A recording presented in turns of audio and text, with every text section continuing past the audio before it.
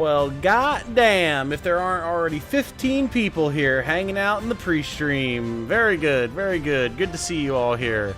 Of course, my name is Tom, otherwise known as Titanium Legman. You all know that already, but it's fun to say sometimes. And it is good to be back for some Tactics Ogre. We're currently listening to Avila Hanya in the Warren Report, and we're going to get started in just a second here. Who do we have in the chat today? Noche, Pristinely Ungifted, Canadian Animator Guy, Caffeine System, Segno, Game Reaper, German, Baka Nikajaga, and I think that's everyone who's spoken up thus far. Menu clickety-clack ASMR. Yeah, I didn't quite get the music started before I put the stream live, but that's fine. That's fine. Had some tuna steaks today. It was good stuff. I am definitely a fan of tuna steak. It's funny. We had them on Jane's suggestion, but then she actually dislikes them now. It may just be that I don't cook them quite right, because I know you're supposed to cook them very gently, and they tend to get more well done with my hand, but I like them. I have to learn how to cook them more properly and see what Jane's opinion on it is then. Why not start early? If anyone has a set of 3 major arcana for me to figure a bit for, feel free to ask. Yeah, by all means. We do a thing here where Segno and I discuss the major arcana. Other members of chat wind up getting involved frequently as well.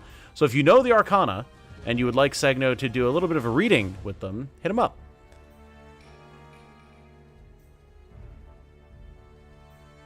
Of course, wouldn't miss it. Ah, of course, of course. We're making fun of you. Ah, nonsense, Noche. I saw no such thing. Good evening. Good evening to you, Professor Penn. Good to have you. Fucking cold out. Yeah, it is windy right now over here, let me tell you. Only ever had swordfish steak, but guess tuna's about the same. I have not actually had swordfish steak yet, but I want to try it. Gotta get those tuna steaks up to the Jane standard. Indeed, indeed. Sure, you cook it perfectly if you tried. You're a great cook. Oh, well, thank you. Mainly, it's just that, I like it a little bit more well done, because I don't, me and fish still have a weird relationship when it comes to food. I don't like it to seem raw. So, I need to just get over it and also understand, the timing a little bit better to get a good sear on the outside, but have it be, cooked but nice and tender on the inside. It's a delicate balance. Made slow cooker ropa vieja yesterday. Turned out really yummy. That sounds delicious. What about sushi? Don't like fish much except sushi. I am not a sushi guy. Not a sushi guy at all. If everything in it is cooked, that's fine. Anything raw, no thank you. And I'm sure that I'm going to be made to try some in Japan. I know Jane is going to make me. Yep, she just gave me the thumbs up. In case you hear either her or the game in the background, by the way, Jane is here. She's sitting on the couch playing some Elden Ring, getting back into it finally. She just got to the Altus Plateau for the first time, and she's having fun exploring the Land of Gold. So, fighting a bunch of knights and cavaliers, avoiding giant sentinel stone men. It's a good time. Fried with a little ginger and some citrus frying oil stuff. Ooh, nice. Nice, nice, nice. Altus is huge. Yeah. Definitely try it in Japan. I will. I will. There's cooked sushi too, though. Yeah, for sure. I would far more trust Japanese sushi than, American sushi, you know? So. Oh, there goes everyone saying hi, Jane. Favorite is eel, which is usually cooked. Ooh. Failed in your endeavors tonight. What were your endeavors, Navi? Also, let's get this show on the road. There she is. It's Ioria. We're ready. Good evening, Jane, says Caffeine. Sup, Jane, says Navi. Okay. We are here currently in the Palace of the Dead. What are we doing in the Palace of the Dead, you might ask? Well, of course, we are here to rescue Warren. If you didn't remember, CODA 2 started off with us having a little bit of a meeting with Gildis, Murden, and Canopus in Heim, wherein they said they were setting off on an expedition to find Warren, as they believe he is still alive in the Palace of the Dead somewhere after he rescued us from King Dorgaloa at the end of the main campaign. So I came in, I was able to use the palace guides to jump directly to level 75, and I've made my way down the last few levels here towards level 98. At level 88, there was a small like cutscene that played where we met a ghostly child who asked if we were here to find the king, saying that there was a great and powerful king trapped here before he was taken. We're proceeding forward, and I believe, from what I have seen, from what y'all have told me, that progressing to level 98 and doing the battle here is what will allow us to progress past level 100 here in the palace, down to the depths of level 115, and everything that comes before it, of course. So the plan tonight is to try and get there, and see if we can't rescue a certain Mr. Warren himself. You don't mind it being a bit more expensive? You can buy sushi where they'll take out a hand torch to prep it for you? Damn! That's awesome. Don't put too much wasabi on it or you'll regret it. Oh, for sure, for sure. You'll like the recipe, follow it in Discord. Thank you, Caffeine. Please do.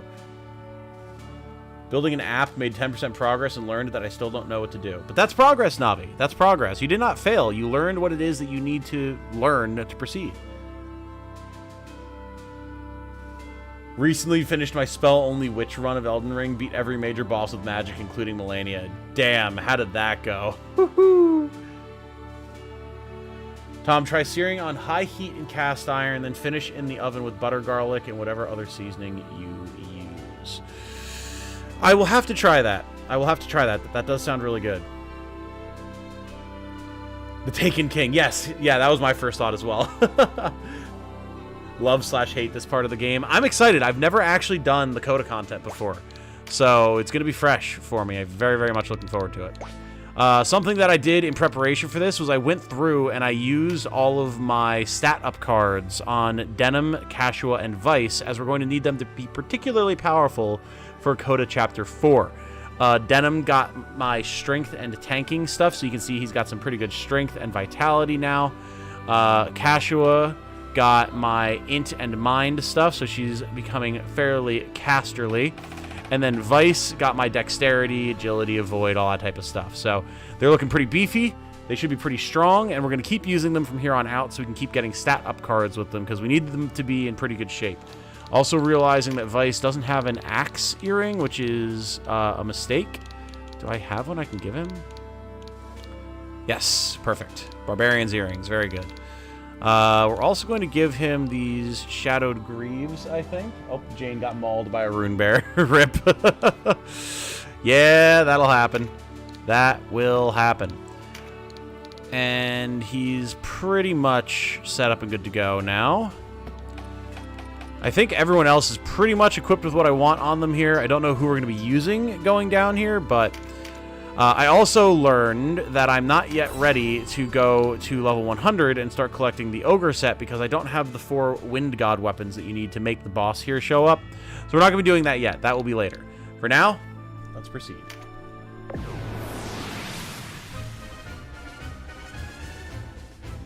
I learned that I did not learn anything to make progress. Oh, I see. I see. Not seen any requests, so Titanium Legman, requests for the reading, or do we go random? Let's toss out a random. Use that random number generator. Find us some interesting things. How do people farm the Ogre gear? Once the floor is done, how do they get the encounter back? You go all the way back through again. It's hard law. Night Comet is cheating, I learned. The enemy AI doesn't auto-dodge it right away. Ooh, I see. I see. Alright, notably, we cannot scout here, so that's interesting. Let's go with this group, because it's a pretty balanced group. We're going to turn AI off, and we're going to see what there is to see. This is all new to me. Let me turn on my recording as well, because I do want to do a video about CODA Chapter 2, amongst many other things with Tactics Ogre. Alright, vanquish the enemy. Jane is fighting the Rune Bear once again. Best of luck, Jane. We all believe in you. She's got the lads, her favorite summon, the Rey Lucaria soldiers. We'll see if it helps. Alright. What are you? Candace. Oh. Candace is Candace, apparently. Candace, a guardian of the Temple of Ashmedai, a normal person in appearance. Her true form is shrouded in mystery. Interesting. She's got fairly standard gear.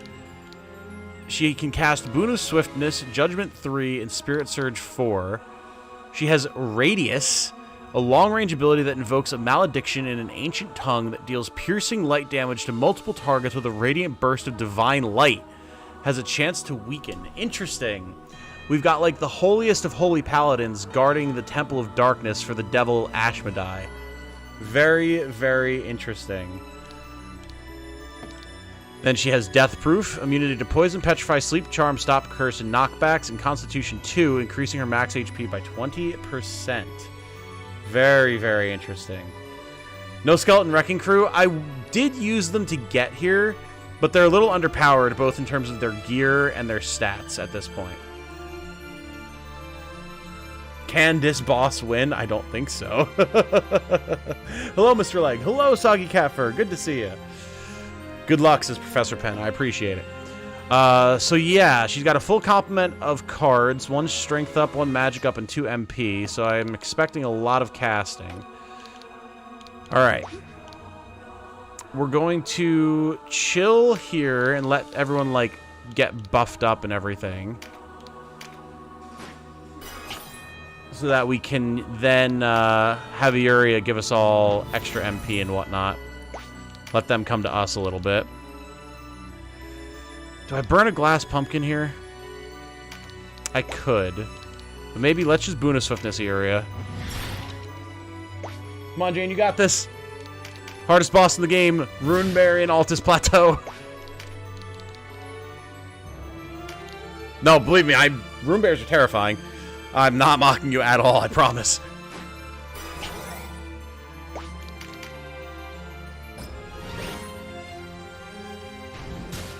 Try to farm stat card for the 3 mains and the Zenobians if you want to make it easy for the last CODA battle. Oh, I already have in German. I don't think you caught it at the beginning, but I had, like, probably 250 stat up cards I split between Denim, Vice, and Cashua prior to the stream. So we are well on our way in that regard. First time watching you. Well, it's good to have you with us, Mateo. Glad that you could make it to the stream, my friend. Hope you enjoy your time here. Let's grab this skill up card before they can. I'm okay if Darren doesn't get the buff. He doesn't need it. Like, the MP will be nice on him, but it's not the end of the world. You can just chill, Jamie. Alright. Cool.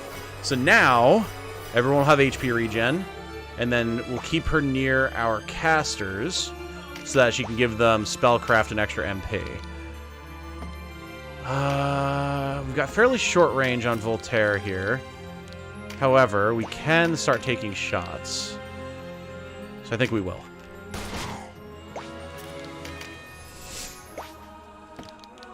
As a reminder, Voltaire here is our Fusilier with my Duelist build, where he's got 1 knife for parrying and melee attacks, as well as a short-range pistol.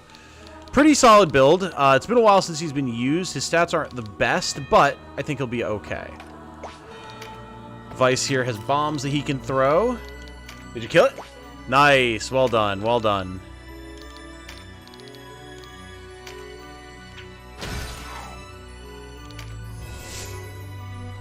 Best of luck to you both. Appreciate it, Eric. It's just an angelic paladin. Jane is playing Elden Ring, Navi. Runebear is legit harder than a lot of bosses. Absolutely.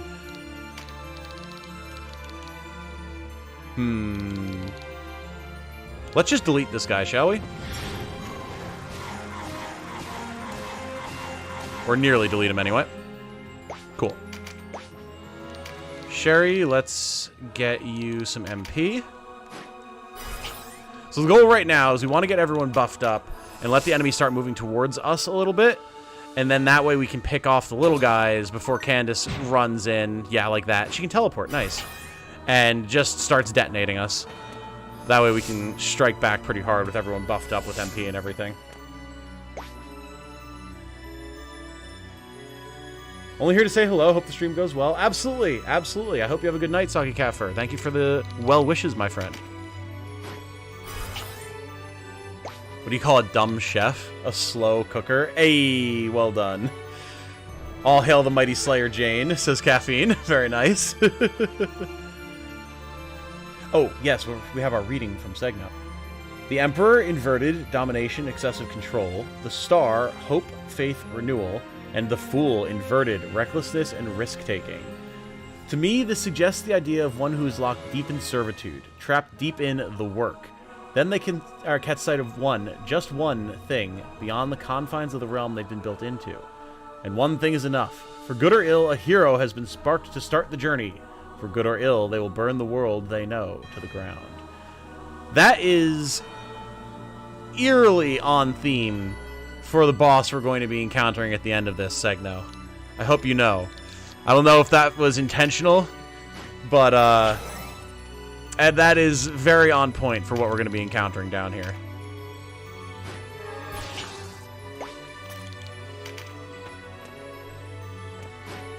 Was the Rune Bear up by the big stairs in Altus? That one killed me too, and the boss on the opposite side. Yup, that's the exact one. Thank Chaos for that. Well, appropriate that we are in the Temple of Ashmedai, then.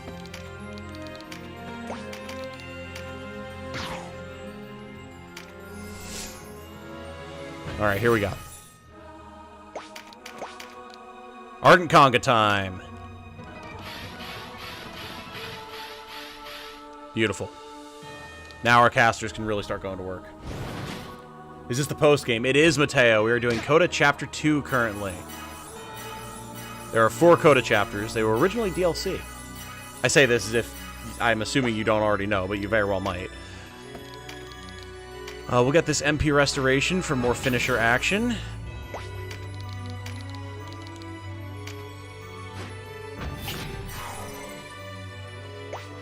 There are a lot of buff cards out here. I'd like to deny them to the enemy if at all possible, but we'll have to see how feasible that is. Inferi. It's a good name for a dark dragon. A zombie dark dragon, nonetheless. What's up? Oh, the perfumers, yes. You don't know much about the perfumers. They're fun.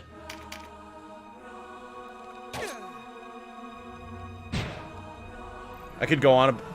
Oh, God. Oh! Okay, yep, that's smarts. Ow! Holy mama. Alright, Candace. Is it our goal to beat just her?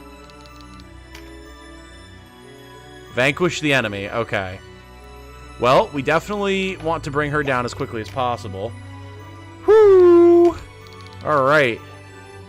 Well, we're gonna drop all of this on her.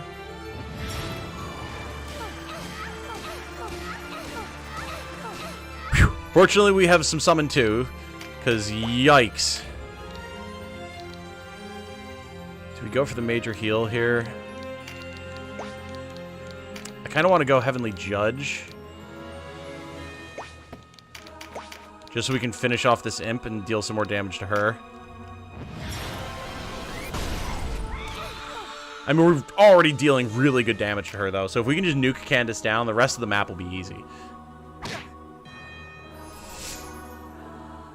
Candace buffs do a lot of damage. Yup. She can dice you up. The oof chorus. Yeah. You good over there? I think Jane's getting bullied by perfumers in the background. Alright, Darren, hold the line, bud. Ooh, parry, fair enough.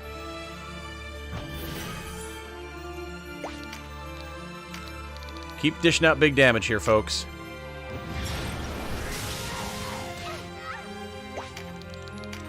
And stick near the White Knights so that they can hopefully Guardian Force us.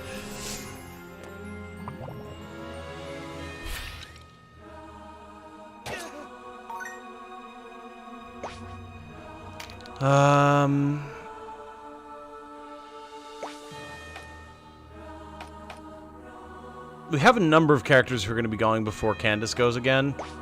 So we're going to have Vice do his thing over here.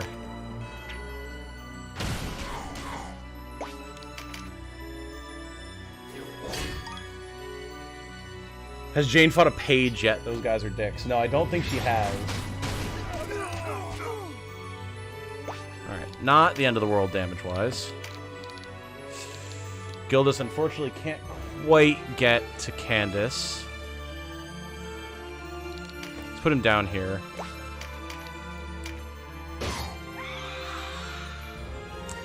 We definitely need to start getting him some skill up cards. Renewal doing work, thank God. Had to clip that painful reaction. Oh, yes. Oh, boy, what kind of build is Jane playing, says HMG. She'd been trying a variety of different things, but she's settled on a Dex Faith build. She's running the Bloodhound Fang, as well as some, like, self-restoration, faith spells, flame sling, stuff like that. She's kind of stuck between builds right now, so she's waiting to get a Hollow Vessel so she can respec and take stuff out of strength and int that she doesn't need and put it back into, like, vitality and strength, or dex and faith and all that. It's working quite well for her, though. She's making good progress.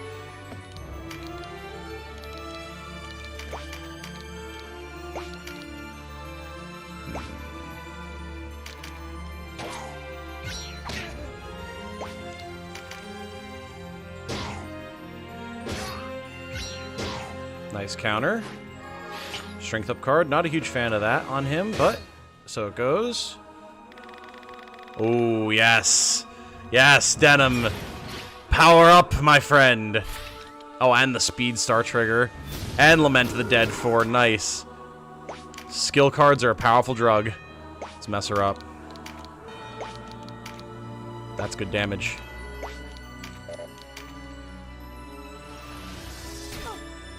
Again, if we can bring her down, everything else will be easy breezy. Not too worried about it at all. I almost think I just go for a heal on Deneb, because she's pretty low. Then we just chill for now.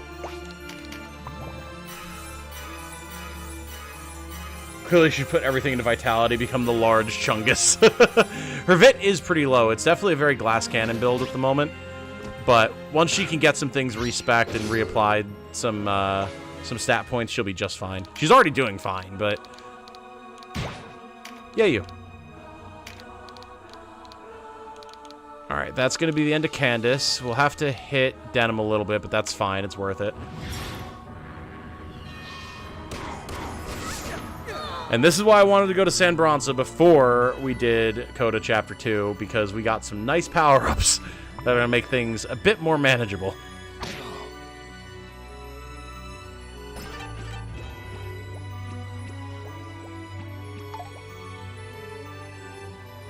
Tom, where is the avatar? Oh! I forgot! Hold on. Yes, I forgot. I forgot from the last stream as well. Hold on, I can do this. I can do this, I can do this, I can do this. Give me 1 second.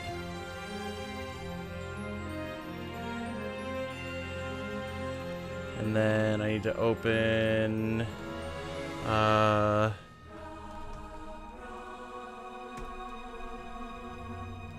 do you need me to log back in? Come on. Yes. Okay, there we go. He should be here. Haha, there he is. We got it. I completely forgot. Thank you for the reminder, Navi. Now, when I finish my sword run, what next run should I do and engage? Any other weapon or daggers, bows, and fists, or should I do unit type or specific classes? I can do only lords or retainers. I can do only people of a specific region. So many options, I can't pick one. Oh, there's certainly plenty of options. I wouldn't do another weapon-specific run. I'd change it up just for the sake of variety. I love to do, like, Holy Crusade runs. Only, like, paladins, priests, like, anything that would be considered, like, the forces of good. Like, heavy knights, stuff like that. That's always a fun run in any game that you can make classes like that. You abandoned your leggy boy. I know, I fixed it. Don't worry. Oh, yeah. Yeah, these guys are here.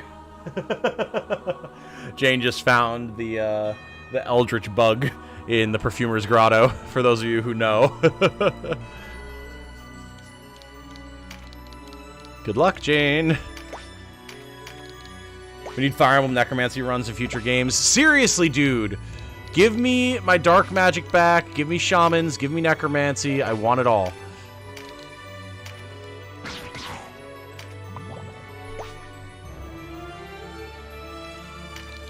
All right.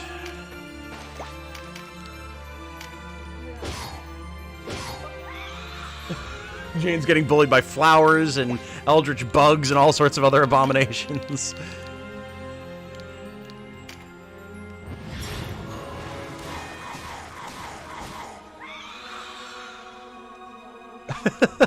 You're surviving, though. To me, that will be only a set class, then. Which unit type and pick the class. Okay. Which unit type and pick the class? Isn't that the same thing?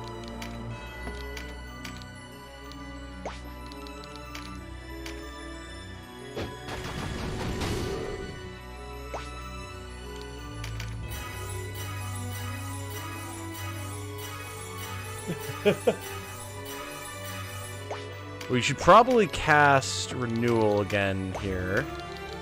So let's do that. Get it re-upped on everybody.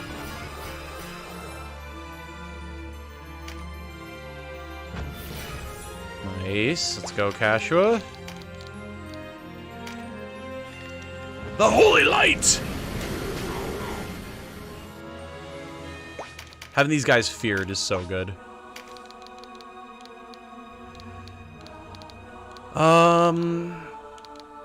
Yeah, we may as well push up, honestly.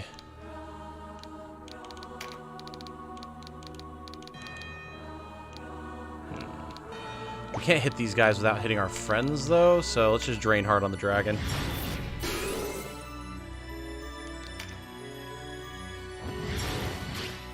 Speaking of bugs, you hear that modders have said even they can't fix Starfield? Yeah, man, I've been hearing that there's, like, more positive stuff coming out of, like, the modding community and everything now, but it's definitely been a rough road, for sure.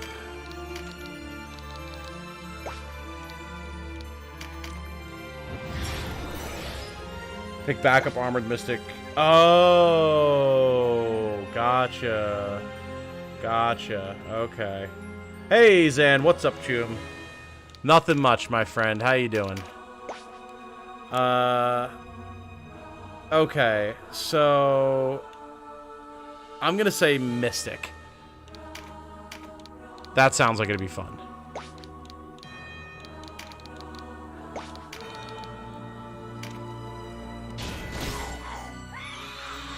Skelly down. Let's move on to start beating up that Necromancer or Death Eater or whatever this version is. Anyone know where I can find a quick ref for Thistlebone's avatar? Yes, on her Etsy page.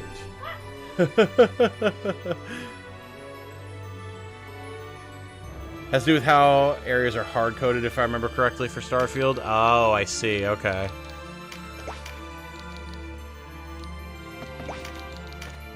Let's get a little bit of a heal here for Voltaire.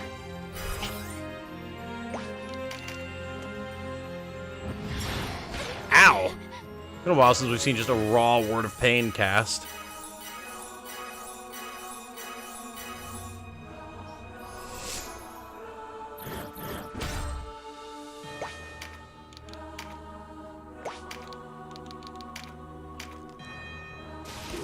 Dragon is almost down. Yeah, I'm not really worried about any of this anymore. Like, now that the boss is down, this is just stock standard stuff, so we'll carve through them in pretty short order, I think. I say, as they just continuously Word of Pain area into the dirt.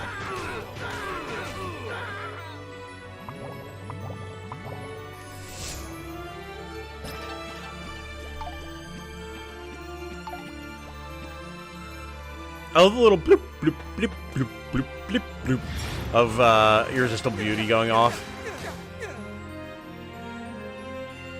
Trying to find it. Honeyskull Wig Shop is what you're looking for, Segno. Okay. Oh. Yes, the Omen Killer and Miranda the Blighted Bloom, yes. At least you found the boss. That's something. Yeah, Eerie is in a little bit of a tough spot. Let's just go up here and reapply Ardent Conga and then try and get healing.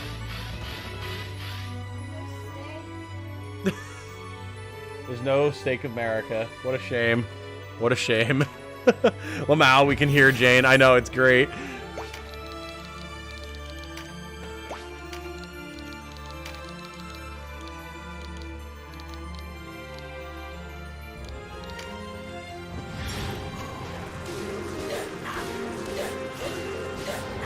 Beautiful. Zombie dragon down. We can exercise him at our leisure. Sage run it is. There you go. Distressed Jane noises. That is the Jane playing Elden Ring experience.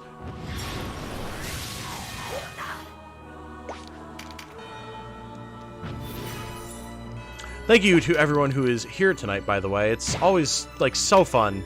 I say it every time, but, like, seriously, it's so enjoyable playing Tactics Ogre for you guys. The chat is always so good. There's always so much fun stuff going on in the game. I love it. I just absolutely adore it. Ooh, don't like that magic up. Fortunately, she just went for the melee attack. Alright.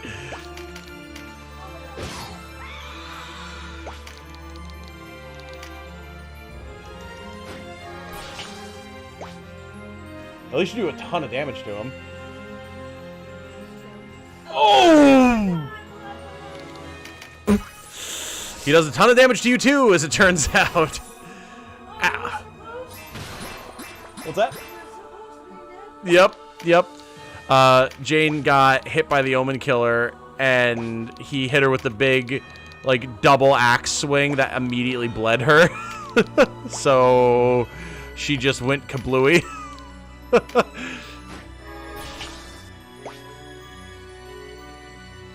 How can I not be? I made a video, or you made a video with my idea. Yeah, it was a good idea.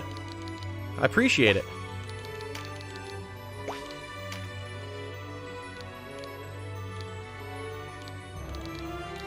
We're actually pretty much fine on HP, except for Area, so we'll just give her the heal.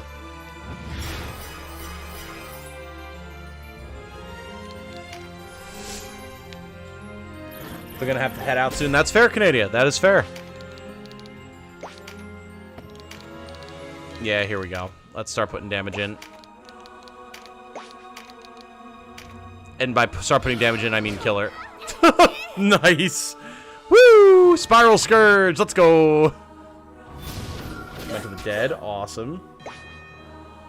All people with natural potential and magic are required units, clan included and excluded, unfortunately. Ah, fair enough. Fair enough. That is certainly going to be interesting.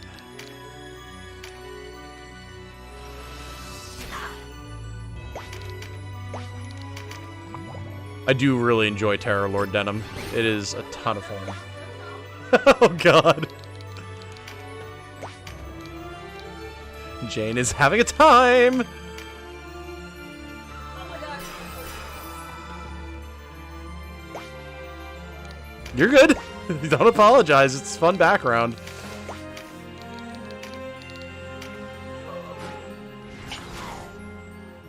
Smooshed. These night streams have been the one upside to my sleep schedule getting absolutely fucked by COVID, lol. Hey, well, see, at least there's a silver lining there for you. How do you multi-stream Tactics Ogre with Elden Ring picture-in-picture? I mean, that honestly wouldn't be the hardest thing to do. Because, like, I would have to change up, like, the layout of the room.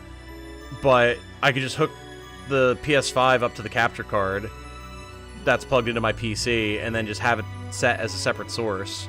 And because it wouldn't be running off of my PC, it would actually be reasonable enough to do. I could just put it, like, in the top left or something where there's not that many UI elements. That actually could be done. And it could be pretty funny. That might be something we have to do in the future, Jane. I don't think it would cause any problems for the stream. We should have sufficient enough internet to make it happen. I might experiment with that. That could be fun.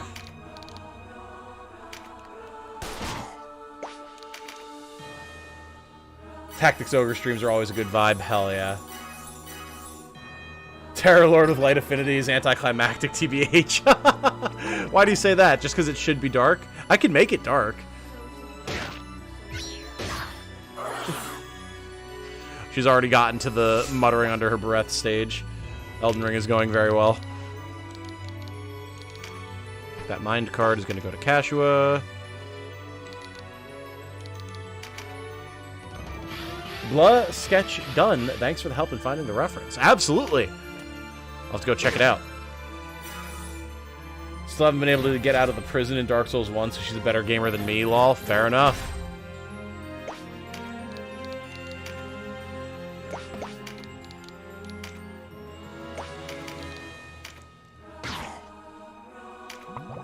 I don't think we're actually going to need to exercise anything. We're clearing them so fast now.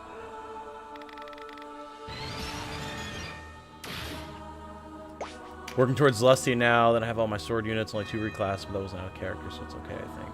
Renee went to Paladin and Maryland to Wyvern Knight. Okay, there you go. Nice. Nice, nice, nice. Yeah, seems like it's going to work. Yeah, we can hit that up with this. It's fine. The damage is absolutely worth it. If anyone here has played FF14 Shadowbringers, you know how deadly light can be. Oh, yeah, the Sin Eaters, right? I do know of them.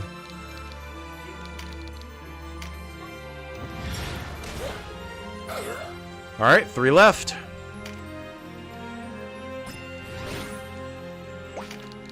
Alright, Darren can't quite reach, but that's okay. You can hit him with the Hellhound for some damage. Enough to finish it. Will you go all the way and rescue Warren in this stream? I hope so. I don't know how long it takes, but I'd like to. I'd like to finish CODA 2 tonight. Gotta really get on this whole making progress thing. Oh, wait, nope. Get the mind card. I said I was going to do that.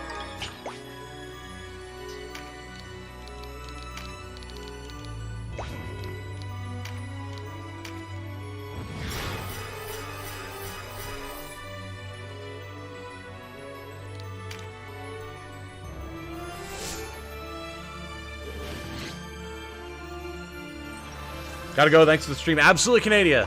Enjoy your night, my friend.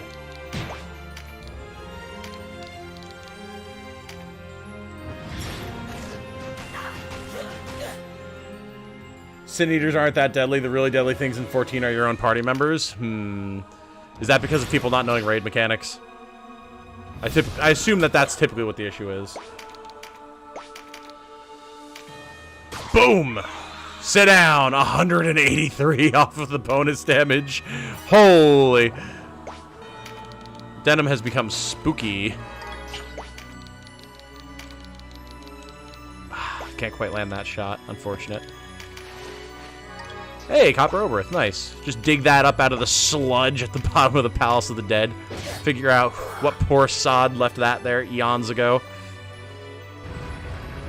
Oh, hey. The dragon was guarding a door. Feel something. The air has the same tinge of evil I felt beneath the hanging gardens. Ooh, you know what that means. There's an ogre gate. Perhaps they were the gatekeepers.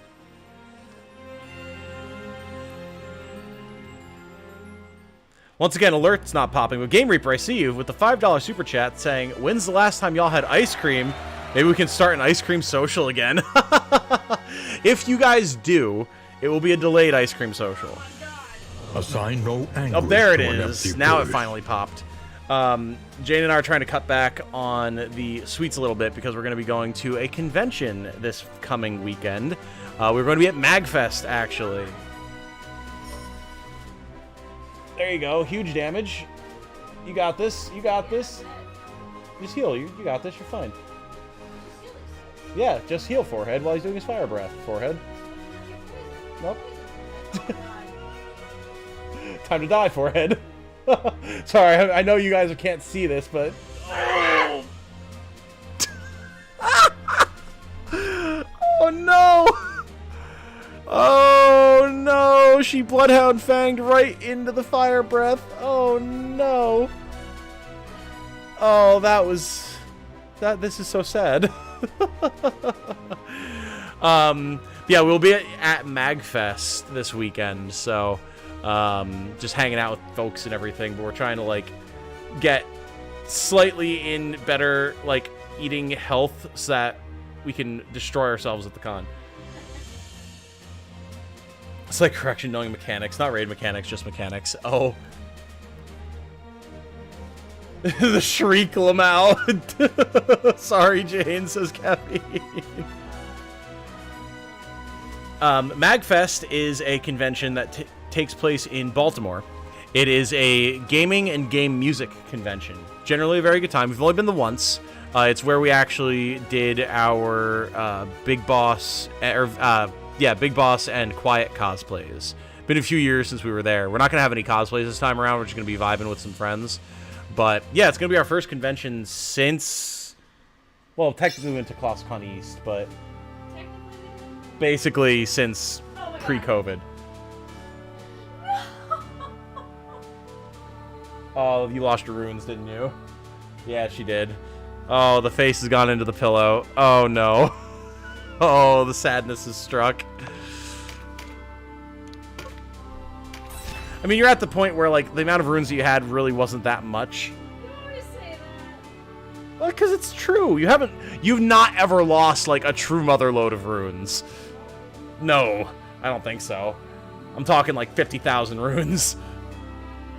Hope you enjoy MagFest. Went last year for the first time being somewhat local to it. Hey, very nice, Ouroboros. Yeah, it's a good time. It's a good time. Hopefully it's fun this year. We had all sorts of issues when we last went, like, with our cosplays. Just con staff weren't great to us. It was rough, but we still had a good time. So this year we're just going to chill and have a lot of fun.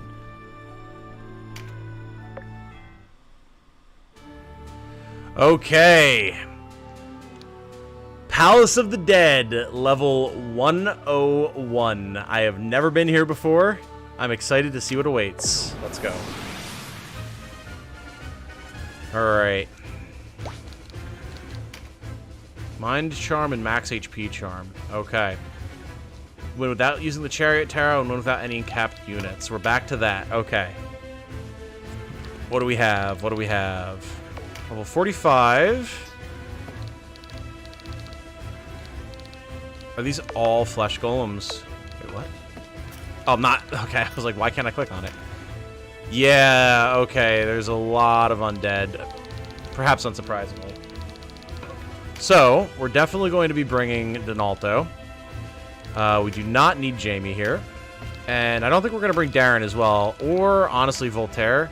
This is going to be more of a, like, firing from the cliff tops routine, I think. So, we will grab Tenshi. We'll grab RSL. And we will grab Donalto. And that should be pretty good, I think. Alright, let's do it. Game Reaper feels your pain, Jane. Maybe look at some blah art. We'll cheer Thistlebones up. Yes, did you post it in the Discord?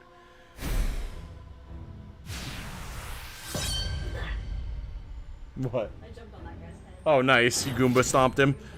Hell yeah. Nice. Big velocity shift. Love to see it. Still can't believe Versus gets a near collab while I'm stuck grinding for My Hero Academia stuff.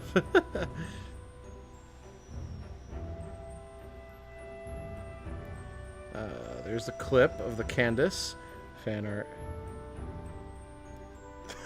Thistlebone's under attack by perfumers.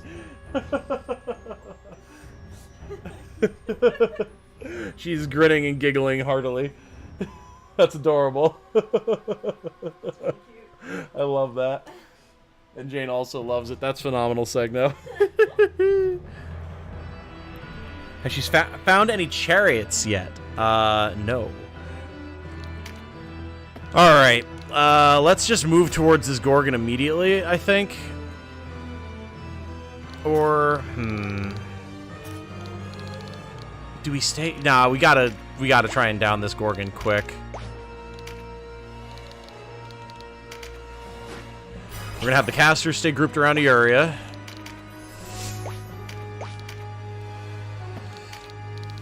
We can actually get a good bomb throw here from Vice, so we're going to do that.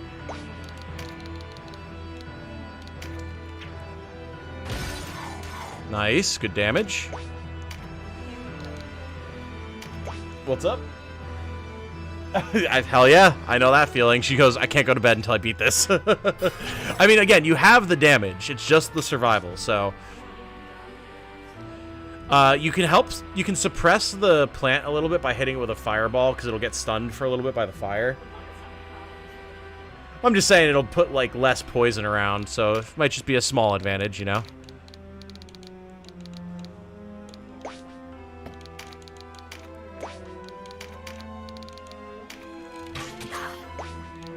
Gotta get some buffs on Tenchi. The damage output is not where I need it to be at the moment. These are beaten, broken souls. And yet our fortunes ride with them. You have a shop on floor 103 if memory still serves. Ooh, okay, cool. We will have to check that out. Thank you for the heads up.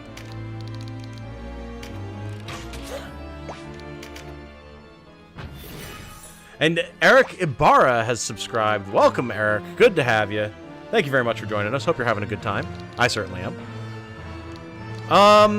We're just gonna get Donalto's MP up because Lord knows we're gonna need it.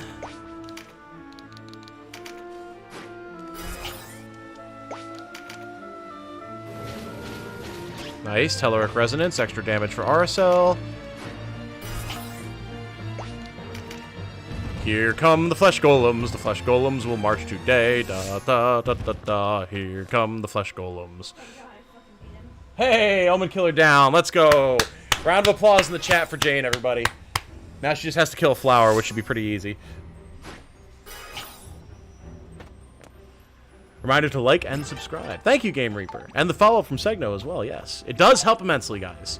Not to be too much of a YouTuber, but, you know, this is a job to me, as well as just being fun and a hobby, so... Gotta advocate.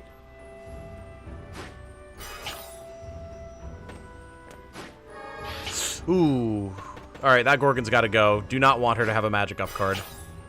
But fortunately, they're all grouped and our casters are ready to blast, so... Yeah, Jane, let's go, says Caffeine. We got applause from Game Reaper. Hell yeah. Miranda the Blighted Bloom is dead. And you got the Omen Killer's Cleaver, so that's pretty cool.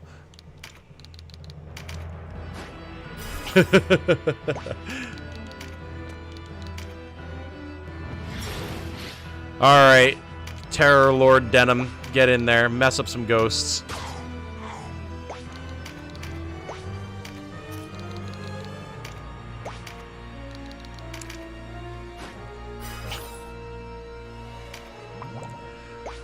Alright, Sherry. Gaia Strike 2. We've got Apocrypha spells ready to pop off. Let's see which does more. 235 as opposed to... Yeah. What's that? Oh, for sure. Definitely.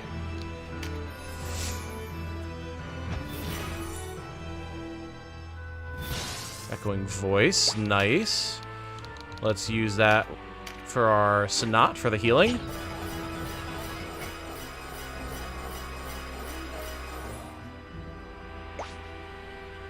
What's that? Oh, yeah, that's true.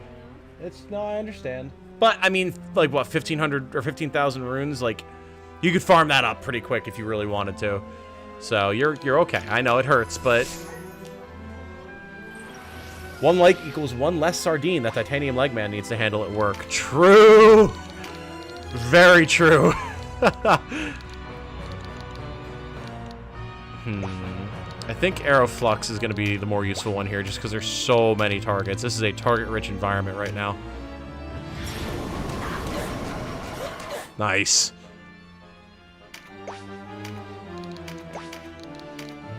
Yeah, I'll Wrathful Strike this ghost. Hell yeah.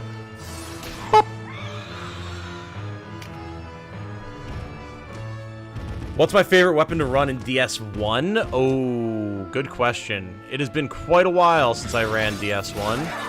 Whew, ow.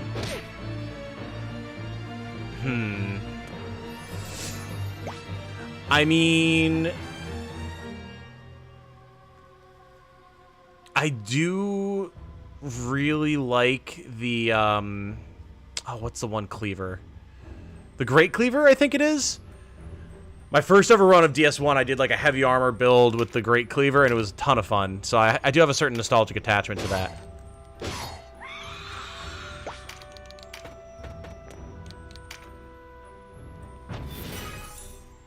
Was it the Astora Straight Sword is another one, of course, classic. I love the dragon weapons, even though obviously their scaling falls off. Like, there's a ton of fun ones. God, now I want to replay DS1. Can you recruit Gorgons? Not this version of them, but you can recruit basic Lamias. Because they're just the female version of Lizardmen. Oh! Yeah, see, that one. That one has to die.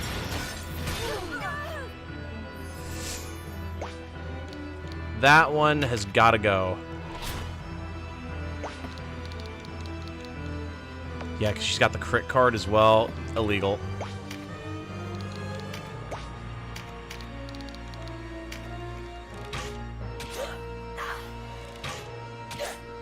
Okay, dealt with. We're gonna need some chunky heals here. Yeah, there's 2 riders here, 2 tree sentinels.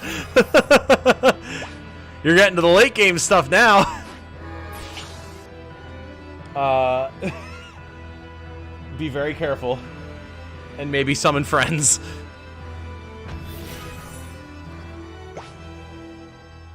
Does she know the Kaled farm? No, Jaden does not know any farming stuff. I've tried not to spoil her on anything.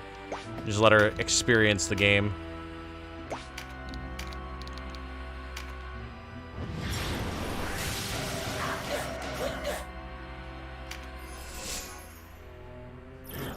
Unless the likes aren't updating for me, we're only at 1/2 a pizza's worth of sardines. Ooh, true. Gotta get those numbers up. Those are rookie numbers.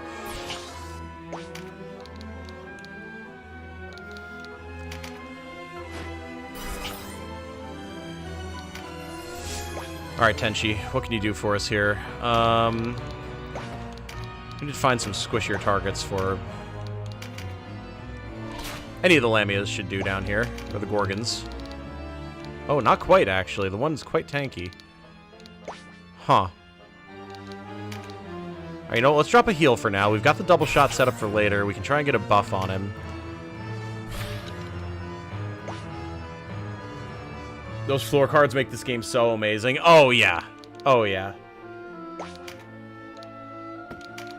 Yeah, I know, like, there are people who vehemently hate them, but I think they're such a good addition to the game.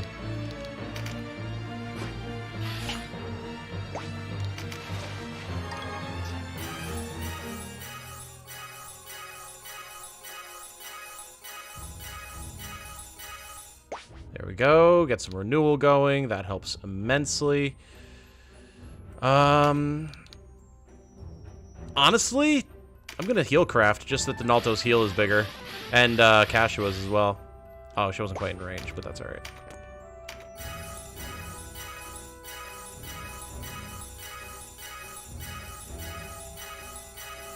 The renewal triggers are extremely pog, dare I say. Just get this strength up for Ravnus for now. Oh, can I actually drop this Giga Tempest? I can. Hell yeah. What's up, darling? You did it! I did. And you escaped the tree sentinels. I did. I ran away. You can deal with that a later day. That, like, legitimately, there should be summon signs there for that area. I think there's probably people who are willing to help out. So. Very skillfully.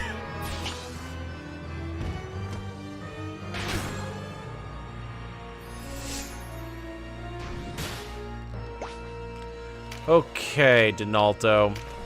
Let's do this, big guy. Where do we need the biggest heal?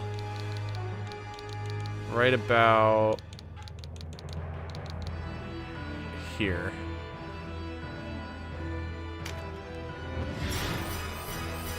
Yeah, there's a chunky heal. Nice.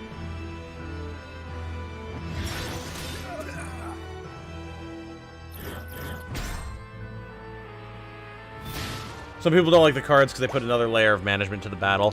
Yeah, and I mean, like, I hear that, but I like finicky stuff like that, so I'm like, eh.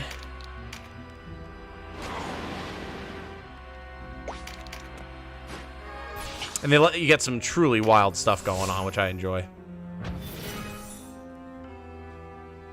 We need to work out the sardine to pizza metric.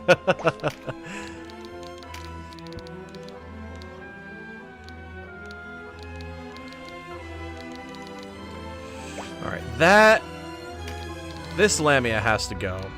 But if we target here, it should evenly split the summon damage between these three, so that should work. Nice! Give me that crit up card. Having Summon Magic 2 has made such a huge difference.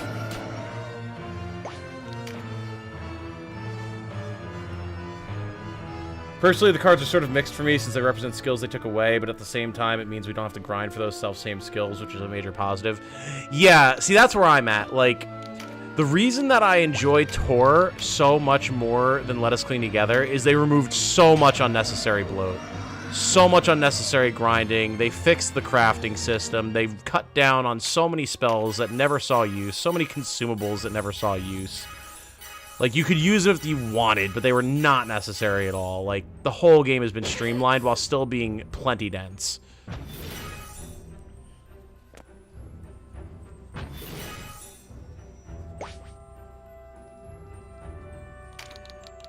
To me, this version of the game just feels so much better to play.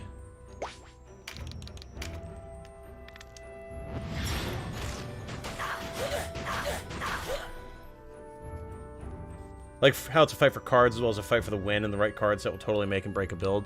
Yeah, and I like the way that cards represent just changing battlefield conditions, right? In a way that, like, is hard to emulate in games like this, and you just have to adapt on the fly to whatever it is that's happening. And I think that's a plus. I really do.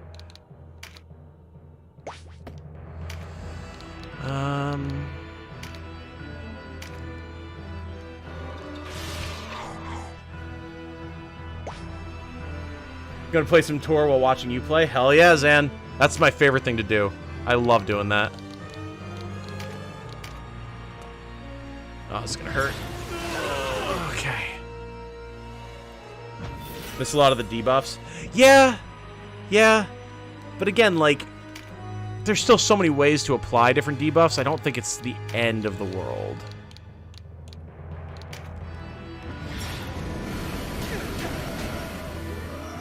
Exercise him, deal damage to another.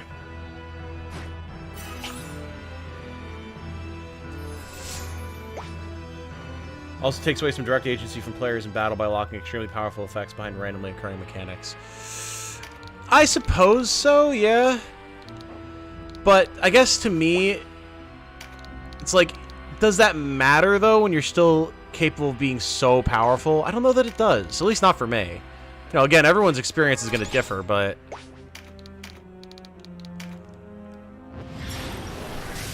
I was hoping for a crit there, but so it goes. Tenchi, you don't have any exorcism, do you? No. Okay.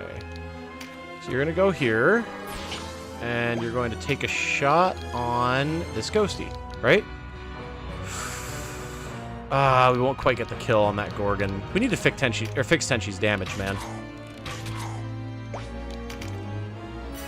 It doesn't help that we're not applying a ton of different debuffs to things right now, which archers desperately want, but there's probably some fixes I can do there, for sure. It's been quite a while since we busted Tenchi out, so...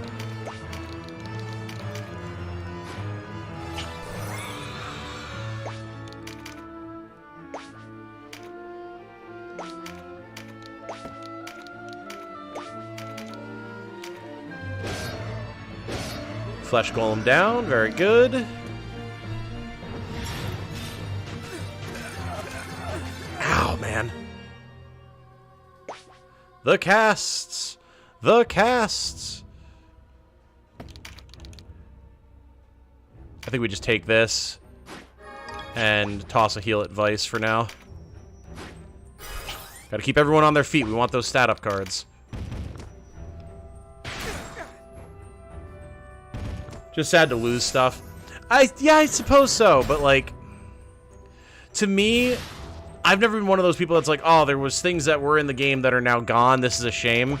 If the overall experience is better, like, in my personal opinion, who cares, right? If the end product, the end result is better for it, cut stuff. Could not care in the slightest.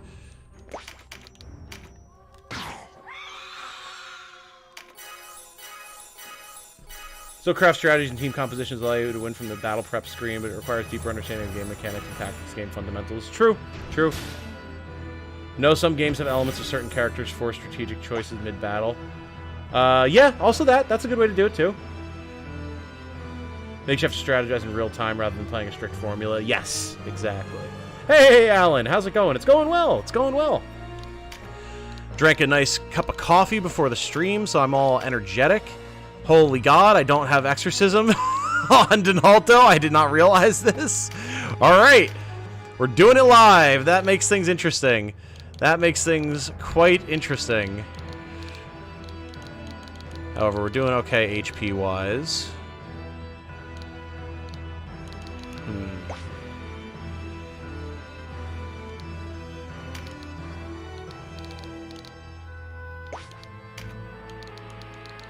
We have a little bit of damage we can heal, I guess.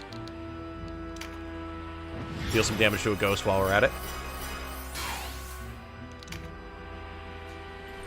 Chapter 2 Chaos with the Terror Knight Denim. Yeah, Zan, that's the way, brother. Love that build. It's so good.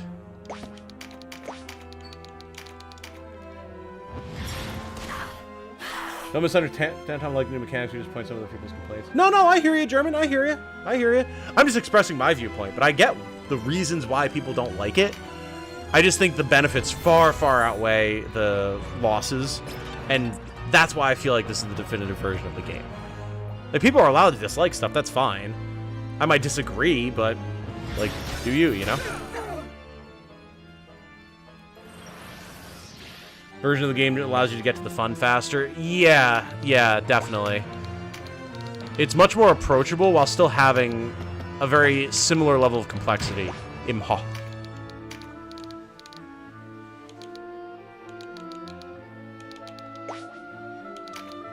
I want these Gorgons gone. Okay.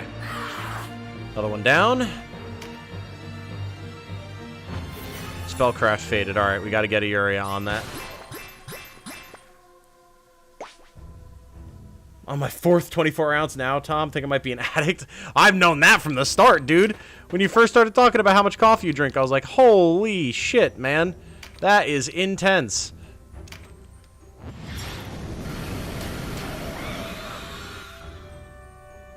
Anyway, looking forward to making formation videos rather than build videos for a change come March. Yeah, man, absolutely. I'm wondering if there won't also be character builds at play, though, in Unicorn Overlord. I think there might. I do think there might. It seems like there's some, like, play there with, like, unit abilities and things like that. We'll have to see if there's, like, any sort of inheritance of skills or anything like that, but I think there could be. Denim build started off as Rune Fencer / Knight before I unlocked Lord. Also good choice. Also good choice. Rune Fencer Denim, Terror Knight Denim are two of the strongest things out there, especially early game. Oh, man. That it'll be super extensive? No, yeah, I don't think it'll be anything like Fire Emblem depth or Tactics Ogre depth, but there might be some play.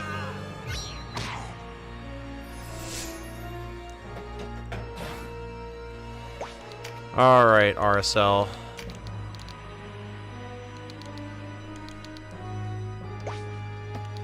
We can deal with the ghosts with other characters. I'd like to have her work on the Gorgons. Go to bed, darling. Okay. Have a lovely night. Nice. Everyone say goodnight, Jane!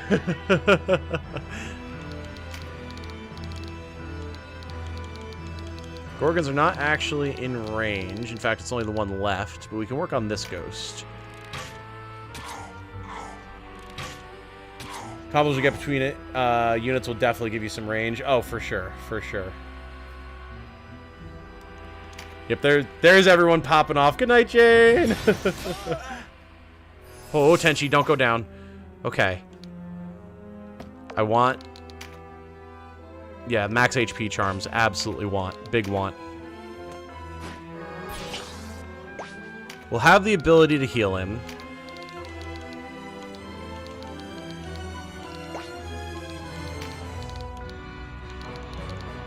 I could try to get a charm. I can also... Can I get an exorcism from this height? That's honestly not a terrible idea. Yes. We need to get exorcism on Donalto fast if he's going to be with us here for sure. Oh! We have it on Denim with the sword. Right, I forgot. Okay, that's good. That's very good. Which golem is going? That one, and then this one. Okay. If nothing else, Gildas can toss a heal at Tenchi.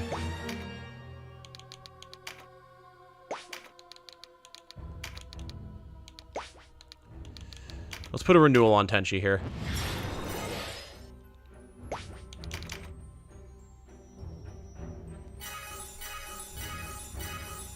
The ghosts in the back line are a huge pain for sure. That golem did literally nothing. All right. I'll take it. Guardian Force, very good.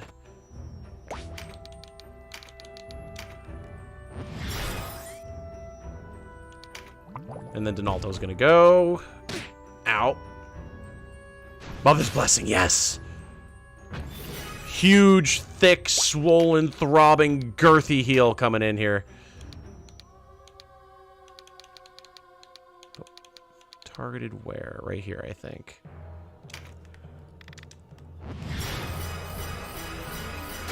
Yeah, buddy. Beautiful. That's what we like to see from Donalto.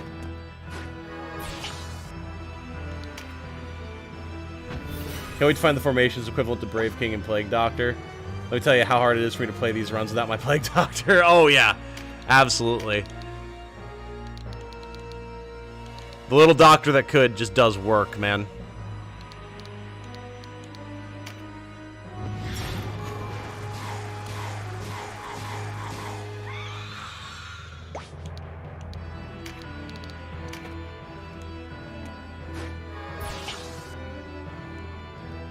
Please restate that, please. No.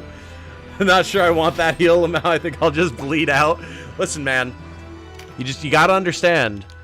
When Father Donalto gets to work, you're gonna get the goods. It's gonna be a good heal.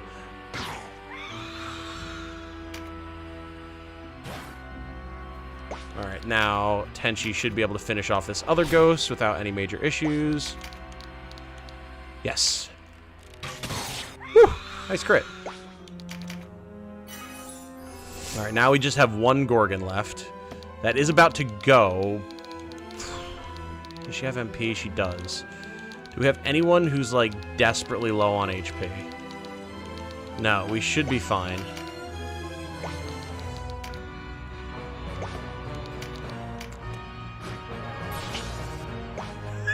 What? Oh no, I'm distressing chat.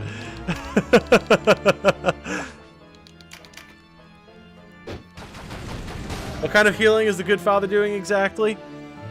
Well, I don't know if you've heard of tantric healing.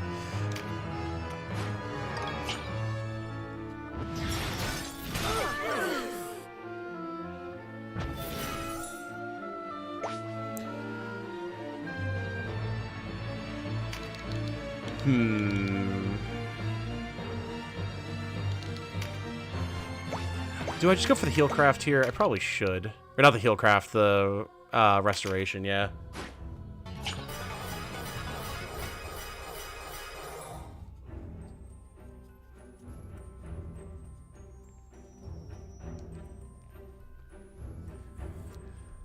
Officially reached silly o'clock. Didn't think I would see that at my age. Disappointed in you, Tom. Come on, man.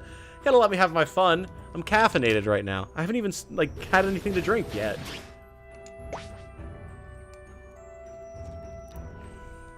Although I do think I'm going to spend the rest of the night sipping some nice whiskey. Cyprianic healing, it sounds like. It's been a while since we talked about the Cyprians.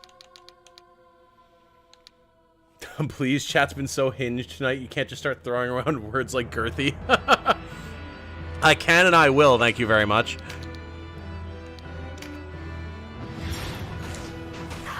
Famous song about his healing. Yes, I've set y'all off. Let's go. What's up, Legman? Love your stuff. Well, thank you very much, Yumbo Yak. Thank you for stopping by. Good to have you with us.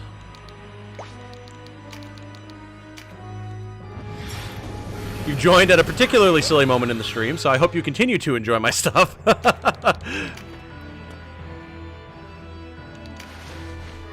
Maybe another reading would cleanse the palate. Anyone got any requests or random? Segno says, pleading.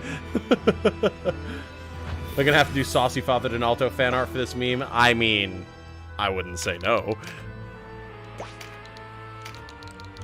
The good father needs some fan art, you know? He doesn't get enough appreciation in the community. Alright. There we go. Gorgon down. Now we just gotta clean up the flesh golems. And we'll be good to go. Pancakes Ghost. Yeah, what's up? Eric saying, played this game for the first time over the summer, ended up giving Denim every stat increase and running a 5 or 6 character formation. It was weird. 400 hours deep until I forced myself to stop. Yeah. Yep. The game will just suck you in like that for sure.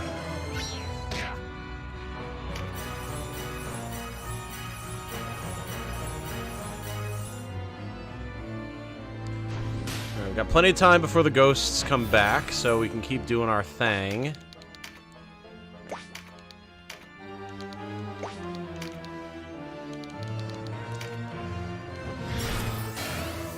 Just gotta take care of these golems, man.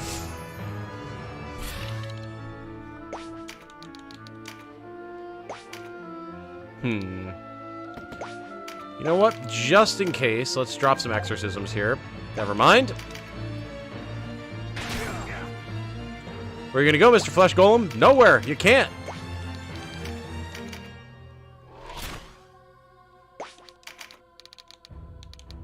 Oh, really? Fair enough. Figured you should be able to angle that shot, but a bit too steep of a drop, it would seem.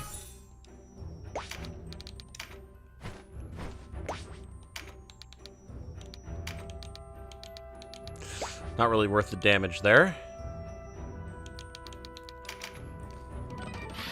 Wasn't quite pleading, but whatever works. No, I know. I was just assigning emotion to you amidst the chaos. Either 3 numbers or be told to go random. The red grill is converted by moth, after all. Fair. You know what? Let's do something... Let's do something orderly. Let's do 1, 2, 3. In that order. How about that? How about them apples? There's a couple of crits. Nice. Good stuff, Sistina.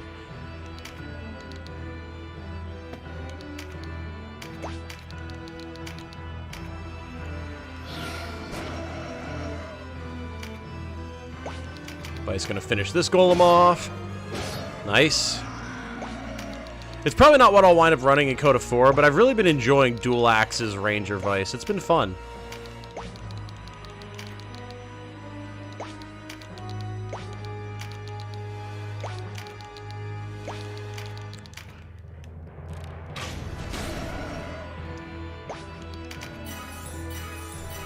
All upright? Upright, inverted, upright, in that order. Took a break from this game right now. I'm playing FE3 Houses. Boy, talk about toxic. You, talk about the characters or the fan base, because it could absolutely be either. Phenomenal game, though. Absolutely. Hope you're enjoying it. Dual Daggers Vice. There you go. There you go. Nice lightweight build. Not bad at all.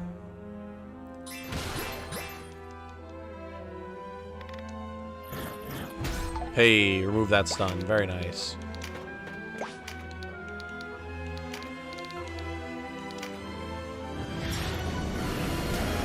We've almost got him, lads. Just a little more. Don't you do it. You stay down, Mr. Ghost.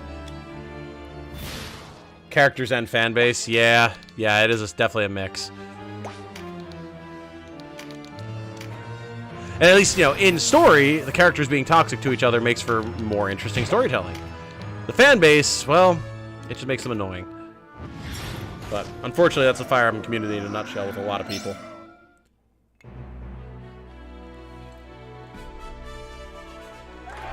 Ooh, Shimmer Sword. I don't think I've gotten one of those before. Dagda's Hammer I've had. Very cool. Mind Charms, max HP Charms. Awesome. Alright, good fight, good fight. 102 coming up next. Now, there's no guarantee that we're going to be using Tenchi in the next fight, but just want to see. Jigla's bow, Scirocco bow. Let's go with Jigla's bow for now. And he's got pretty much all the best stuff that he can. Maybe some things that reduces RT a little bit would be good. Okay. Yeah, I mean, he's not in a bad spot. Just, he really needs the backup as a generic archer. He needs debuffs on enemies, so. You know what, and while I'm here... Agility, mind, max HP. We know the agility charms don't actually do anything, but I'll use them just for the sake of it. There we go. Nice. And then the mind charms go to Kashua.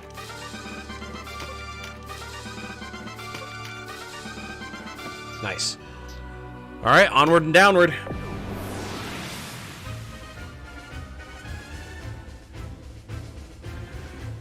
The Magician, resourcefulness, power, inspired action. The High Priestess, inverted, secrets. The Empress, nature, nurturing, abundance. Should be good. Gotta say, always hear the Souls community is toxic, but they overall are some of the most accepting and helpful bunch I've seen, but the FE community are super elitist, which I don't understand. It's a tactic single-player RPG. Well, so the reason Game Reaper is because Fire Emblem was a super niche insular series for a really long time. People grew very used to pitting themselves against each other and like competing, and a lot of sort of homebrew rules became commonplace in the community, even if there's no real basis in it. So that has just kind of persisted as the way Fire Emblem is, big air quotes, and a lot of people still ascribe to that, just out of some inflated sense of self-worth. And so now that the game has gone mainstream, there's a lot of clashing, culture clash, basically, between new fans and old fans, new fans who've picked up the old culture, etc., old fans like myself who've never ascribed to that nonsense. And it just creates a very volatile environment. Whereas the Souls series, much newer, yes, also started off as small and insular, but grew much more quickly than Fire Emblem did. Didn't spend nearly as much time as like its own little closed-off thing. So you didn't get quite as many ingrained mindsets in the same way. One strategy I did with Yunin was that I would change him to the Dark Element, give him temporary physical attack buffs, activate Dragon Beast Slayer ability, and then use Spiral Scourge on the enemy. Would wipe out Dragon's Beast in a single turn. It was so much fun. Hell yeah. Yeah, if I wasn't doing crossbow Yunin, that would be the way to go, for sure. Get a buff card, no Chariot, no Incapped units. Okay, what do we got? Yes, says Yumbo Yak. See? Yumbo Yak knows what's up. Shit, that's just gonna keep them from getting their games made. I mean, yeah, it kind of almost did. Again, the series was dying before Awakening brought in a ton of fresh blood. Alright, we got Zambos galore. Zombie Warrior! Been a while since we've seen something like that. Zombie Wizard. Some downed guys. Oh yeah, this is pretty generic. Pretty generic. Cool. Alright, we don't have the high ground, so we're going to drop Tenchi and RSL. We're going to absolutely make sure that Donalto has Exorcism, for the love of all that is holy. We'll grab Exorcism 1 and 2. He really shouldn't need Resurrection. Then I'm actually going to bring Fulkert here. We haven't brought him in a while, but he'll be good for frontline stuff. And then... I mean, really, we have any number of good options. We could even bring a second cleric. Bring Dante along. Been a while? I think so. Just because there's so many undead. And we'll slap Sanctuary on there, too. Yeah. Yeah, that should be good. Also, several different sections of the community which are all overlapping because people insist on breaching the walls between them. Like how people are still trying to get others to define what they're talking about when they refer to their tier lists. Yeah. Only issue I have with tactics is the strange order of the stories, even though they all basically go in the same linear timeline, and I only joined in 3 houses. Yeah. I think us Souls players get a bad rap because we're against easy mode because it takes away from the game. So we get good. Doesn't matter if you're master timing and skill. Stupid heart icon. Only, or master the game. Yeah. Yeah, people misunderstand what it means to get good. Like, we're encouraging people to become better. Become the best version of yourself, though we all know that you can. But people are frustrated, so they take that as some sort of insult, which is not, like, the intended case at all.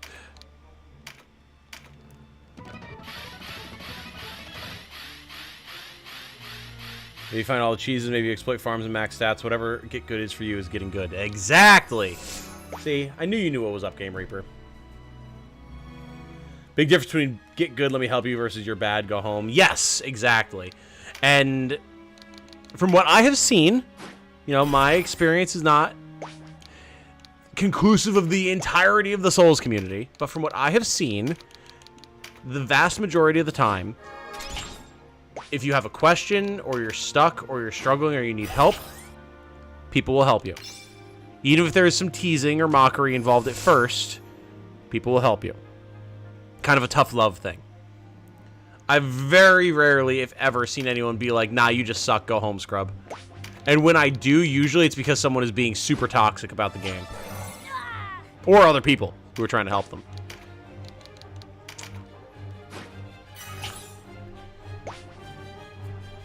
Okay. Segno says, dissection and absolutes form knowledge. This is what the magician has always known. Tear apart the world and take its knowledge as your own. Still, there were times that they encountered things they didn't understand. Man, I'm thinking of Gale from BG3 already. Things that couldn't be dissected, things that were not able to be made absolute. Why do you do these things? It's illogical. I don't understand. And the magician was asked, do you want to understand? And they said yes. Even if it is illogical, even if it doesn't make any sense. And after hesitating, they still answered yes. They once had knowledge, now they have life. And it is a good life. And that is the very short story I get from 1, -2, and 3. Yeah, I absolutely think of Gale with that. Gale's story from BG3 resonates with that 100%. Very interesting.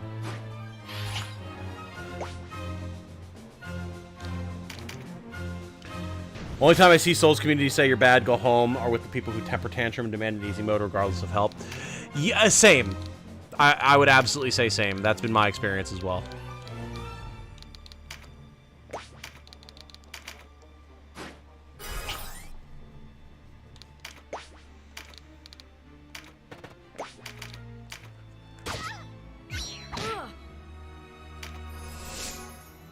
I don't know that we're going to be able to exercise that white before it gets up. I'll try. But we'd have to get Dante over there.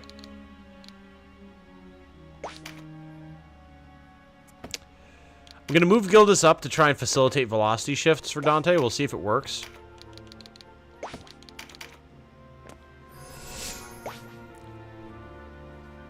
Married that man at the end of my first run. Gale's such a dork. Gale is phenomenal. I love Gale so much. He truly is one of my favorite out of the companions. Or one of my favorites, I should say. His voice acting, his story, his personality, they're all so good.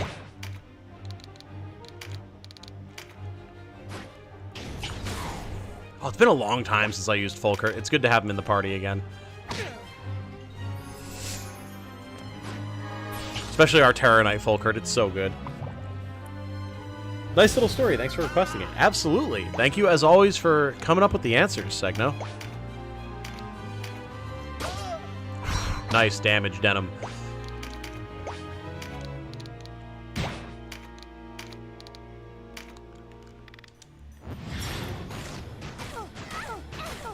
Ah, come on. The 4-piece, man. I was looking for it. Haven't played BG3. It is absolutely worth it. You know, unless it winds up just not being your kind of game, which is fair if it's not Yumbo Yak, but like if it is, oh my god. It probably would have been my game of the year if Armored Core 6 wasn't an absolute masterpiece and also a new Armored Core game in the year of our Lord 2023. Which makes it extremely special to me.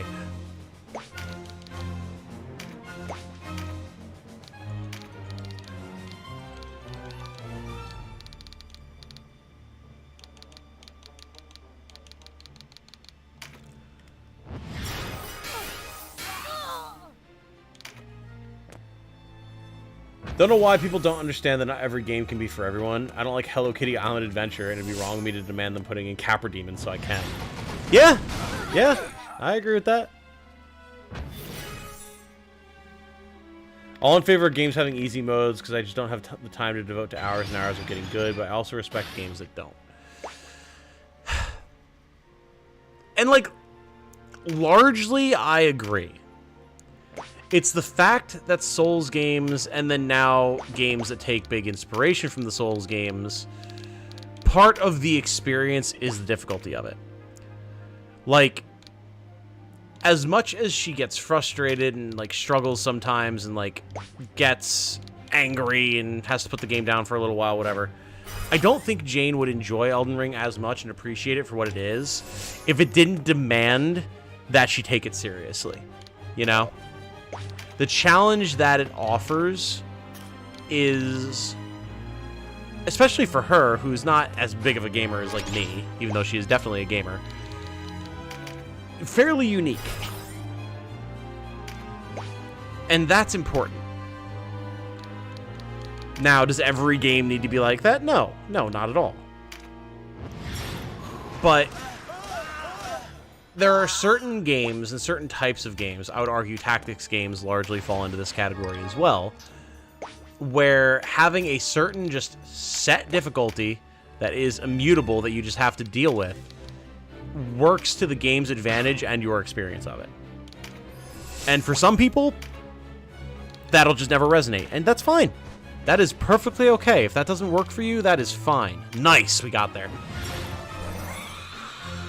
But for the people who enjoy it, I think that's incredibly valuable and something that they can't really find anywhere else. And just that alone makes it worth preserving, in my opinion.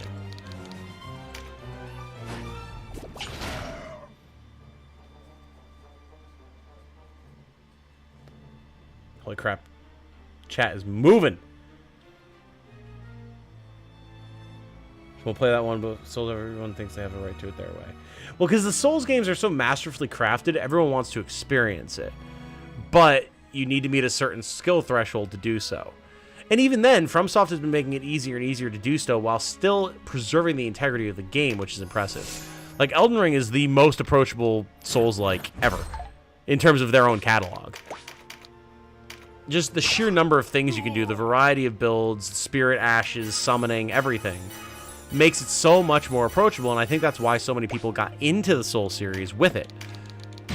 But even then, it's still a Souls game, and it'll still kick your ass if you give it even the slightest opportunity to do so.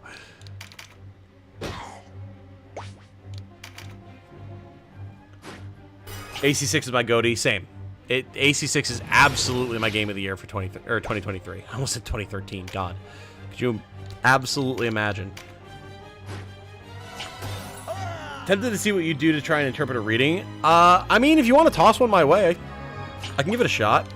I might need a quick reminder of what each one represents, but other than that, yeah, I can ramble something off. Tom, what was your first tactics game you ever played that drew you into the genre? Mine was Vandal Hearts. Mine was FFT.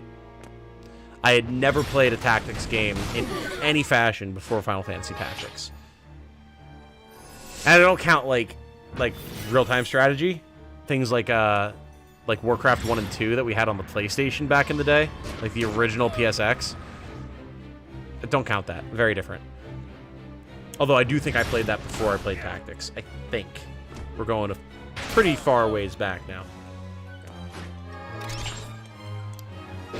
Devs that say no, you have to meet a certain skill threshold or the game is not for you are perfectly valid. Yeah.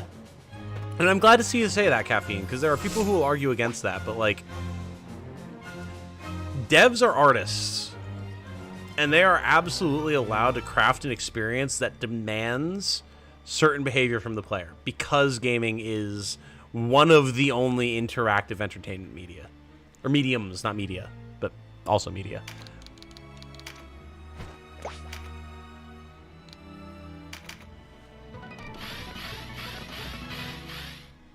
Looks at The Longing, that 400-day game. The Longing. Oh, I know of that one.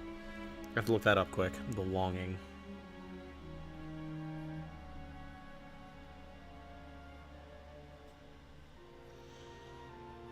.20 point-and-click adventure game. Player controls the shade, a creature tasked with watching over a sleeping king for 400 days.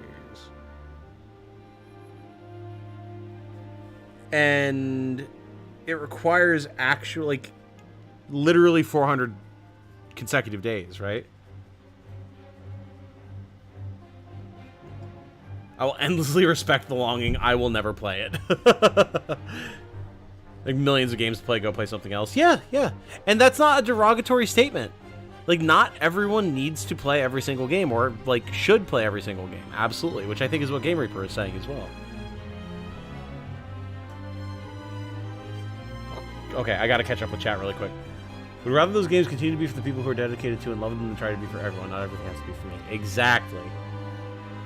Can't get good at Sekiro, and it saddens me so much in my core, but that game is perfect even though I'll never beat it. Ah, see, I do disagree with that. I definitely think Sekiro has a lot of flaws that people don't see, but that's a discussion for another time.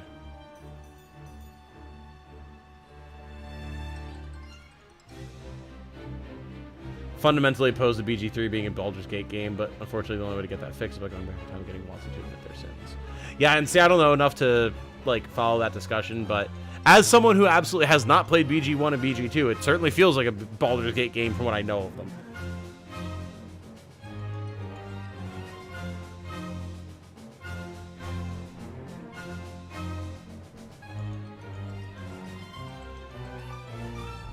Getting me something random? Alright, let's do it. Warcraft 2 Tides of Darkness. Yup. Sorry, I was on the phone. What happened? Just making progress. Not too much beyond that, to be quite honest. We do have to heal our boy here. Looking a little worse for wear. Fan of good storytelling in RPGs, right? A bit dated, its story is plagued with what are now tropes. Weren't so much when they were released. Lunar and Lunar 2, have you played them? I don't think I've even heard of them.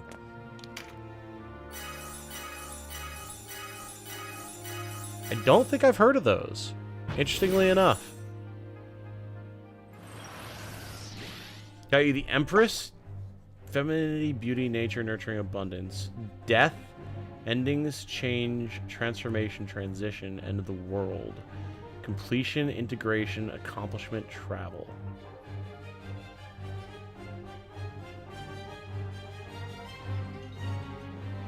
Huh. I mean, honestly, that makes me think of Jane. You know, obviously, Jane, female, femininity, beauty. I see all that in her. Interestingly, nature, nurturing, and abundance are things that she is coming into more. Nature is something that she's always been a big proponent of. She loves plants. She, like, grass Pokemon are her favorite. She loves little succulents and things like that. She loves to see animals and plants flourish, all that type of stuff. And then recently, since I've started working nearly full-time on top of doing the channel, she's had to do a lot more housework, cooking, cleaning, all that type of stuff. And she's come to it quite well. Whereas death, endings, change, transformation, transition, that is absolutely relevant for the person she was in college versus the person that she's become now. Jane has gone through so much, and I'm not going to divulge all of her personal details, but the person that she was in college while still Jane is a very different Jane from the person she is now. She's grown into her potential and her capabilities extremely well. I've always seen in her the person that she is today, even when she was still young and growing and coming into herself, like she was back in college. She's overcome so much, and I'm incredibly proud of her, and I think that's definitely where we can see that change, transformation, transition, even endings, that ending of her childhood self, and by proxy, the beginning of her adult self. And then the world, completion, integration, accomplishment, and travel. I mean, she's been growing so much the last couple of years. She has taken on multiple students at work and excelled at teaching them. Remember, she works in medical, so like that's a big deal. And this is coming from someone who had a big imposter syndrome when it came to her work, so that's a huge accomplishment.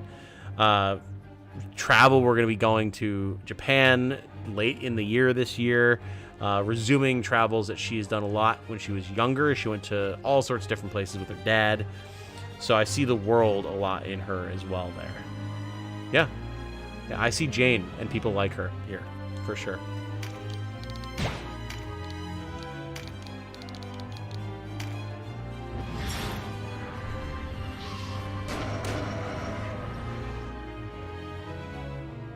Haven't heard of Lunar and Lunar 2? Okay. I'll look them up quick while we're playing here. Sorry, it's kind of segued there, but that was an interesting topic for me from Segnov, to be sure. Oh, I completely whiffed that. Well, we're not going to cherry it because I want the rewards. That was painful. I saw it as soon as I cast it, too.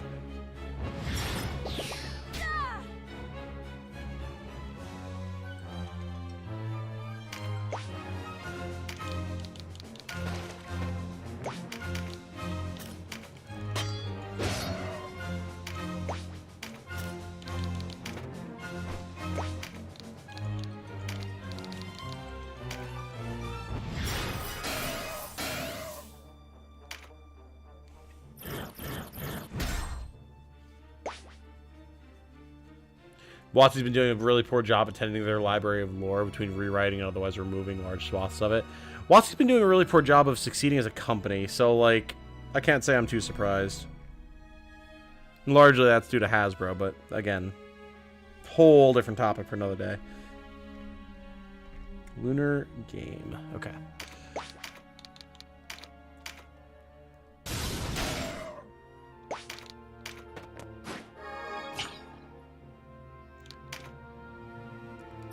Lunar, SSS, and Eternal Blue. RPG storytelling is finally coming back from the Golden Age SNES era, and I don't point precisely to Xenoblade. Interesting.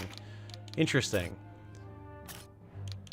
Yeah, it's funny. It's not every day that I learn about a series that I just never heard of before. Very, very curious.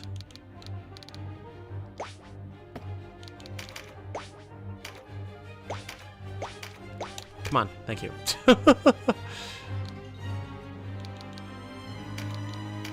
I'll burn the mana to exercise this man. I'll have to clip this for her. Too long for a clip, actually. I'll get a timestamp later then. Absolutely, please do.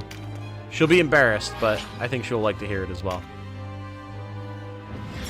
Gotta say, always thoroughly impressed with your ability to hold 4 or 5 condos at once without getting lost. Or condos, as you said. I wish I had 4 or 5 condos.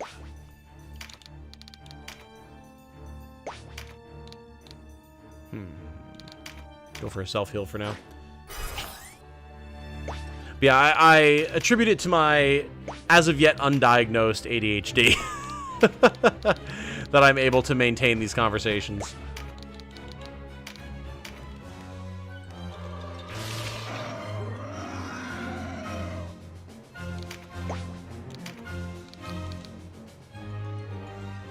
Do I go for Crimson Reach here? The damage is good. Let's do it. Alright, well, it's worth a shot. Fall back, Fulkert. Closest to the style of Breath of Fire. Ah, okay. I mean, I do like Breath of Fire.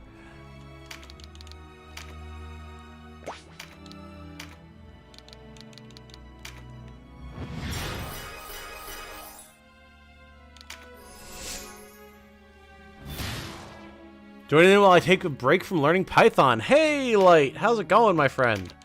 And, how goes the Python learning?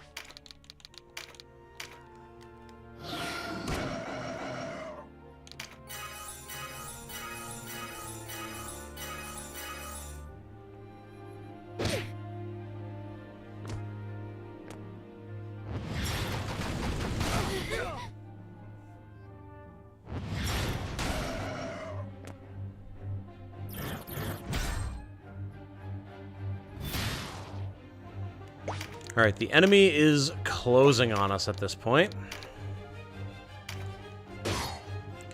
Not that I'm particularly concerned, but it is worth noting.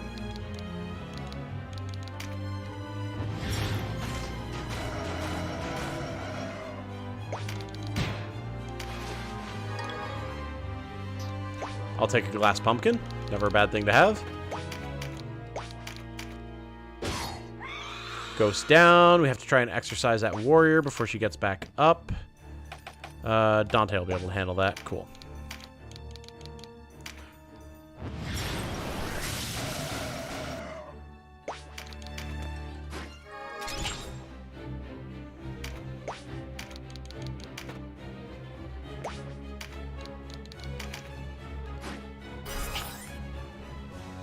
Luna was actually attributed to being the first to put in big anime cutscenes, and whoa god, the music though. Eternal Blue was a bit of a letdown, but still great. Interesting. Is Silver Star Story the first one, SSS? I've legitimately never seen this before. Interesting. It's not every day I come across a JRPG series that I've never at least heard of. You know what, we'll just Starfall this, and then we'll let Dante do a heal.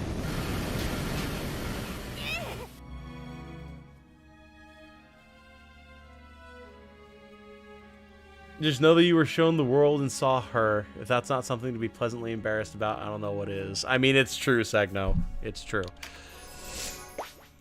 There's a reason that Jane is literally the only woman on Earth who I've ever actually dated.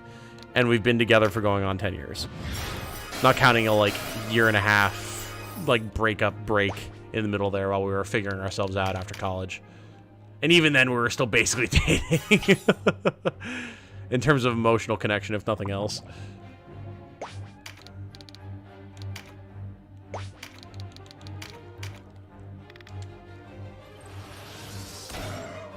Learned some basic stuff about working with numbers, some math stuff, how to get input from a user, and how to set up list variables. Nice, nice, nice. I wish I could code, man. I really do. I know that I have the capability for it, if it weren't for the whole inability to memorize languages and formulas thing due to my chemo. I could do it. My understanding is there. But, like, the memorization and all that type of stuff just isn't anymore, and it's such a shame.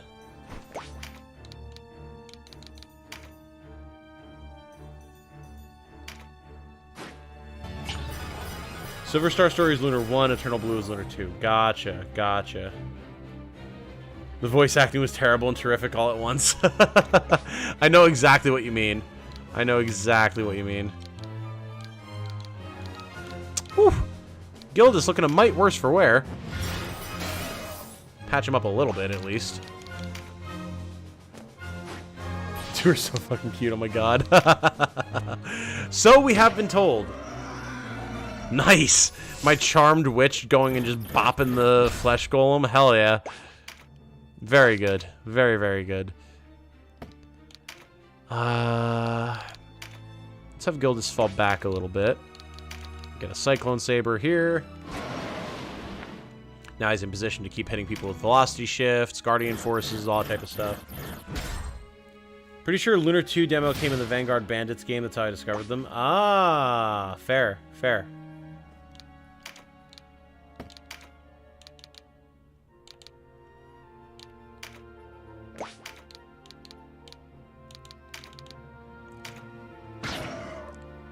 Nice, I'll take that stun. And now... Don't need an exorcism at the moment. So instead, we're going to go for a major heal. Nice. Packing 2 clerics here was definitely the right choice. Oh, man.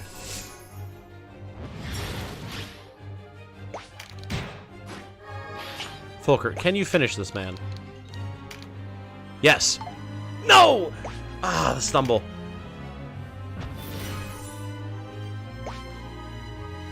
Mine is wrecked ball. I've been taking notes like a demon. Fair. See, my issue is, like, even if I take notes, I still can't retain anything functional. Like, even with notes and everything, it just doesn't go anywhere. Which is such a pain.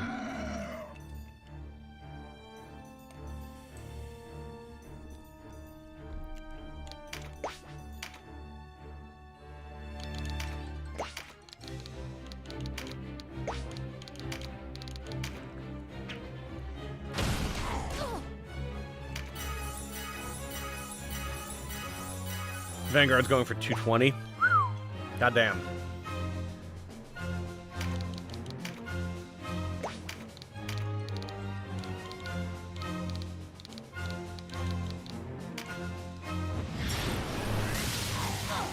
Nice crit, Deneb.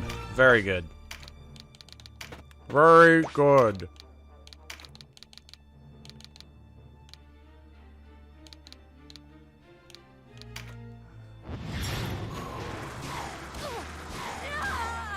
Nice! Ooh, Sistina, that was big. Big, big, big, big, big.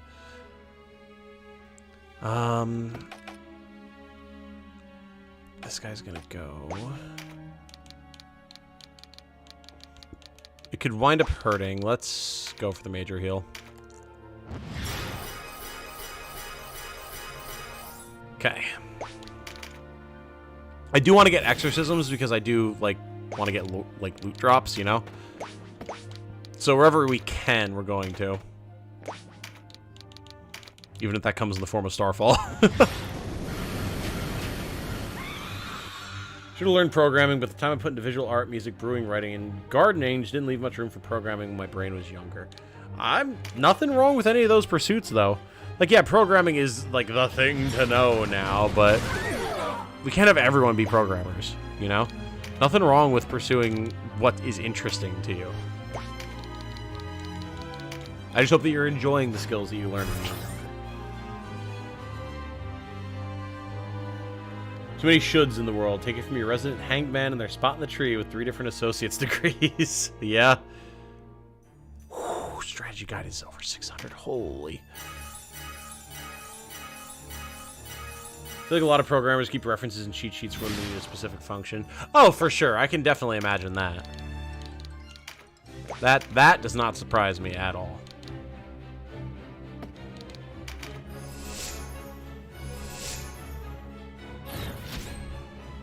Lunar games aren't bad gameplay-wise, but they're also contending with working designs, making rental difficulty changes, and injecting a load of fourth-wall jokes and shout-outs into the scripts. Interesting. I see. Speaking of slightly more obscure RPGs, anyone here interested in Golden Sun now that it's going to be in Nintendo Switch Online? Because you should be. Golden Sun is awesome.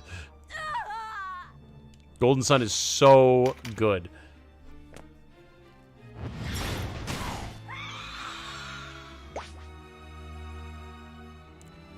Is it? Man, it's literally just that one charmed character left, huh?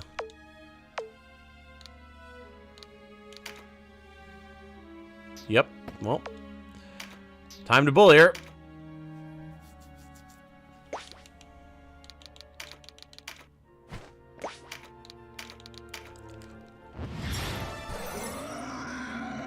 Golden Sun, that's an old one? Yeah, it is. Hasn't seen a new entry since Dark Dawn on the DS, which I never finished because Dark Dawn was kind of weird. But Golden Sun 1 and 2, that's the good stuff right there. That is the good stuff.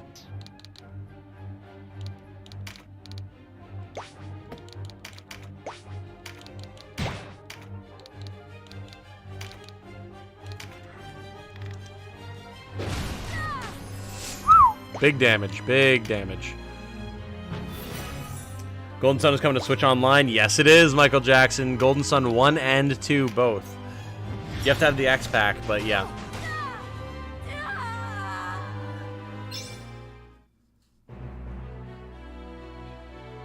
I remember playing Golden Sun with Terranigma. What is Terranigma, if I might ask? Hype about the new Mana game? Hype-ish. I've only played Secrets of Mana, and while I adore it from my childhood, it doesn't give me a nostalgia connection to the series, just that one game. I'd like to check it out. It looks cool. But that's about as far as it goes. SNES game? Huh. What does it have to do with Golden Sun? Ah, a customer. Oh. The shopkeeper here is a lich. Isn't that interesting?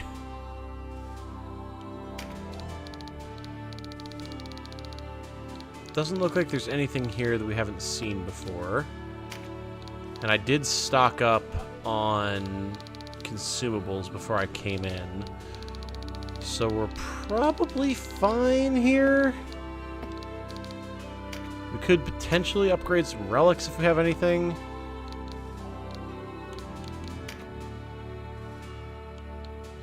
We can upgrade Denim's Ration. Acceptable.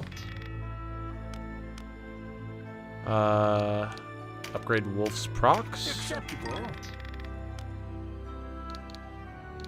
Just upgrade the Dagda's Hammer in general. Acceptable. Acceptable. The Shimmer Sword. Ooh, let's go with this one. Acceptable.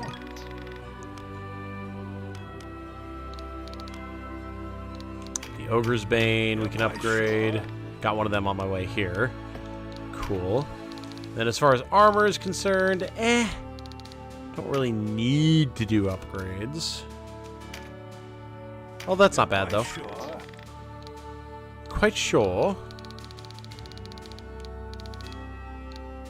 Cool. Crafting, I don't think we really have anything that we need, so let's just proceed, shall we? Oh, I played them at the same time. Okay, gotcha, German, gotcha. Hey, the algorithm has led me to stream today. Well, hello, CF. Good to have you. Good to have you. Praise be to the algorithm.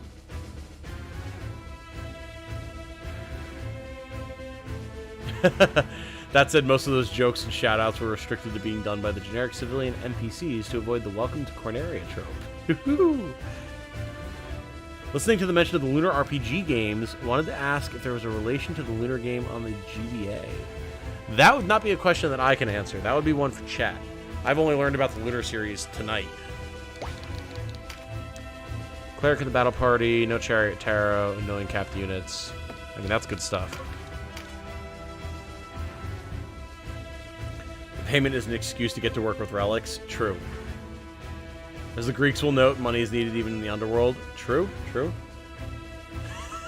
A lot of good answers in chat. Moisturizer from Recession. Hell yeah.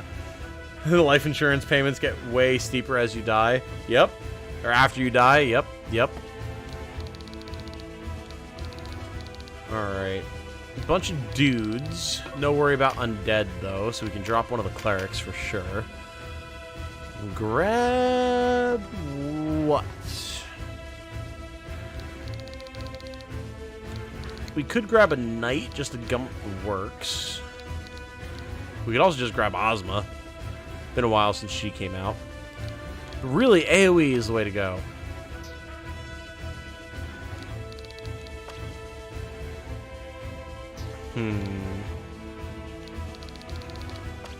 Could bring Olivia out. Honestly, been a while. Do I have level 2 summons for her? I do not.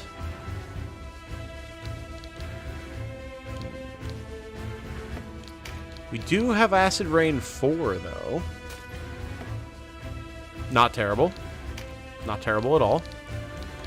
And we'll grab Aquatic Resonance. That should be good. Yeah. Alright, here we go.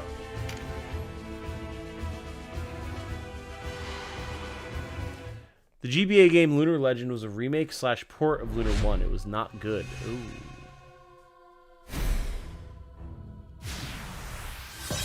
part 2 I haven't experienced. Apparently, yeah. This is a whole series of games I just had no idea even existed.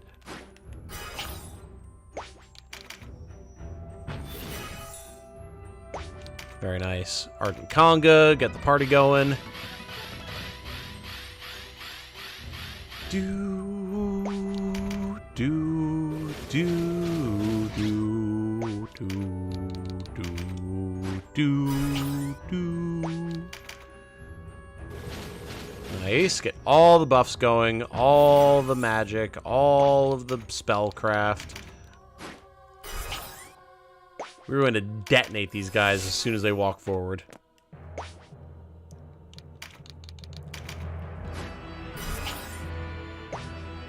Silver Star Harmony was another remake of Lunar 1. Jeez, a lot of remakes for this series that I've never heard of. Tales of Destiny from the PS1. Oh boy, I also haven't heard of that one. Huh? Y'all are dropping the forbidden knowledge on me tonight.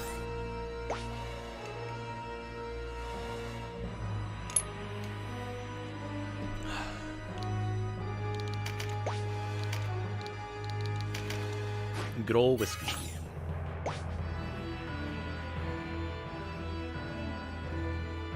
Let's just need to buy themselves little treats too, okay? I might have to grab myself a little treat soon here. Off question, but have you ever played FFTA? What are your thoughts, if any? Oh, have I? Let me tell you a little story about how little, like, I couldn't have been more than 10. Little 10-year-old Tom was at a random game store in Stroudsburg one day with my dad, and I saw Final Fantasy Tactics Advance on the shelf.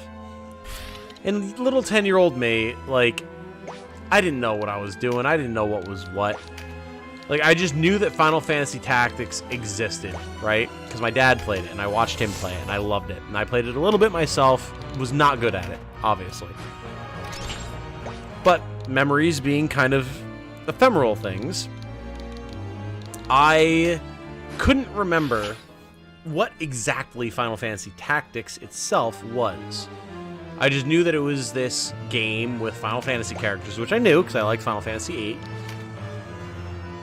But that it was just like this grid-based thing, kind of like chess. That was cool. My dad played it. I really liked it. And it had been a few years, what felt like an eternity to me at the time, since I'd played it. So then I saw Final Fantasy Tactics Advance, and I was like, oh, this is the game, but it's on my Game Boy Advance now. That's awesome. That's really cool. I did a ton of mobile gaming back then. Mobile gaming, not like, you know, phones, like handhelds. Because my mom had a very strict, only a certain amount of hours a day of screen time policy back then. But you could never quite know if I was playing a handheld game or not when I was, like, in my room late at night or whatever. So I loved my Game Boy. The Game Boy Color, Game Boy Advance, whatever. So, when I saw this with my dad, I was like, Dad, I gotta have it. I need it. And he got it for me. Because he recognized it. He didn't know that there was a new tactics game, but, like, he loved FFT. He thought it was one of his favorite games ever. Still is, I think. So, like, yeah, I'll get this for you. And it was weird. Because, like, Marche obviously looks a lot like Ramza. But isn't Ramza. But, like, looks a lot like Ramza. And, like, the game in its entirety is way lighter than FFT, but it definitely is, like, in its start way lighter, because it starts off with a snowball fight instead of, like, a desperate fight to save a princess before flashing back to your experiences as a recruit, learning what it means to actually, like, kill people in war. Very different experience. But I loved it. And I was very confused, but I loved it all the same. And I spent so much of my childhood playing FFTA. So much. Doing all the quests, on, like, leveling every class, recruiting so many characters. And the most, like, the single most poignant memory I have is me trying to, in the post game, unlock Judge Sid. And for those of you who don't know, the Sid of this game, he's a judge. like FF12 type judge, whatever, even though it started in FFTA.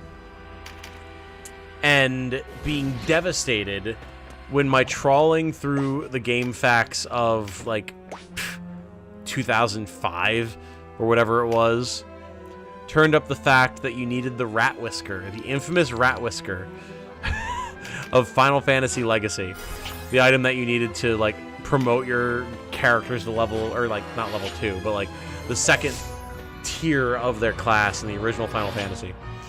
You needed to have that to complete all 300 missions, and you needed to complete all 300 missions to unlock Judge Sid as a playable character. And somewhere along the way, when I was playing the game, I had gotten rid of the rat whisker because, as far as I understood, it was useless. And when I learned that I needed it to finish the last couple of missions that I hadn't unlocked, and I realized that I had thrown it away, I was devastated.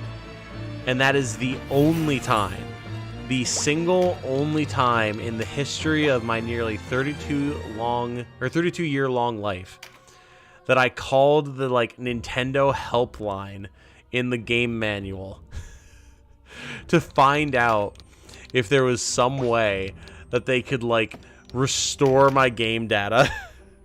And this is before like games all having an online internet connection and internet-based updates and data restoration. This was like little 11, 12-year-old me at that point, playing a Game Boy Advance game, begging, like literal tears in my eyes, begging this poor woman who picked up the phone to find out if she could restore the rat tail in my copy of Final Fantasy Tactics Advance.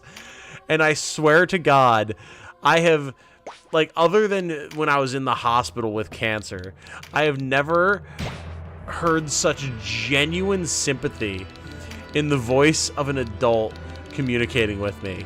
Like, that lady wanted to help me so bad. She was so devastated that I was so torn up about this. And that there was nothing she could do. She was like, you can do it. You can replay through the game. You can get the rat tail again. Holy shit, that was summon level 2 magic, by the way. That was level 2 water summon magic. This guy has to die. We have to get that for Olivia. She's like, you're going to have to go play through the game again, but you can do it. I believe in you.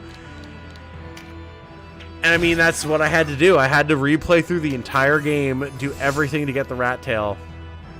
And to this day, 13, 14 years later, I've never done it. I have never replayed through the entirety of Final Fantasy Tactics Advance to collect the right items to finish all 300 missions in the game. And like, I almost feel bad. And like, God, I could only hope, I have no idea who this lady is, but I could only hope that somewhere along the way in the course of my life, I like cross paths with this woman. Because even though I've never done it, there was a certain inspiration and hope that she inspired in me that has stuck with me to this day. In an almost like anime-esque pep talk by a mentor who you've never known prior kind of way. That has stuck with me. Like, yeah, you can do it. I believe that you can do it. And I didn't do it with FFTA. But I've done it with plenty of games. And that has absolutely stuck with me. So yes, to answer your question, I have absolutely played FFTA, Alan. I have played a lot of FFTA, and I adore it. I love it. That and A2, Grimoire of the Rift, are very, very dear to me. Like, falling just behind FFT. They're so good. They're so, so good. So thank you for asking. And now I have to catch up with chat, because that was a whole thing. CF saying, I also remember owning Golden Sun, Dark Dawn at one point. Ending left me a bit confused and melancholic. I never finished it. I still have it. I have my original cart. And I think about it at least 3, maybe 4 times a year about going back and finishing it, even though I haven't played it since 2011, 2012.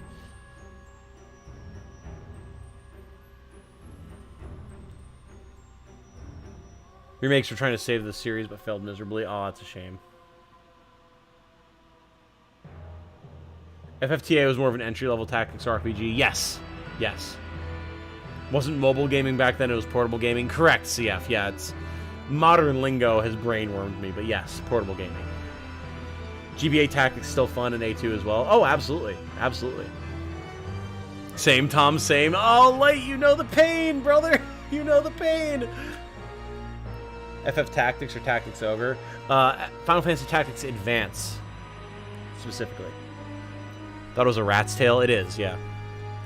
So proud of myself when I finally recruited Sid into my clan and entered the final missions. Oh, I'm jealous. I have to do it. We will wind up playing Tactics Advance and A2 on the channel at some point, for sure. So I'll do it then. Really liked FFTA. Was surprised when I looked online to see a bit of a controversial entry among fans. There's no reason for it to be controversial. FFTA is a masterpiece. I adore FFTA to this day. It's hilarious and wholesome all at once. Level 2 ninjutsu summon, yep. Friend and I had to redo the entire game because of that. God! I am so validated right now. I'm so happy that you brought this up, Alan, because I thought I was alone in this experience. I thought I was the only one stupid enough to get rid of that random item. Because you were getting items constantly from missions, and you only had a limited inventory, so you had to get rid of stuff constantly. And I was like, this rat's tail does nothing. There's no reason for me to have it. I'm going to get rid of it. And then boom. Like, in terms of completion and unlocking the best character in the game, it's the single most important character in the game. And boy, I learned a lesson that day. This story ends in tragedy, yep. Sounds like it should be on the podcast Unsung Heroes. I'm not familiar with that podcast, but that lady is a hero for sure. Go get that rat tail. I will. Tactics Advance, the whole Tactics series, is going to be on this channel at some point. I guarantee it. Illustrates how important being kind and empathetic towards kids as an adult is. You never know what's going to be a formative experience for someone. Yeah. That, and then there's one other moment that has always stuck with me. I was playing in a Yu-Gi-Oh tournament. I know, we're going off on a lot of tangents right now. I will endeavor to keep playing as I do so, but you guys are dredging up childhood memories that I haven't thought about in a long time. So, like, apologies, but I'm going to do the old man tangent here. I was playing in a Yu-Gi-Oh tournament at the, again, Stroudsburg, the Stroudsburg Mall in Pennsylvania. Back when I was, like, first getting into not getting into Yu-Gi-Oh! I'd been into Yu-Gi-Oh! For a while, but it was the first time I'd ever played at a card shop, first time I'd ever played in a tournament. And, like, for those of you who know Yu-Gi-Oh!, this is back in the days when, like, Jinzo and, like, Barrel Dragon were super strong and OP and coveted. And I had both in my deck. And I wasn't playing well, because I didn't know what I was doing. I barely knew the rules, like, barely knew how to separate them from the anime at the time, which, for anyone who knows, were wildly different. But I was doing decent enough. I had good cards in my deck. And, again, there was this woman who was working there. And in my head, this woman had to be 50. And she could have been. I know you get all types that work at card shops and everything to this day. But maybe she was younger than that. I was like, again, probably 12. And she looked me in the eye because I was playing a game and I knew that I needed to get... Oh, that double click. Gross. Well, don't want to use the chariot, so... I knew I needed to draw a particular card. I don't know what card it was, but I needed to draw a particular card to survive and win the game. And she looked me dead in the eye, and serious as could be, said, well, obviously, you have to believe in the heart of the cards. And god damn it if I didn't believe in the heart of the cards and I drew the exact card I needed. I shit you not. I felt like I was Yugi in that moment. I felt like I was in the Yu-Gi-Oh! Anime. And I won that game. I got crushed the next game after and got eliminated, but it felt so good. And that stuck with me for the entirety of the time that I was playing Yu-Gi-Oh! And I went to a bunch of different tournaments after that. I've gone to regionals. I played local tournaments at different card shops. And the entirety of the time, I played cards that I liked. I played my Light and Darkness Dragon combo deck that was awesome. I played my Ancient Gears deck, my E-Heroes deck. They weren't meta, but they were good enough that I got a decent way into different tournaments and stuff. And that lady stuck in my mind the entire time. And she always will. Don't know who she is, don't know where she's at now, but it was really cool. It was really cool. So, yeah, a little bit of backstory for child years Tom and some of the things that has stuck, or some of the things that have, I should say, stuck with me all these years.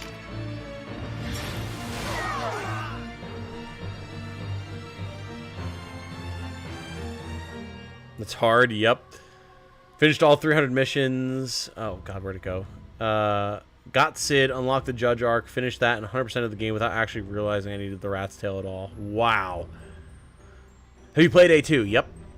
I still have my original carts of Advance and A2, and I always will. And I love A2. A2 is so good. Now Tom knows why item hoarders exist in tactics and RPG games. Yup. And he never got Judge Sid, but I'm sure he's got 100% Blue Mage. You're goddamn right! You're absolutely correct, German. You are absolutely correct. God, I love all three of the tactics games, man. FFT specifically. They're all so good in their own special ways. You have to ever actually finish A2. Oh, like, you have to. I haven't 100%ed it, because I never did the towers. Because they're so hard, but I want to do that now. Again, all three tactics games are going to be on this channel at some point. And Advance and A2 have unfinished stuff that I need to do. Absolutely.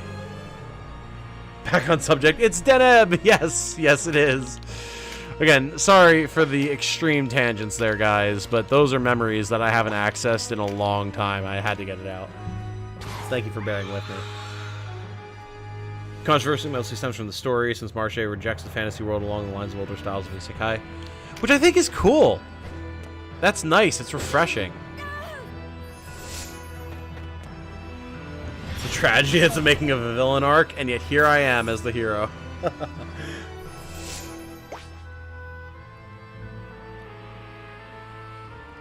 A2 info is so rare. How do you mean? Like guides and stuff, or just people talking about it? I've very, very rarely looked into A2.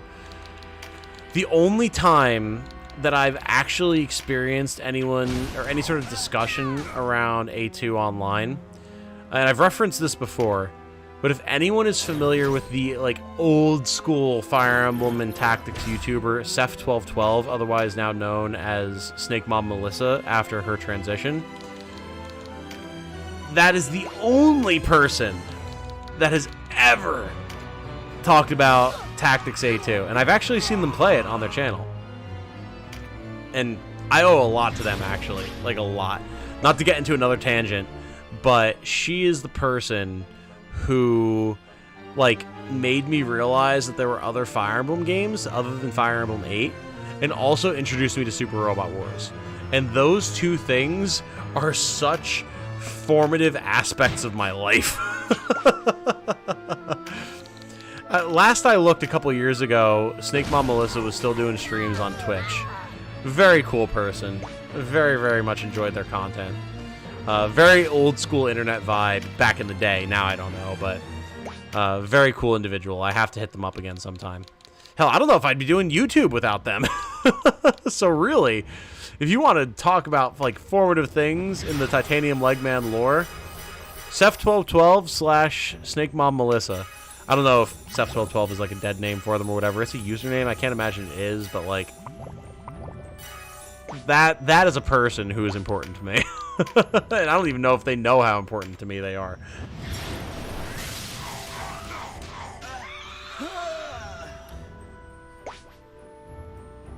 "32 years old," old man tangent. To be fair, physically I'm way older because chemotherapy is a bitch, but yes. That was an awesome story, Tom. Thanks for sharing it with us. Of course, Alan. Thank you for inadvertently causing it. Amazing. Chaotic good mage interaction. But yes, Zombie Boy Fiend saying, hey, Legman, new subscriber here. Just wanted to say hi and thanks for the heads up on Crimson Tactics. Absolutely. I hope you enjoy it. I do intend to get back to streaming Crimson Tactics stuff because I do love that game. And without getting into the whole, like, controversy around it not succeeding and being essentially canceled and all that type of stuff, it's a phenomenal game. I hope you enjoy it. Reminds me of a college Magic game that had 15 players in it. I was playing my unglued deck down to me and one guy. He needed 3 life to win when I slammed down once more with feeling, bringing back everyone into the game. Oh, let's go. Oh, that's so sick, dude. Hell yeah. I've never played with any of the unsets, but they always seem like so much fun.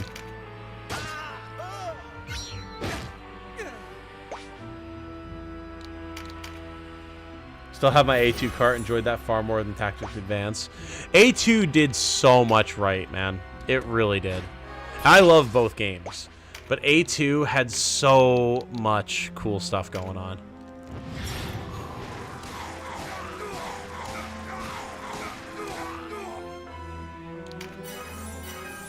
Was that a rare 7-hit?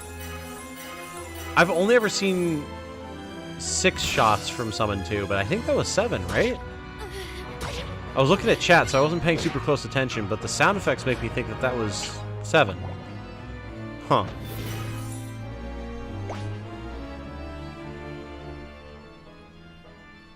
Bit of A2 discussion came back temporarily with Tor's launch. Oh, really? Huh. I didn't notice that. Getting some of the Legman deep lore tonight? Yeah, you are. These are stories that I don't think even, like, Jane has heard, largely because, like, they're largely inconsequential, right?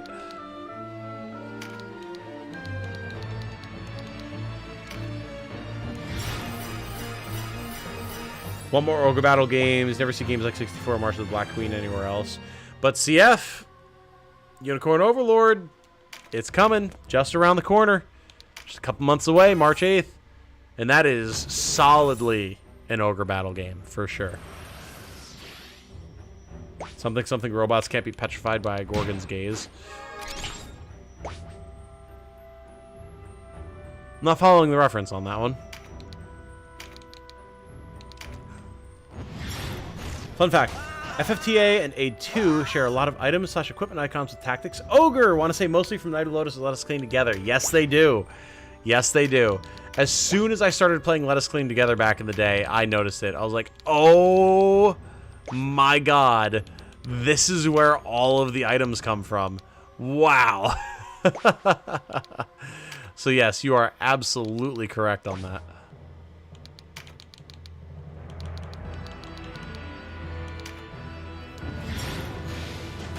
Follow-up fun fact. FF Tactics and Tactics Ogre were made by the same team. They go by Evil East Alliance nowadays. Correct. Indeed. Team worked on FFTA / 2 are the same team that worked on Night of Lotus. That's not surprising, yeah. I can't wait to play Night of Lotus. I don't know when we're going to fit it in, but we're going to fit it in at some point. They're fun, not really meant to win, but just have fun and mess with people. One of the best cards makes the other person get up to buy you a drink. You pay. When a player leaves the table, you win! Nice.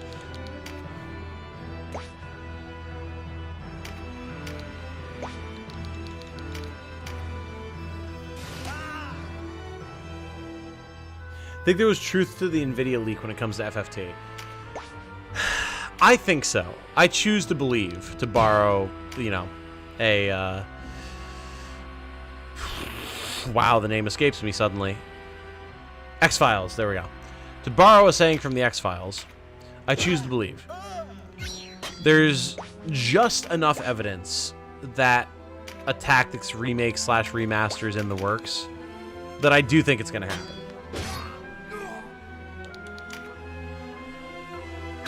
Especially since so much else from the NVIDIA leak has come true.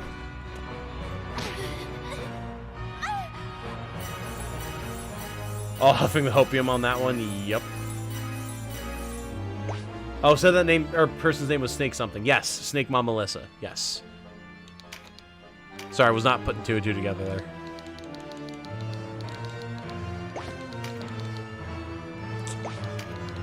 We did get a down there, unfortunately, but so it goes. First one of the night, really. Can't complain too much. Matsuno is known to be a massive troll. Who knows what's true? Yes. However, the fact that the NVIDIA leak list has been so accurate in general up to this point, and the fact that Jason Schreier, which is, I know, a name that I invoke at risk of starting controversial conversations in chat, but regardless of how you feel about the man, he generally seems to have pretty on-the-nose information. He said that the Tactics remake/remaster was quote-unquote coming. So that gives me the feeling that, if nothing else, something was in the works. And even if it was in the works and has been put on pause, that is still work that has been done and can come back. So I choose to believe.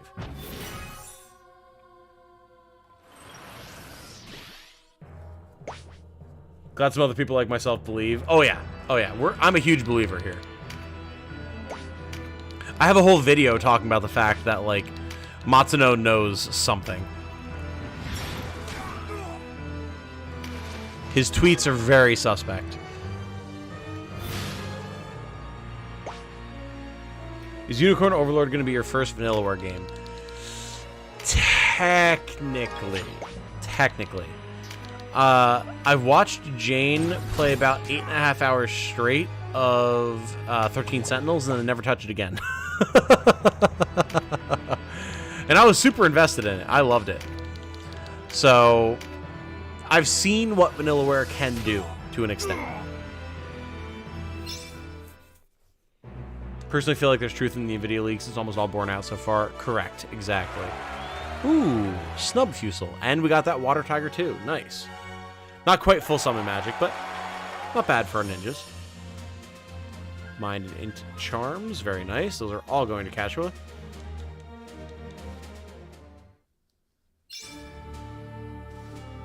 Only things that haven't happened are Tomb Raider, which was sold, FFT, and FF9.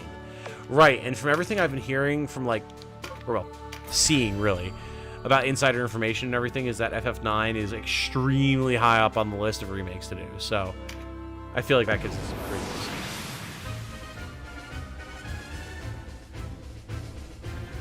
All I will say about Schreier is this. I respect the fact that he will do his due diligence and put in the footwork in his reporting, just can't stand his attitude. Yeah, that's pretty much where I'm at. Credit where it's due. Yes. So I'm thinking I'm going to pass out. Going to keep you on for your views and my background noise. Absolutely. Have a good night, Game Reaper. Thank you for hanging out, as always, sir. It's been good to have you around again. Currently on the quest to acquire all 12 Zodiac Stones in Ogre Battle right now. Nice. Yeah, Warren Report himself has talked about the fact that the Zodiac Stones are in the original Ogre Battle. Obviously, I have not played it, so I don't know really what that entails myself, but best of luck to you. Alright, what do we have here? A couple Hydras, Undead, fairly standard stuff. Perform an action to exercise an undead enemy, win with a Dragoon in the battle party. Well, we're definitely doing both of those.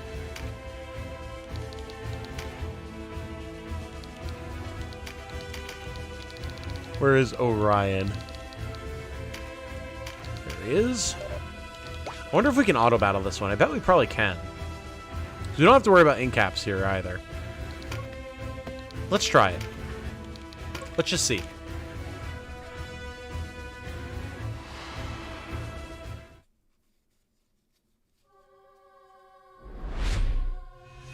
Already did FF9 remaster.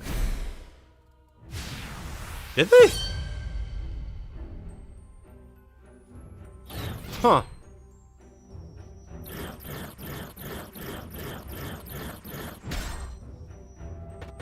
FF9 and 8 were boring for me, but I guess it's okay to get the remake too. Interesting. I mean, I adore Final Fantasy VIII. I will always defend it from its haters, partially because it's the first Final Fantasy I ever remember playing. But I think FF8 has so much that it does that deserves to be re-examined. I know people have their grievances with it, but FF8 truly is awesome. I've never played 9, so I can't say, but I know 9 is very much beloved.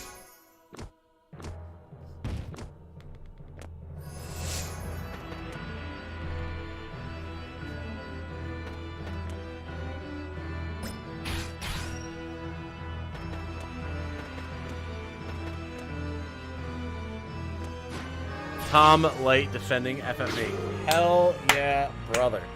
Absolutely. It deserves to be defended. FF8 is awesome.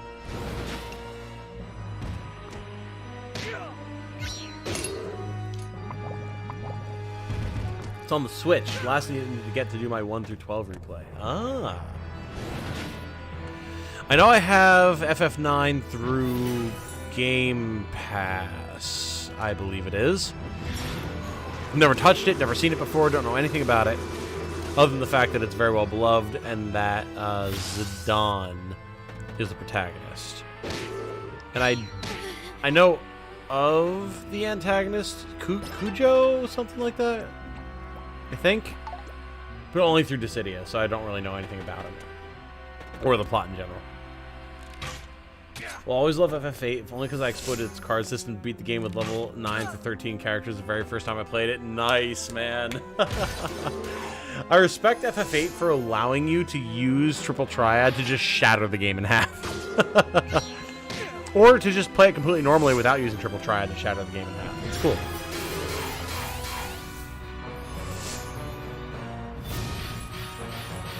People miss so much about the game's story and characters so hard. Oh, yeah. Oh, yeah. Again, you want to get into more deep lore? Alright. Squall and his viewpoints on people who are terrible. With the whole thing where they think that Cypher is dead and everyone's like, oh, Cypher was such a good guy. We'll miss him. It's such a shame he's gone. And Squall being like, he was a dickhead. Everyone hated him. Why do you care now that he's dead? Dead, quote unquote. He wasn't dead, but they thought he was. And that has always resonated with me. Like, there's so many people that I have seen die, either, like, in my personal life or just in general, you know, celebrities, politicians, whatever, who they die and everyone's like, oh, it's such a shame. We'll miss them. They're so good. And I'm like, he was a dick. Or, like, they were a terrible person. Why the hell, like, what due to the dead is this? It doesn't matter. They're dead. Doesn't change the fact that they were awful in life. And that whole conversation with Squall has always stuck with me as a result. Kuja, yes, that's the one. Thank you. FF8 had good gameplay and realistic graphics to this day. Thank you, Corazelli. Thank you. Hell yeah. Not a bad game, just that I love 6 and 7 more. Hey, that's fine. That's fine. It's the people who, like, absolutely dumpster FF8 where I'm like, come on. Like, come on. FF8 was weird. Oh, sure, I won't deny that it was weird.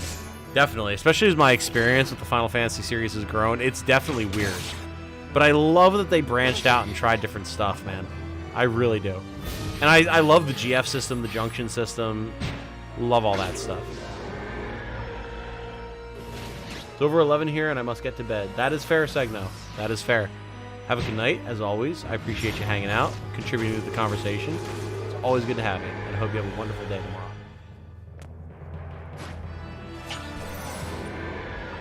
People thought Squall was some 3 edgy 5 me hard ass when no.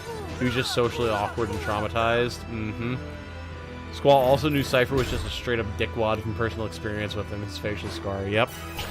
I have to wonder if FF8 came out today with the conversations around mental health, trauma, all that type of stuff, like acknowledging and calling out your abusers, how people would feel about Squall and the cast writ large of FF8. And I feel like they'd be pretty receptive.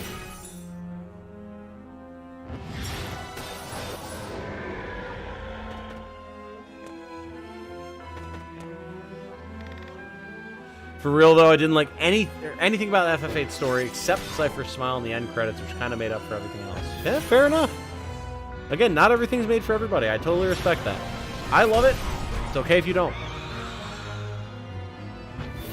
Had an asshole union rep that quit and died a few years ago. Still curse about him. People tell me you can't talk ill of the dead.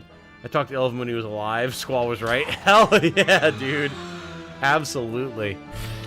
Without naming any names or anything, of course, just for the sake of just a number of different people's privacy, including my own. There was a guy who I knew in high school, who everyone knew. He was a member of the football team, very well known, whatever. And he was a complete dick. Absolutely could not stand him.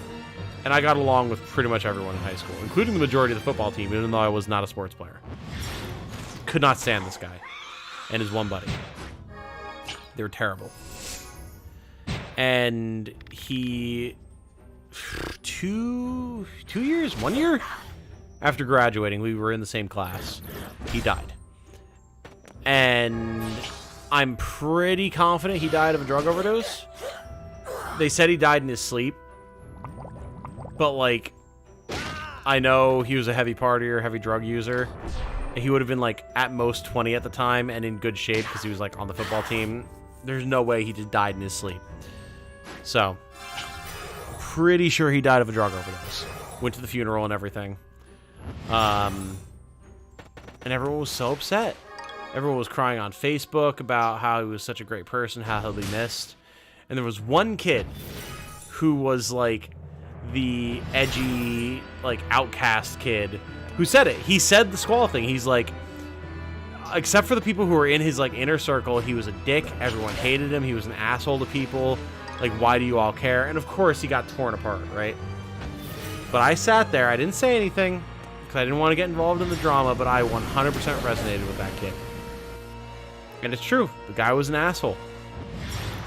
And, like, yeah, maybe he would have been a very different person if he hadn't passed away. But at that point, I had my own extremely close brushes with death and appreciated life for what it was and how important it is to be good to people. The reason I say be good to each other, stay safe and healthy out there. And I had no remorse. And I'm sure there's people who would say that I'm a terrible person as a result of that, but I stand by it.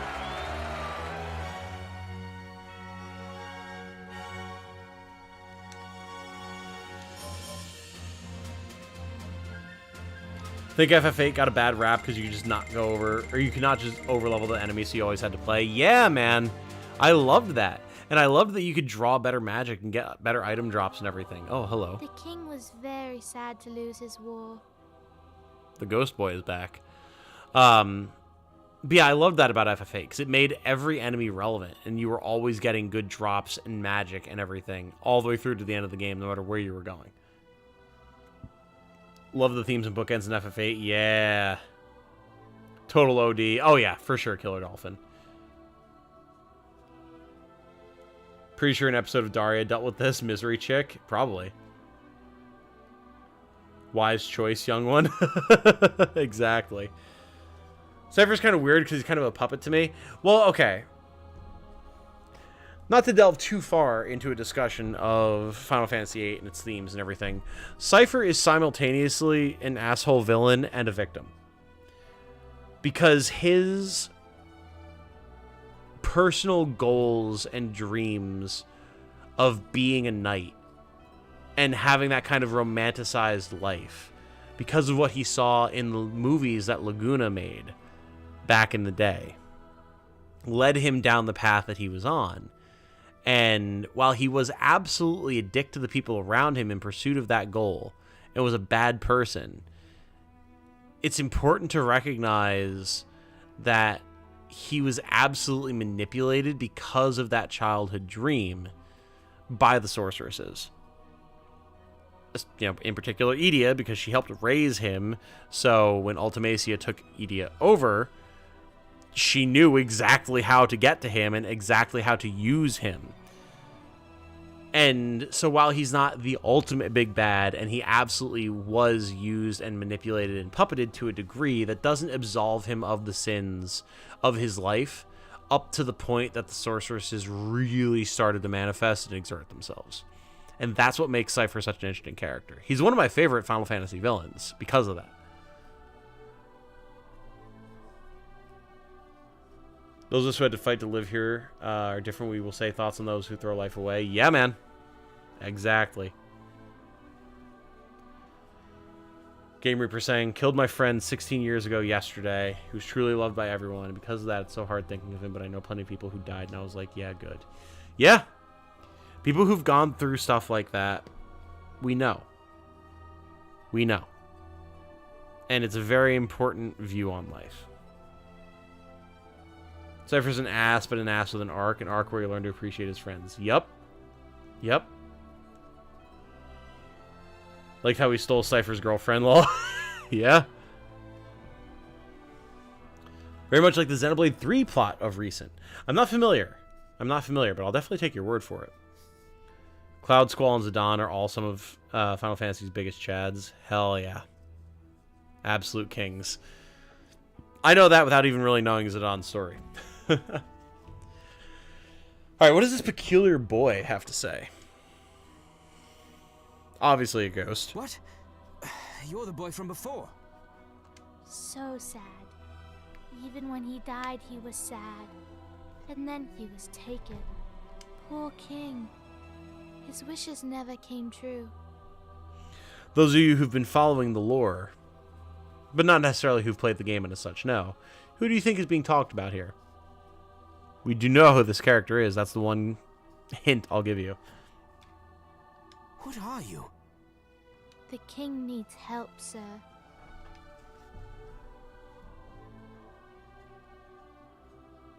Perhaps that boy is trapped here too. And this king he speaks of... Hint! The Warren Report spoils it! Well, yeah, but I'm trying to lead people down the path, man.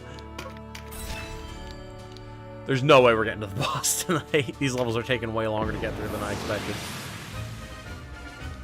Ooh, only 9 units here. Interesting. Buff card, no chariot, no ink cap. Alright. I'm peculiar. Oh, hello, griffins. Many griffins. Alright. They're subbing out Orion for Jamie.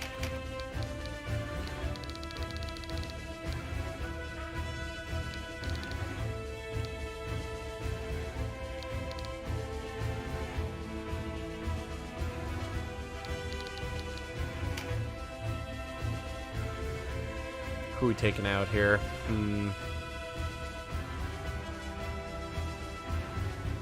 Honestly, I'm thinking we're going to run on auto here still. So we drop Ioria because she never uses her songs properly.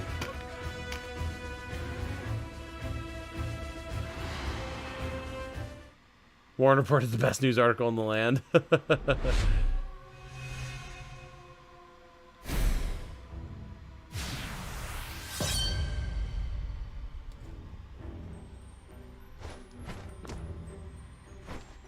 Alright, chat, while we are auto-battling here, I'm going to grab some water, maybe get a little bit of a refill on my whiskey, and a snack. I'll be right back, but I'll leave things running. Chat amongst yourselves. I will return shortly.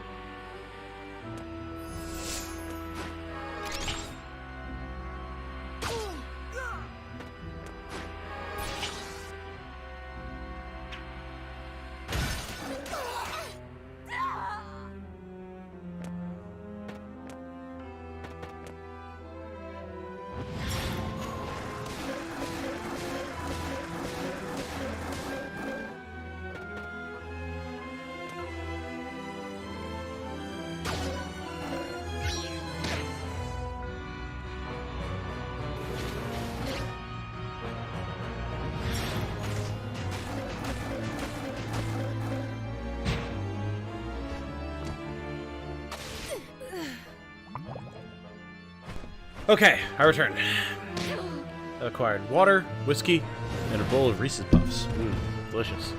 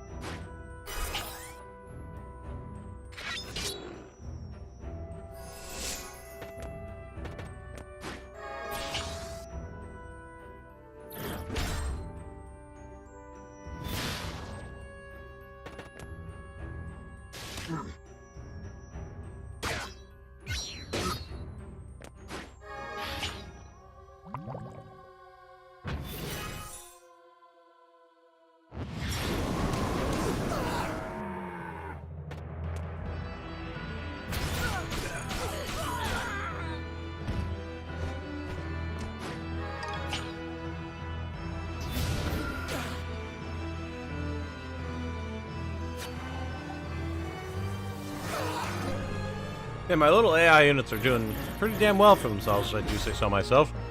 Sure, I got downed early, which means we're not getting one of the rewards, but so it goes.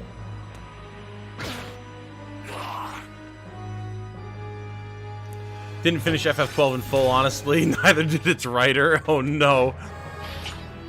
I still need to go back and try FF12 again. I'm a very different gamer than the person I was back when I first tried to play it when I was younger. And I think I'll appreciate it way, way more now.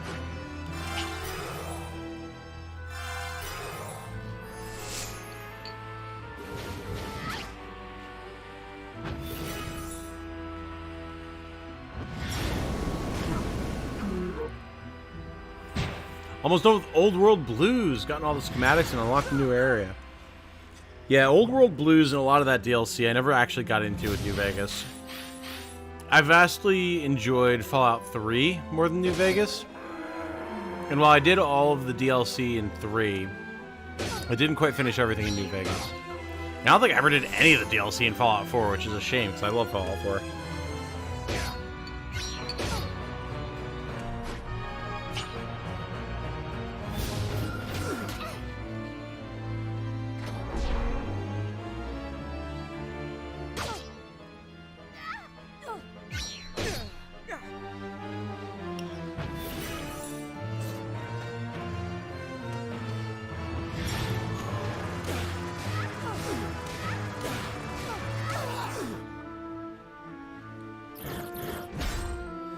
Old World Blues is the best of the New Vegas DLCs as far as presentation and writing goes.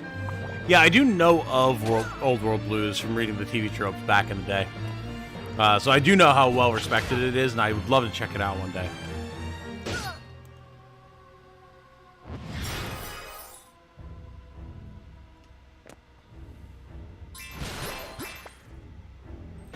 Four has 2 really good DLCs and a bunch of really okay to bad DLCs because it involves nothing. Fair. The only Fallout 4 DLC I've actually messed with, which is a shame because I'm pretty sure I own all of them, is the like build your own vault one that I played a little bit, and that was fun enough.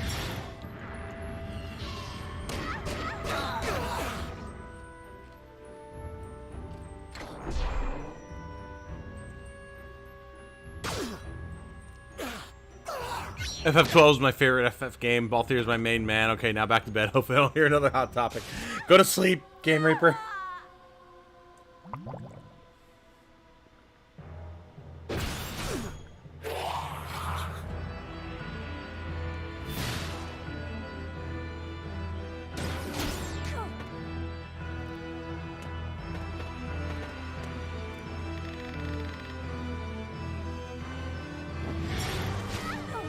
On that note, how did FF12's Revenant Wings compare? Never played Revenant Wings. I really don't know anything about it.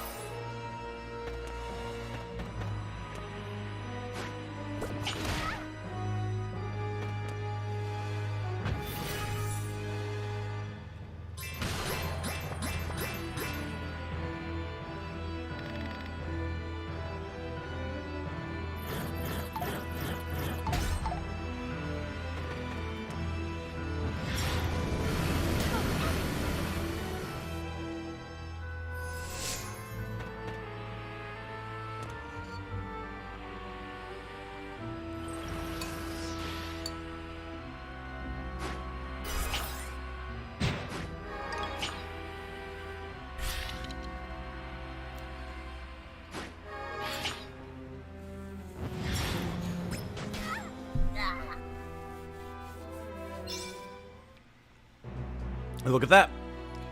Finished my bowl of cereal just in time for the end of the battle.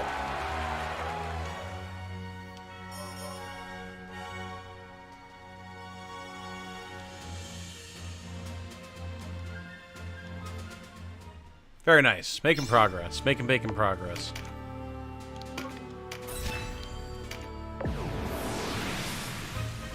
I would say maybe we will find Warren by the end of the stream, but we're on map 7 out of 15. And we're almost 3 hours into the stream, so I could be up till 2, 3 in the morning.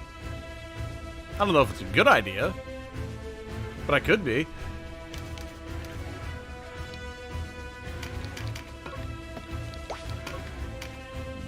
Ooh, excuse me. Dragon, Beast Tamer, Dragon, Dragon. Okay.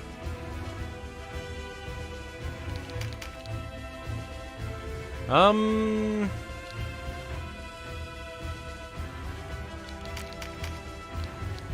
think we need Orion for this one.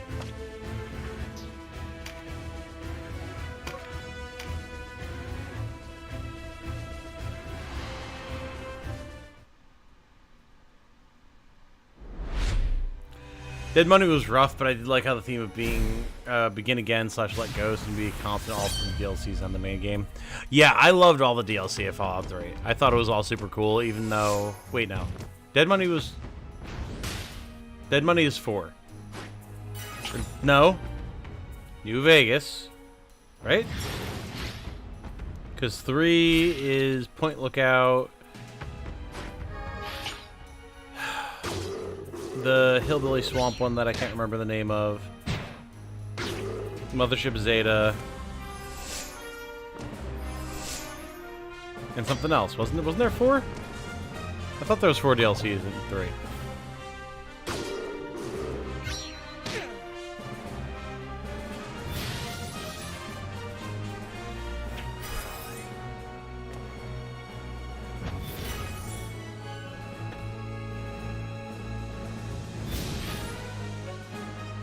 Oh, the pit! That was the other one, yeah! Yeah. I loved every single Fallout 3 DLC. They were all great. I will brook no argument on that.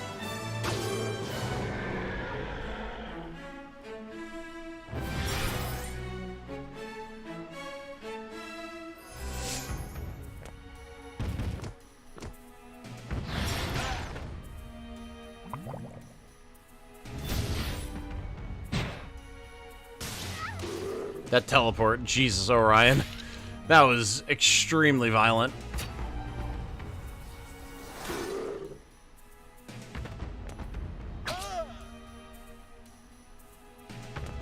If you have 4:30 to get ready for work, so I'm out for the night. Thanks for the stream. Absolutely, Caffeine. Thanks for sticking around. It was good having you. Hope that work goes well for you tomorrow.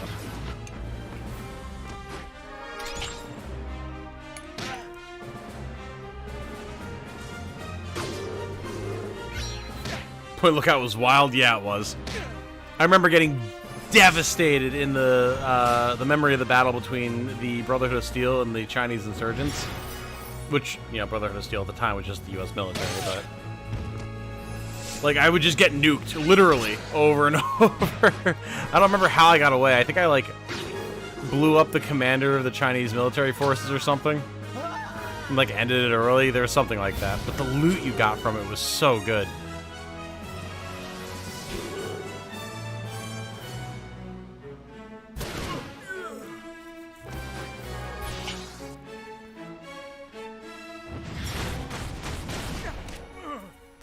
Ooh, the crit on Donalto is rough.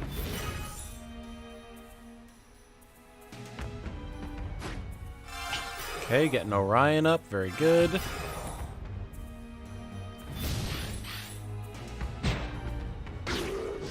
Yeah, slay that dragon, Orion. Let's go.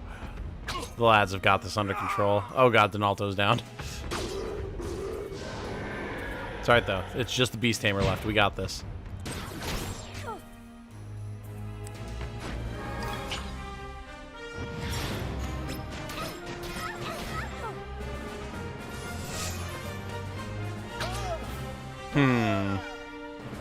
That could be a problem.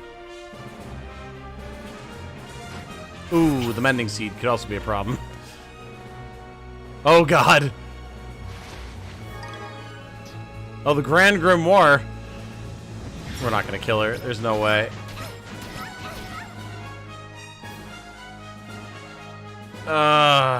Great Father Phila.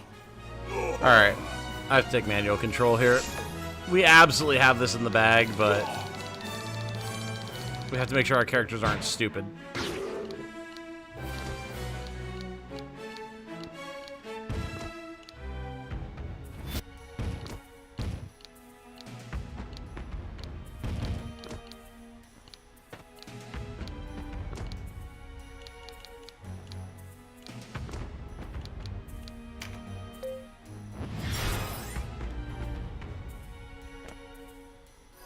Never seen his death quote before, neither have I.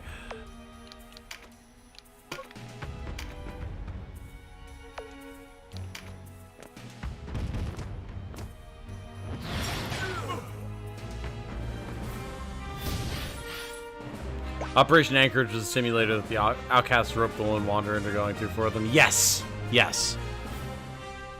It was super cool.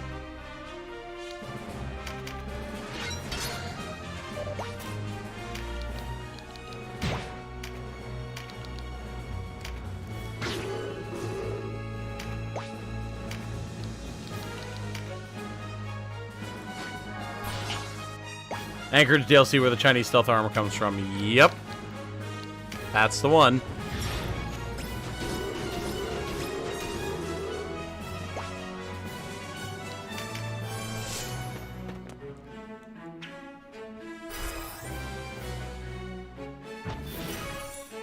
Saw everyone's death quote the first time I played the final boss.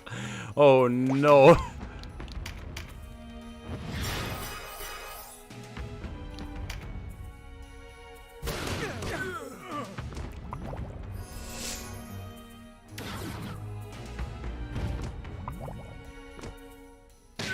Whew, speedy boy.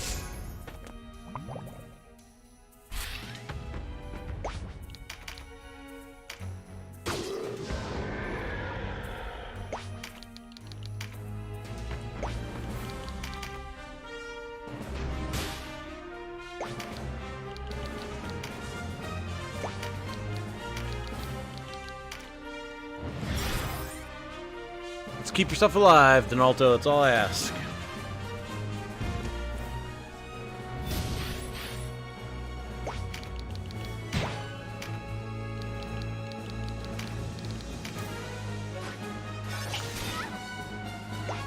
I was hoping for an Iceverse there, but so it goes. Alright, Dragon Skill. Gotta watch that. Ow. Nice Lament. Love that.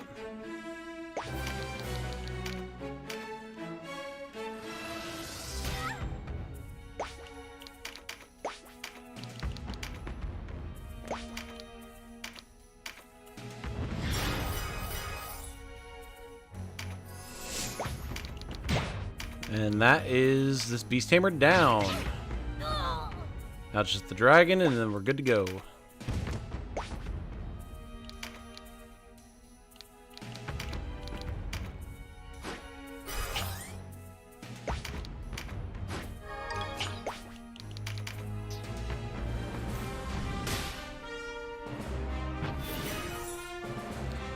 That looks like more Major Heal 2 to me.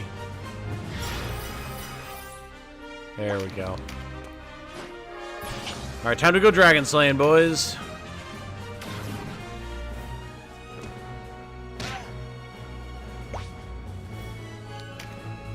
Most I remember about Operation Anchorage is that people would speedrun it because Bethesda messed up and put the wrong version of the reward power armor thing. I'm not sure what you mean. What did they do? Oh, actually, oh! Wait, no, I vaguely remember something to do with this.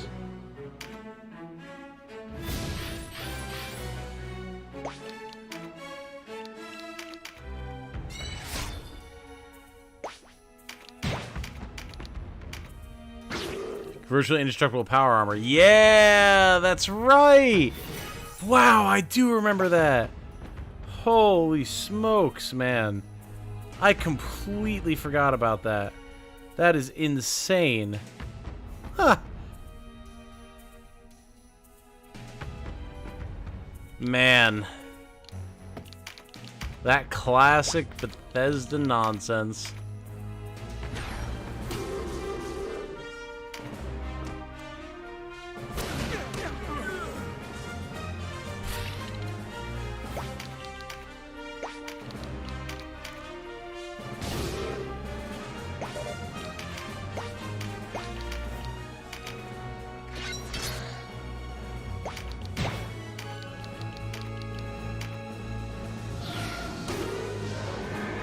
There we go. Much better progress. Much better progress. Gonna hop in the shower. Be back in a bit if you're still streaming. I think we shall be. Also, hello, Grand Grimoire, Wiseman's Staff, and Yassar. Okay. Never seen any of those before. That should all be strong stuff.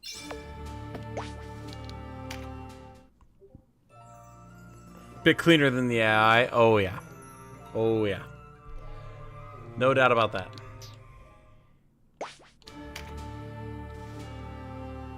So...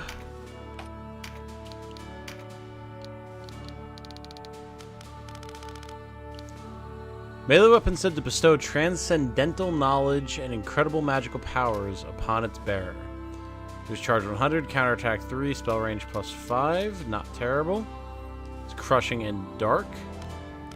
Then we got Wiseman's Staff. Legendary cudgel of great magical power. It is said he who possesses it shall have domain over all the lands.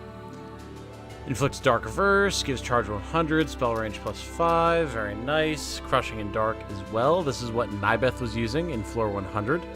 Very solid. Wait, what was the last thing that we got? Oh, yes, it was crossbow. Yassar. Arbalest blessed by the wind spirit Jin, said to unleash a tornado each time it is fired. Cool. Not bad stuff at all.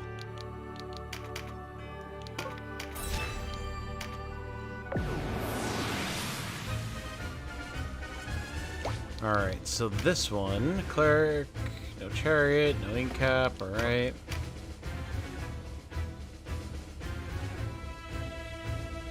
Oh, this is very standard. Very, very standard. Cool.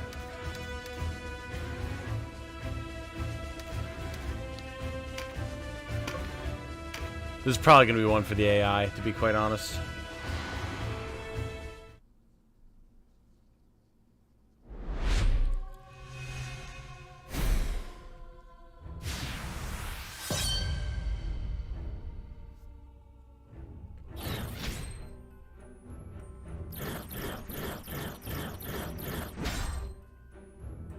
Finished my Zodiac hunting. What did I miss? Ooh. Well, we're making progress. We just got a bunch of relics, which is good. But right now, as it is, we're just kind of cruising through CODA Chapter 2.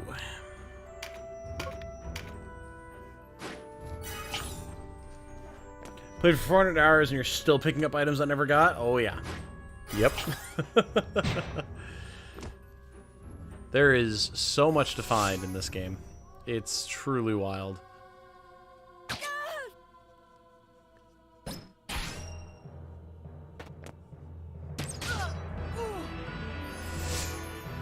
Like, just the Palace of the Dead on its own is an entire game's worth of content.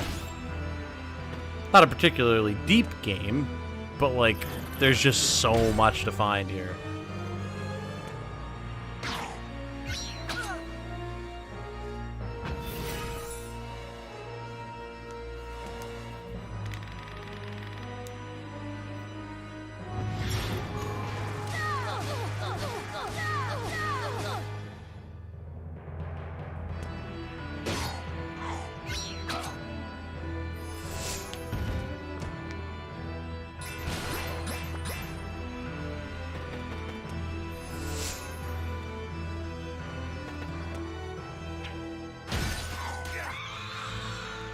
I mean, that was a choice, Vice.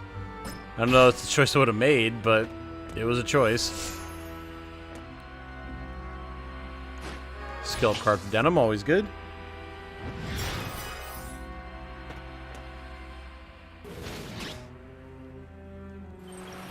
Ooh, this should be a big cast. I mean, it's a kill. I don't know that it's the target I would have chosen, but... Oh god, sorry.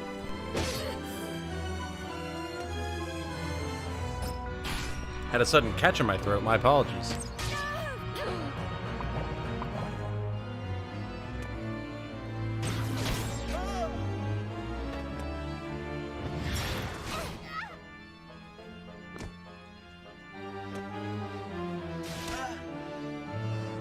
I can't even see what they're bullying in the corner here, but they're certainly doing it.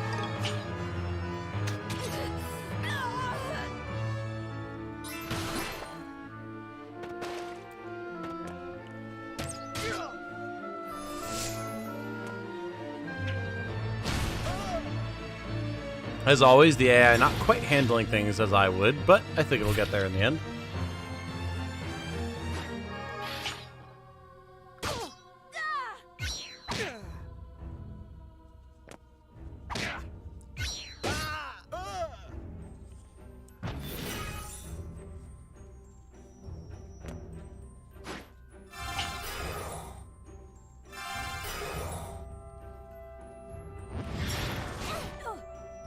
Xena apparently really hates that knight.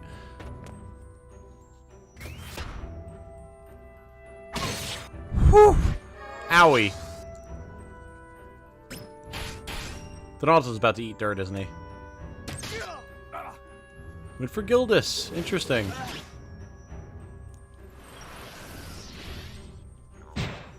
Alright, come on, Sherry, make it a good one. Don't know that it would have gone for the Hydra, but, I mean, damage is damage. Once again, don't know I would have gone for the Hydra.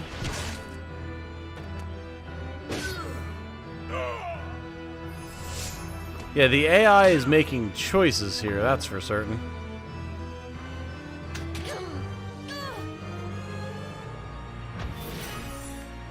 Okay, I'm gonna take control of this one. This is a little ridiculous.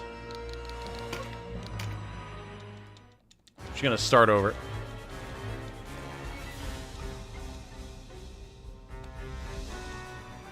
The AI is good when it's good, but it's very bad when it's bad.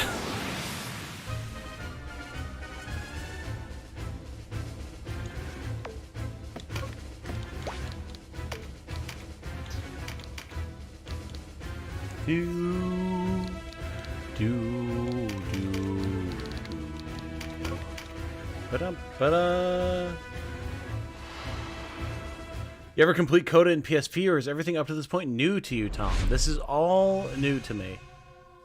I've never done the CODA content before. I know of some of it, again, due to reading things like TV tropes and everything back in the day. But, yes, largely this is new to me.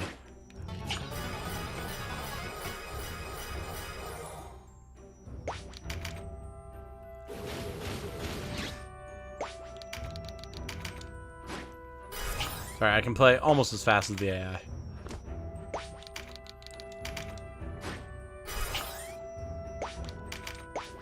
Hindered a little bit by the fact that I still have to navigate menus, but...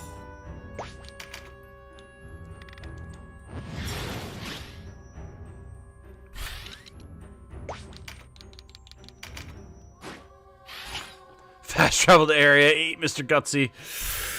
Ooh, yeah. Yeah, that sounds about right.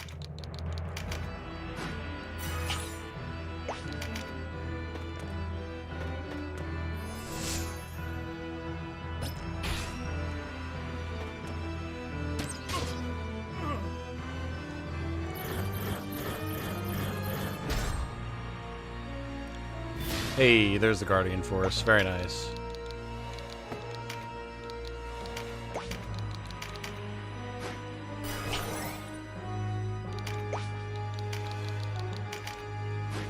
All the buffs do do do do. All the buffs do do do do do. All the buffs do do do do do. All the buffs.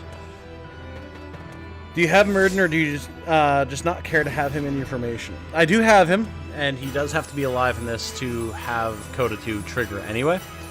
I just don't always bring him. I just don't always feel the need for 3 Holy Knights / White Knights, you know?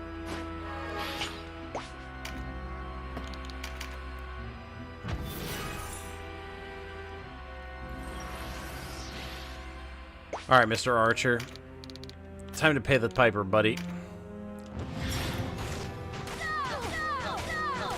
Nice. It begins.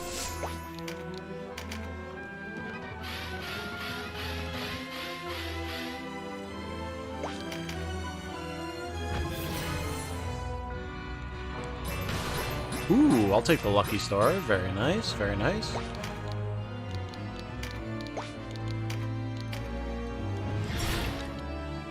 I want more Ardent Congas, damn it. More MP, more spellcraft, infinite cosmic power.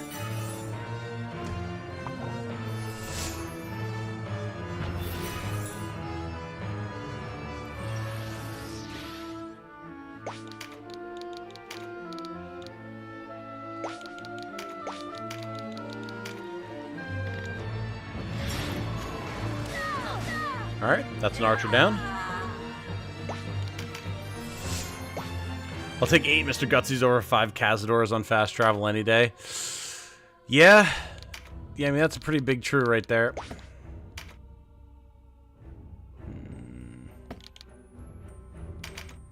Should have an Alto wait.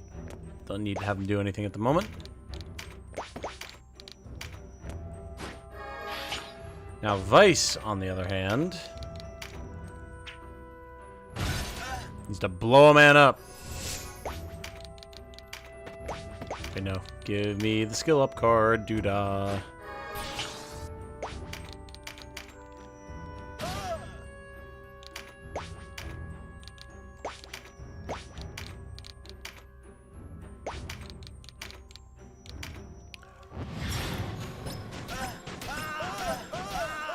Close, very close. Nearly have a undead sort of cannibalistic warrior man dead.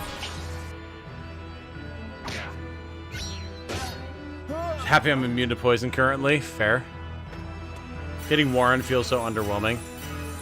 I mean, I don't really know what he does, but at the end of the day, he is just a guy.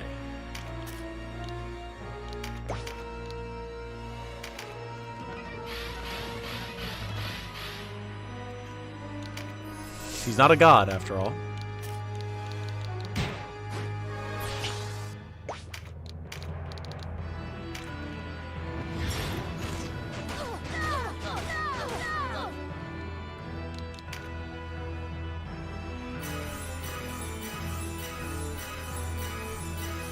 I do wish, I should say, that I had level 2 summon magic for Earth.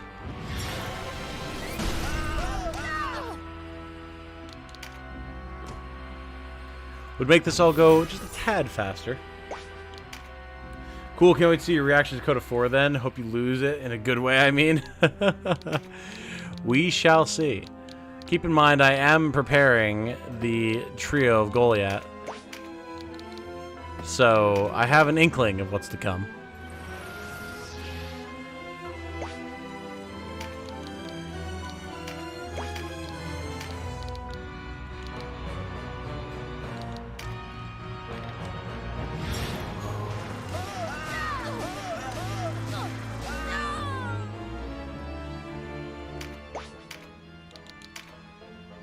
I do seriously love Summon Magic Level 2.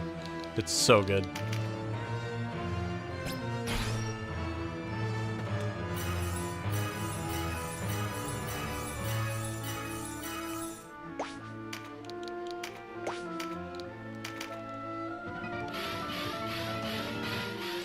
Keep giving MP to the party so that we can keep spamming all of our best stuff.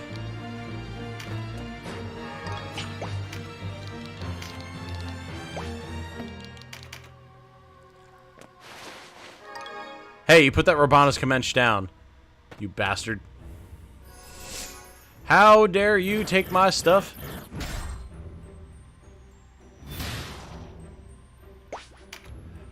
One thing I wish about this dungeon was that there's more variety for the musical tracks. Yeah, that would be good. I do definitely agree with that. It'd be nice if you could choose what track you wanted to play from the Warren Report in the middle of missions.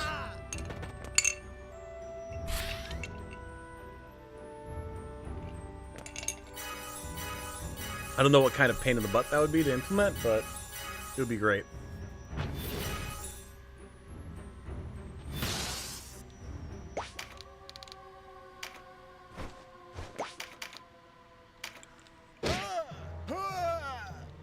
Another one bites the dust. Bow, down, bow, bow, bow, bow, and out. Bow, bow, bow, bow, bow, and out.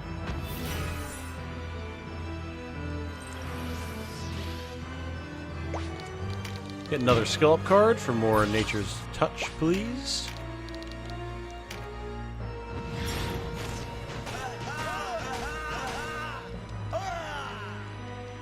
We're definitely carving through them, now that the AI does not have a control.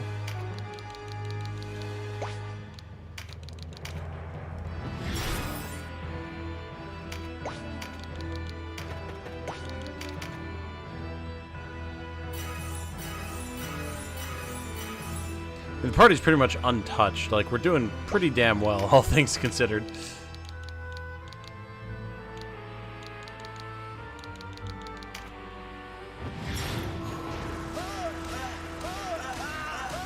Again, if you can get through San Bronzo, you can absolutely get through here. The difference in that regard is night and day.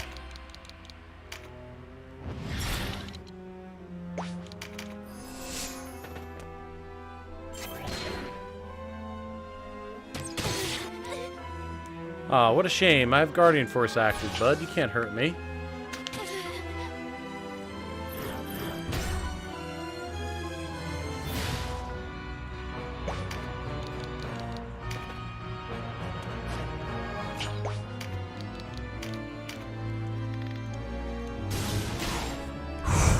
Nice crit. Very good.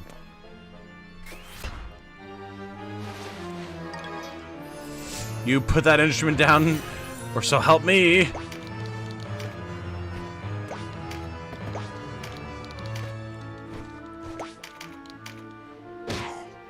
Got him.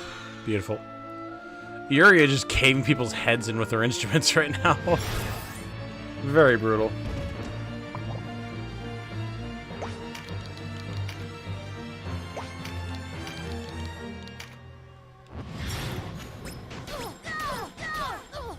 Meanwhile, Denim out here just needs one magic up card, and suddenly he's dealing as much damage as our shamans. With summon magic, specifically.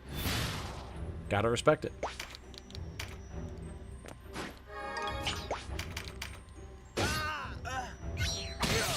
Ooh! That crit. Owie.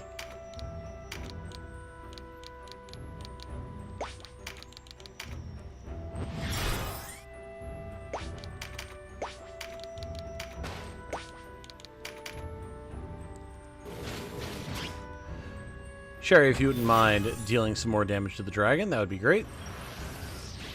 She says, sure, boss, as she activates every ability known to man. Alright.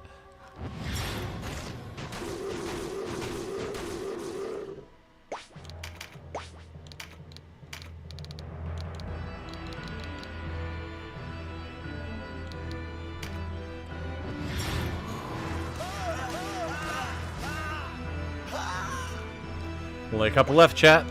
We're getting there. We are getting there.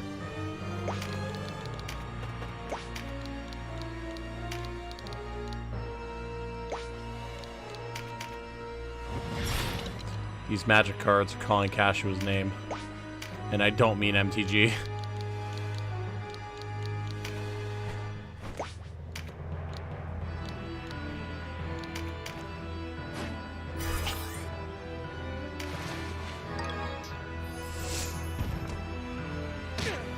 come to fight Denim, have you? Well, that's certainly a mistake. I'll tell you that one for free.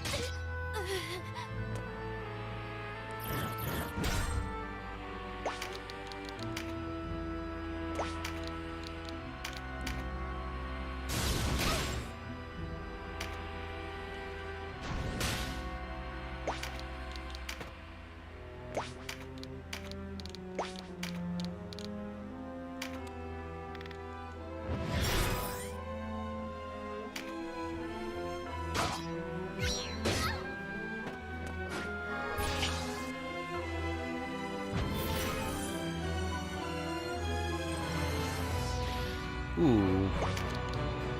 Well, I mean, if Sherry's just gonna get the Nature's Touch, I mean, you may as well do some big damage with it, you know what I'm saying?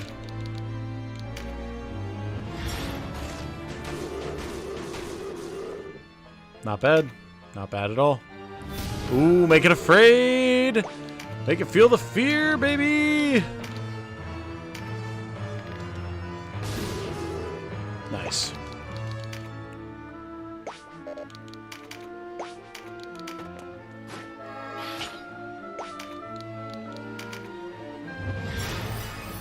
I hate when that double click happens. It's got to be some sort of weirdness with the, like, buttons receiver on this controller or something, because I did not hit that twice. No way.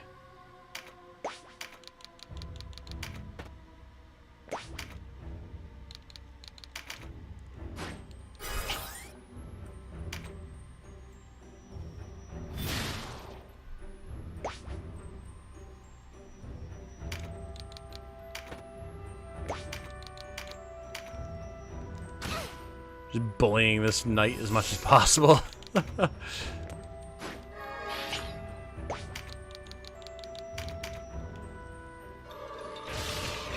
Become stopped, please. Thank you. Whew. The poison damage on the Hydra. Wow.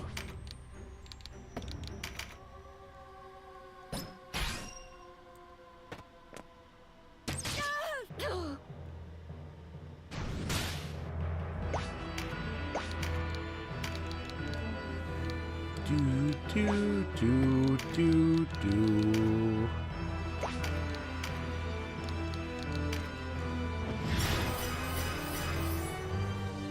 Donalto coming through as always. Very good. Had weird controller issues too, and I have to assume it's the usual oddities from Square Enix ports and whatnot. Maybe, yeah, because I don't really have any issues with this controller outside of Tor, so it would make sense if that was the case.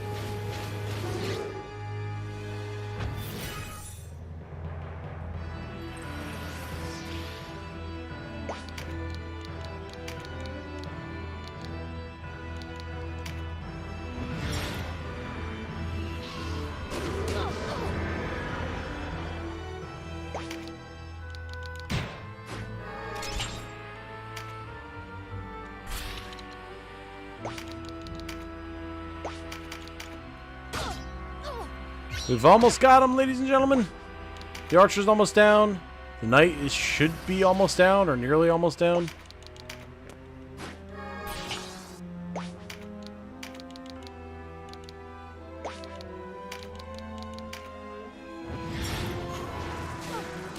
Beautiful. Uno mas.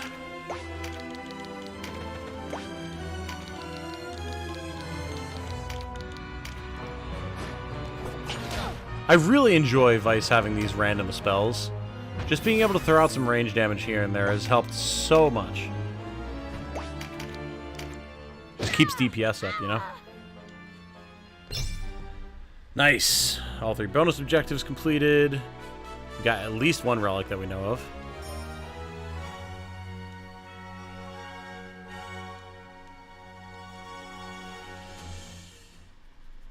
Not bad at all. Okay, 110, 109. Ooh, I feel like we're getting close, man. I feel like we're getting close. I don't know what direction we have to go in here, but all the same stuff. Alright, these maps are usually pretty straightforward. Might let the AI handle this one. Let's see how it does. Yuria is not going to do what she's supposed to do here, unfortunately, but we'll see. It's all basic enemies, no dragons or anything. Should be able to blow them up without too much problem. I say basic enemies like they aren't all like advanced versions of the normal enemies, but you know what I mean.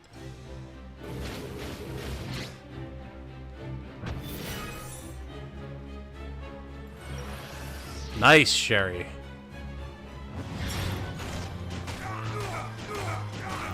Yeah, cut 3/4 of that man's health off right at the start. I'll take it.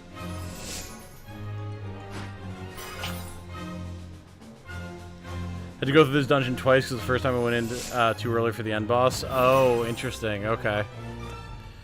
This is probably my 5th or 6th time getting down. Well, not into the CODA 2 content, but I have battled my way through this dungeon probably 5 times. Just getting different loot and leveling characters and everything. Auto-battling a lot of it, but there's a reason I have over 600 hours in this game.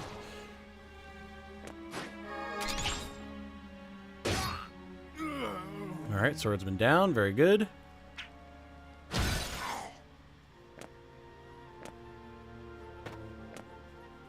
Jeez, yeah. I mean, granted, I make content on the game, so, like, part of that hours is, like, having the game open, recording stuff, like, referencing Warren reports, getting footage. Was that worth it, Yuria? Are you sure that was worth it? I don't know that it was, but, like, if we win at the end...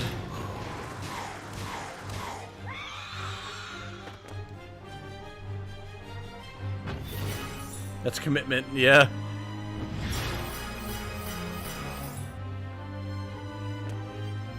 Been playing this game for over a year now. And hey, it's nothing compared to the guy that, like, recently announced that he's got 3,000 plus hours in Fire Emblem Engage Maddening specifically since the game came out. That's commitment. I don't know how he's managed to do that.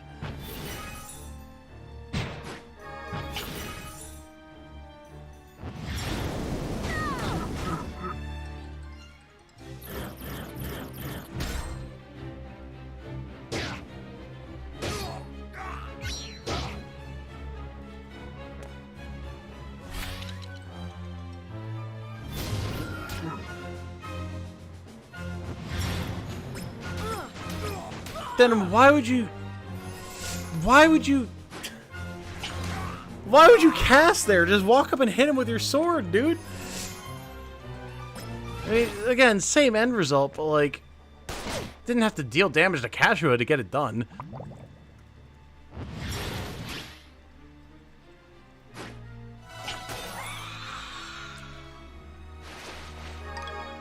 Den was making all sorts of choices right now, man, let me tell you.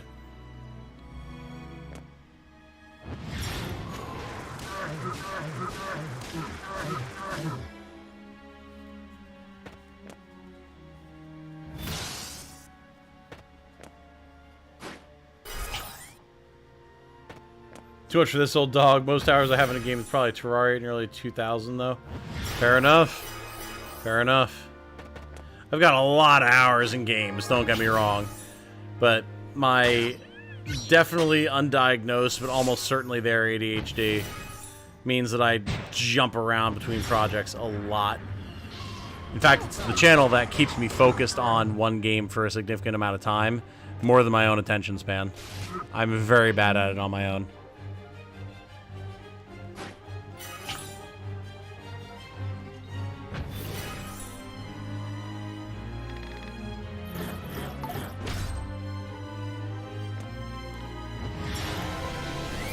Okay, now we're getting the big AoE cast. Let's go, team.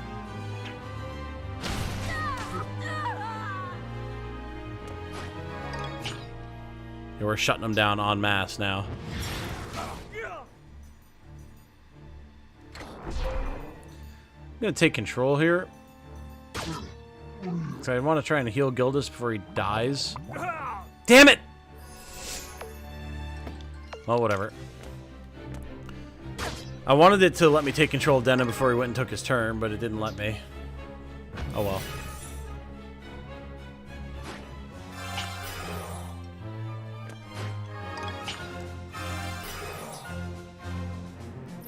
Oh, pff, nice velocity shift. Very good.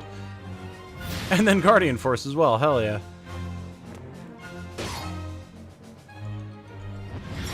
Also playing hopping between a lot of games all the time. Yeah. Yeah, I'm notorious for that.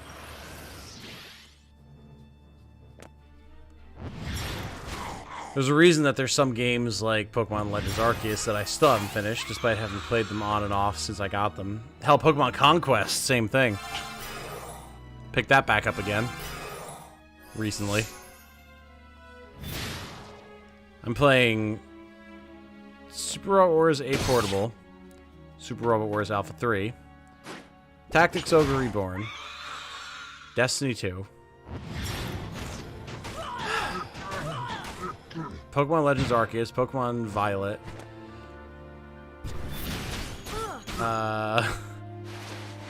Cyberpunk 2077, Armored Core 6 PvP,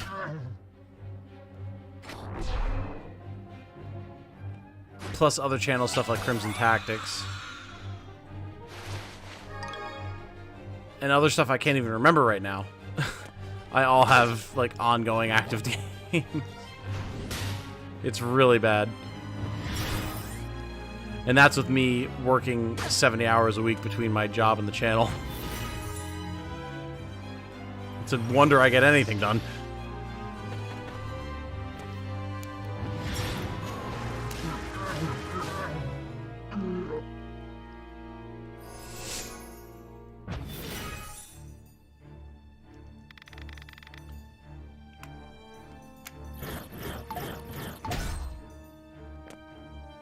But there's a reason that Jane and I joke about third work all the time. Because, like, during the day I work on videos, thumbnails, editing, recording, whatever. Then I go to work. Then I come home, and I either work on more videos and thumbnails, or I stream.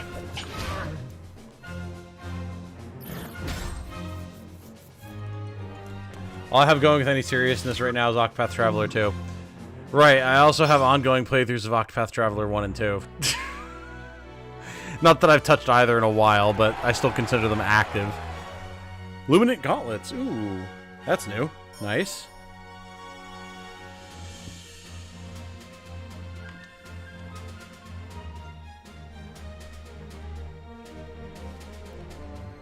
Played Monster Hunter Generations, Monster Hunter Sunbreak, Tactics Ogre, Mystery Dungeon, Octopath Traveler all at once. Yep.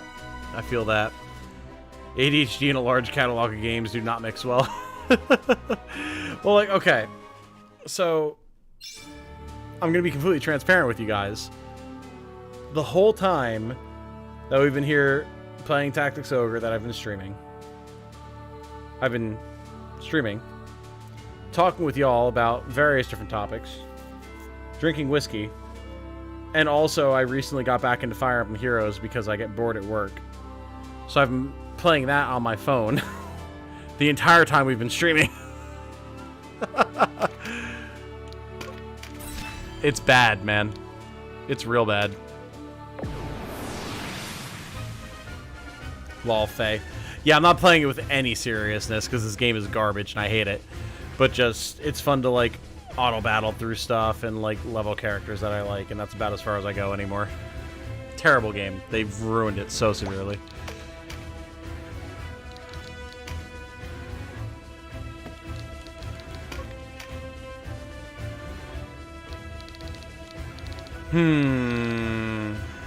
Two golems and a dragon. Not a huge fan of that. Don't know how auto battle is going to go. Let's swap Uria for Orion, and let's go. Mr. ARG, damn nostalgic. Can't remember when exactly I finished Let Us Clean Together a few years back on my PSP. What is CODA again? CODA, Mr. ARG, is the post-game DLC content. It was DLC content in the Japanese release of Let Us Clean Together on the PSP, And then when the game came to the States and the Western market writ large, they just added it in as part of it. So this is all post-game content after the main story. CODA 2 is the search for Mr. Warren himself, who went missing after he rescued us at the end of the main game. Fire Emblem Heroes damage reduction. I don't even want to talk about it, man. I remember when Fire Emblem Heroes actually behaved like a normal Fire Emblem game, and as such you could just do the calculations at a glance. Now, nah. Usually what happens is I encounter some busted unit, anything from Fallen Edelgard through whatever new bullshit they've released, and I immediately close the game, uninstall it, and don't touch it again for another 6 months at least.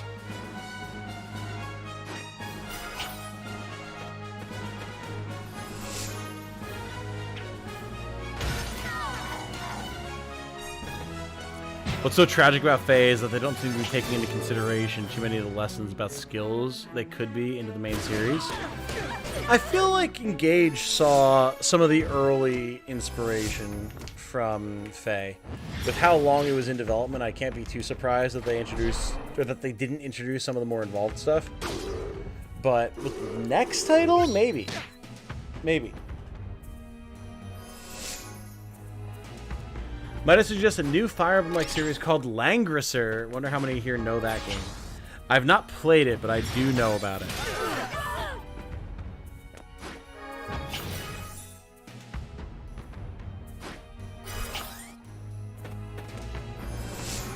And by know about it, I mean like I know of it, but I've never really seen much about it or anything.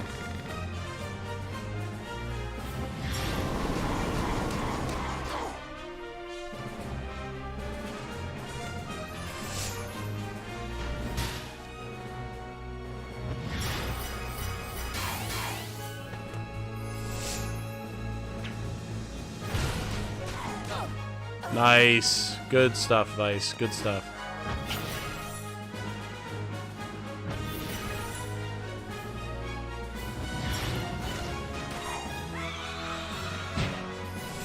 Huh. I feel like you could have targeted that so that you did some damage to the skeleton, but whatever, Sherry.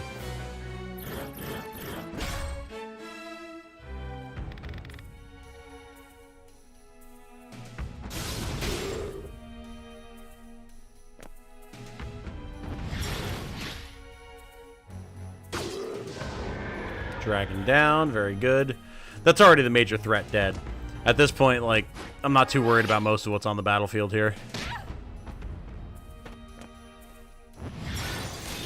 We should be able to auto-battle through this without any major issues. I say Sistina gets ice blasted to hell and back.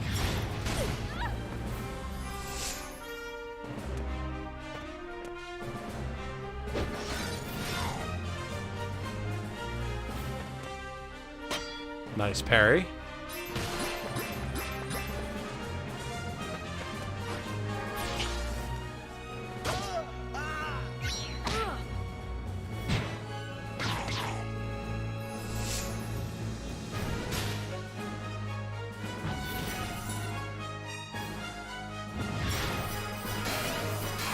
Huge major heal. Good stuff, Donaldo. Don't mind the damage reduction skills too much personally. That's probably because they're close to what I wish General would get. Yeah, there's definitely stuff that they could take over from Faye for sure. It just jumped the shark a long time ago.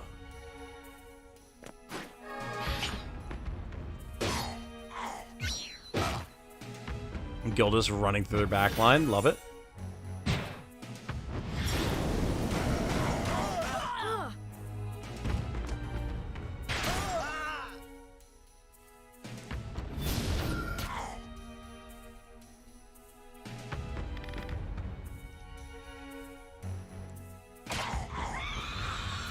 Skelly down. Don't appreciate all the stun from these cruelest cuts, but not much that can be done about it.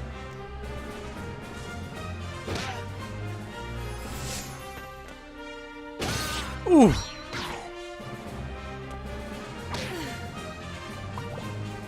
Come on, team. Can we get through this without any incaps? Let's find out. Donalto with the good major heals, definitely helping. We're down on them like crazy. There's just a lot of them.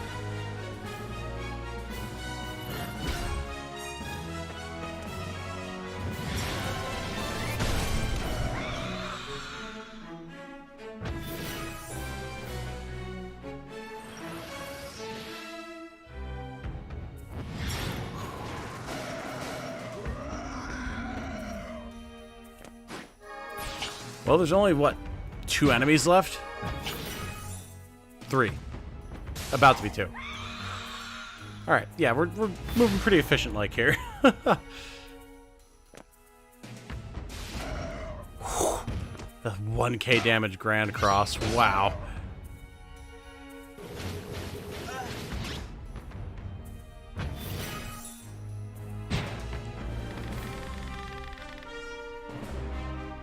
There's a mobile game, there's a compilation release featuring the first 2 games in the Lancaster series. Ultimately, the series has been landlocked to Asia until now. Oh, really? Okay. Canonicity of what goes down in CODA is up in the air. Not sure if the story in CODA is canon. The release, I heard conflicting takes on the topic. I'm pretty sure it's meant to be conflicting. As until, like, a sequel would potentially come out, there'd really be no way of knowing what is canon and what's not. So... you can play the successor to Kaga Saga, Kaga's Visteria Saga. I do want to. Well done, team. Good job, AI. You did it. You managed to not screw it up this time. We're proud of you. We're all very, very proud of you.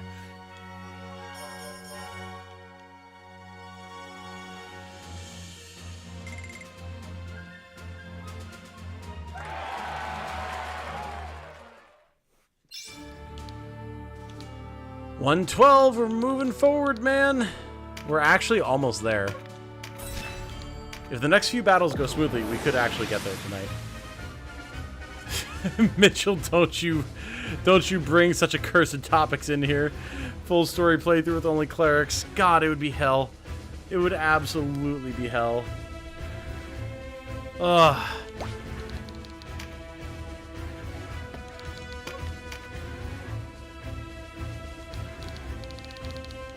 Alright, so here we need anti-beast. I don't know that the AI will handle this as well, because that's a lot of beasties, but we're going to give it the old college try.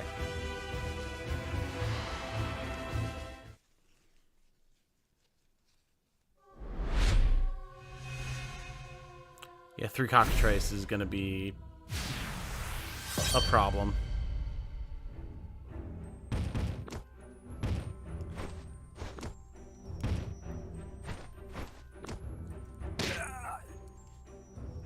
I mean, if it just walks right into my abode right off the bat, I'm okay with that. Oh! The Cyclops is neutral. Okay. That changes things. Okay. That makes things significantly less scary.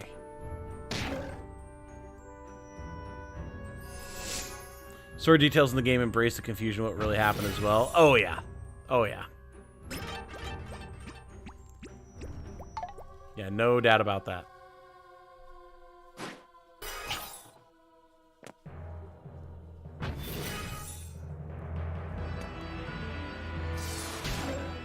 Then also already going in with the Wrathful Strikes. Little aggressive, bud, but I respect it.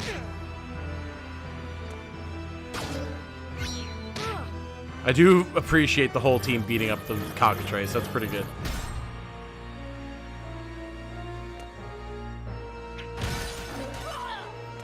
Okay, a little aggressive on the bomb throw there, Vice. I'm gonna be real honest with you.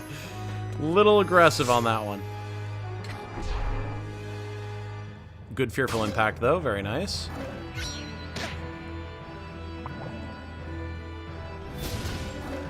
And I will absolutely take this Cyclops running around paralyzing everything.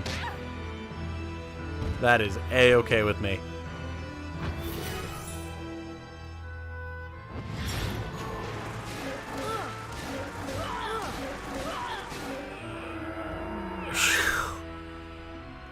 Christina, you're playing with fire right now, girl. What the hell? Like it worked, but at what cost? Alright, come on, Donaldo, be smart. Big meditate or big heal 3 on Cash who's about to die. No? Alright. I'm gonna insist on taking manual control here for a second.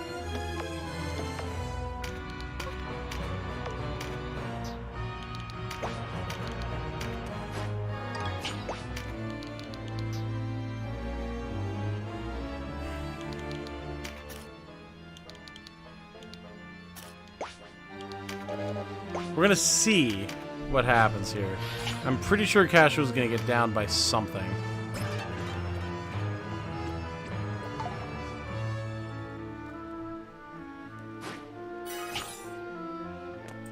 I just really want to see them hit the Cyclops and aggro him.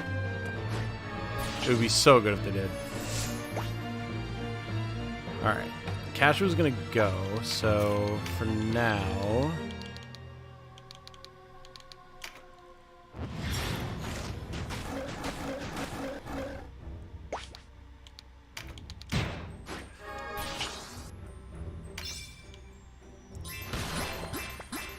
Okay.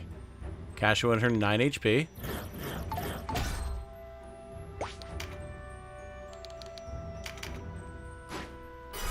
Significantly more than 9 HP now. Alright.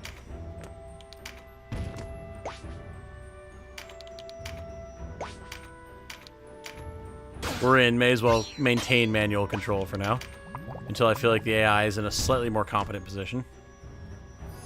Or until we're in a position that I feel like the AI is slightly more competent at handling. Ow, the petrification really sucks.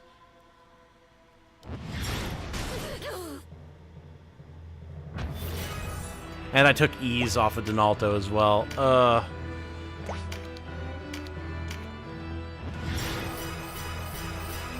Fortunately, huge heals.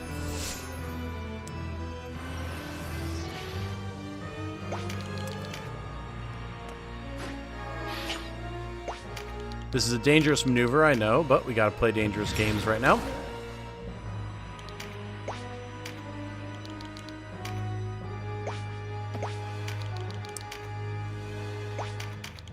Oh, I forgot. Jamie has an axe, not a spear.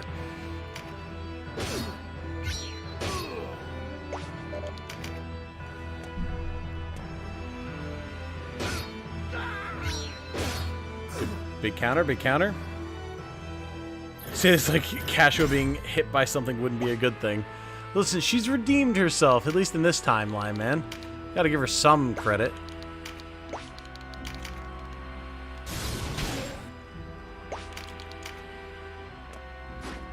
I feel like Cassio's a bit misunderstood as a character sometimes. I actually like the messiness of her character. Oh, for sure. She's a very compelling character. It's just in the moment sometimes she's extremely obnoxious, but that's clearly by design. Cassio is one of the more interesting characters in the game.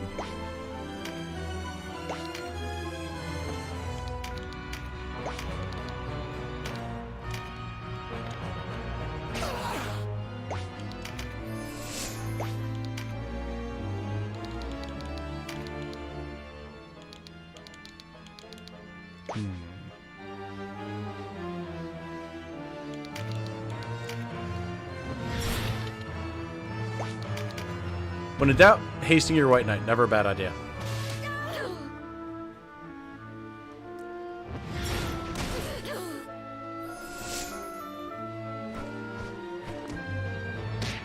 Alright, interesting decision. Not opposed.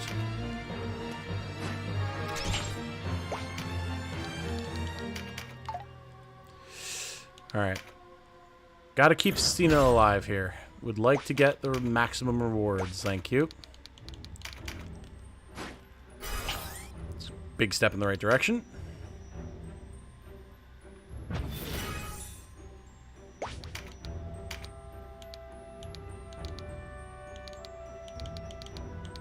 I'm okay with healing the cockatrice a little bit, that's fine. Heals on the party will be way more substantial. She's high maintenance, we've all met him. She's a little bit more than high maintenance. She's almost narcissistic, I would argue. Even if she does get better in some timelines. Oh, the AI made a choice right there. Oh, the AI absolutely made a choice right there. Alright, welcome to the party, Mr. Cyclops. Enemy of my enemy and all that. This just got real interesting.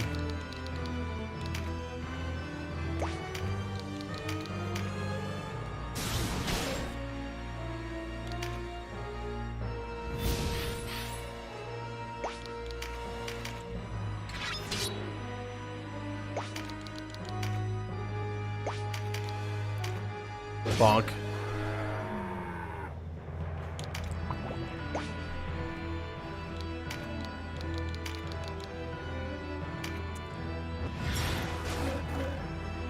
Alright, I'm just gonna go down here and I'm gonna let the Cyclops do his thing. Ooh, skull mask. Cool. Oh, they're going for it now. Oh, now y'all fucked up. Alright, time to sit back and watch the fireworks, ladies and gentlemen. And pelt them from afar with all sorts of magics.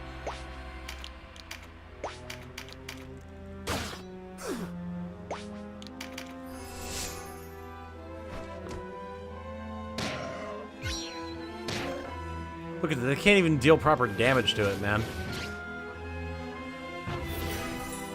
Oh, yeah. Oh, yeah, Sherry, let's go. But why don't I bow now?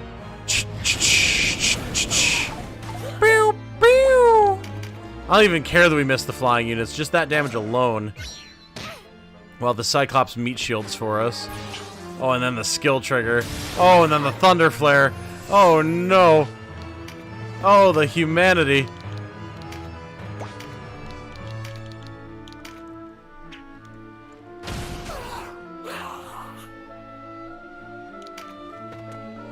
On the plus side, the neutrals usually have good drops. True.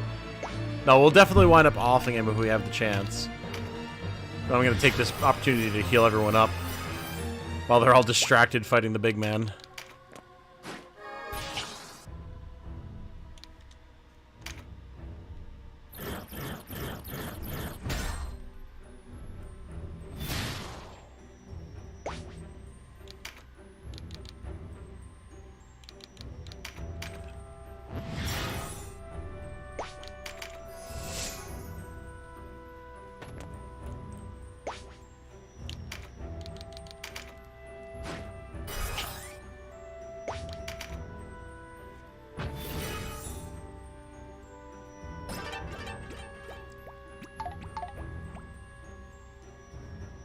Come on, you know you gotta attack the big man. No, no, you're going... Alright, you're going for the group. That's gonna be a mistake. It's gonna cost you.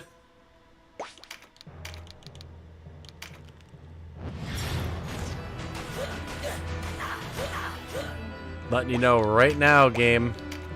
Not beneficial.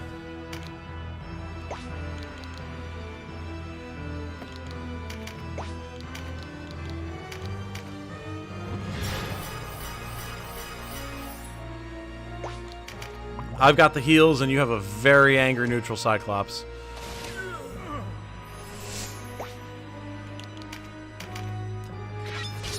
A crit up card, you say? Well, don't mind if I do.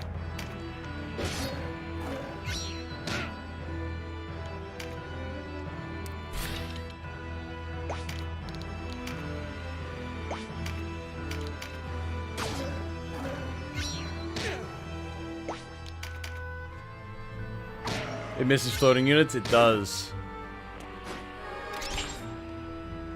Little details.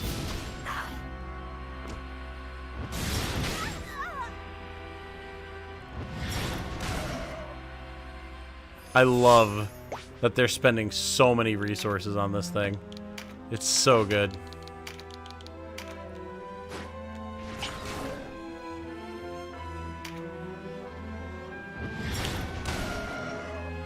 Keep hitting him.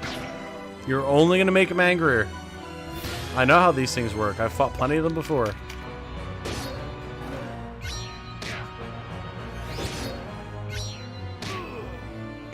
Almost got him. Ooh, Mother's Blessing, very nice.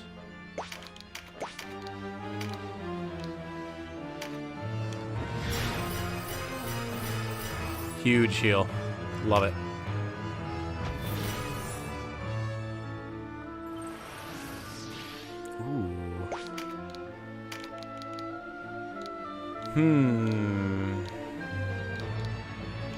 Let's do this, actually.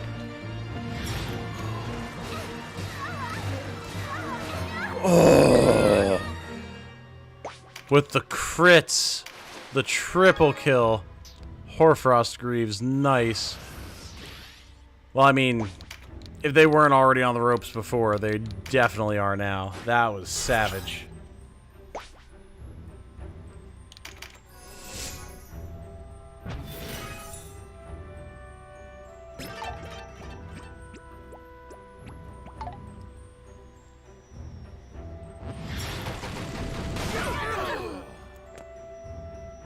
Like, the big crag falls, they hurt, but at this point, it really ain't enough.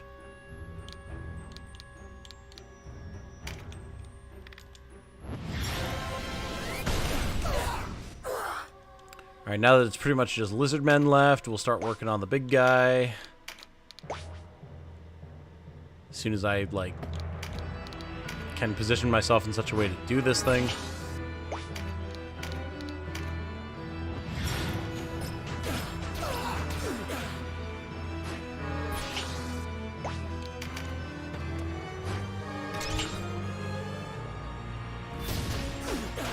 Oh, the AoE stun as well. And moving himself closer so I can start nuking it with magic. Nice.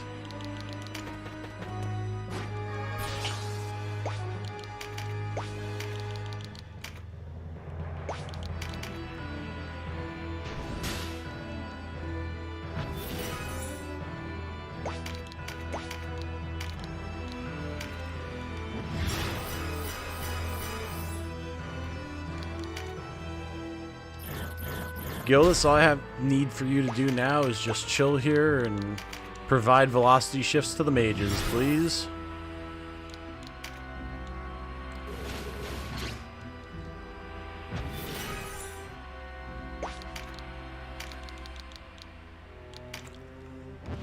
Sorry, my friend, you've been a great ally, but I need to kill you for whatever potential loot you have.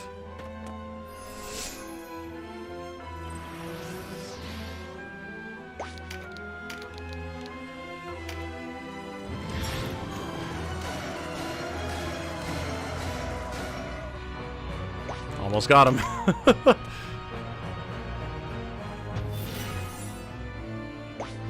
As a matter of fact, that should be that.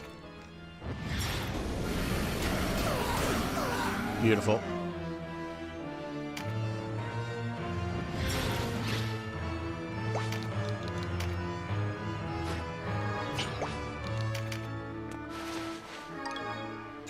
Aegis and Skull Mask, alright. Good to know that we're going to be getting some good stuff from him.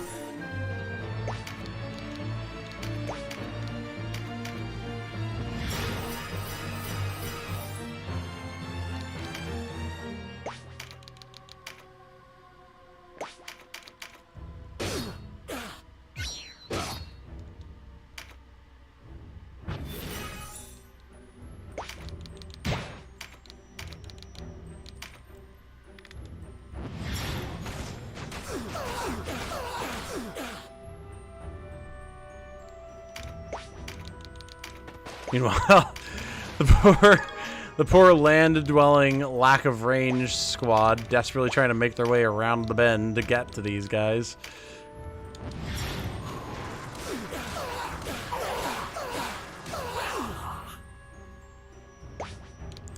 One left. Pfft, the stumble.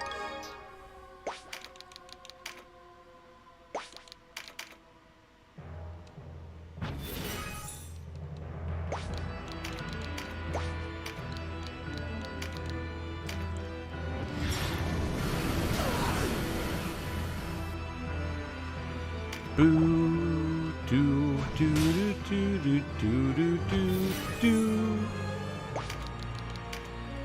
After this battle, I'll have to jump off, but it's been a fun stream. Absolutely, it's been a good time having you, Eric. I'm debating if I'm going to continue after this one or not. I'm thinking it would be cool to have more people here for the big final fight. So I may hold off. Have been going for 4 hours already, anyway.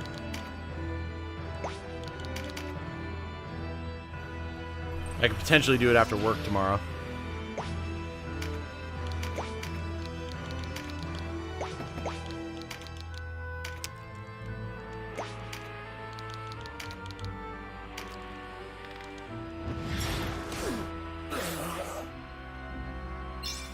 Nice.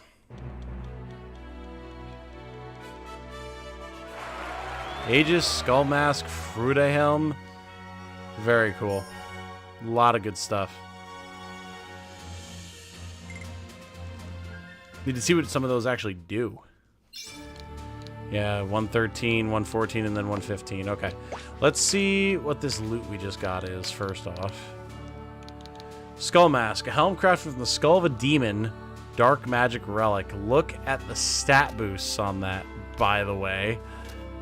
Damn. Oh, sorry. Mic bump. That's considerable. Ooh, and the Freude helm is actually better. A sacred Burgeonet helm blessed by the great Father Falaha enhances light abilities and dark resistances. Oh, you know who this is going on. It's my boy. It's Denim. Yep. Oh, yeah. Denim decked out almost entirely in relic gear at this point. Well, you in chat, have a good night later. Absolutely. See you later, Eric. Hope to see you around in the next one. Have a good night, brother. Thank you for hanging out. And then these skull masks. I mean, there are certainly plenty of worthy recipients, but I think Vice absolutely cannot use one. Oh.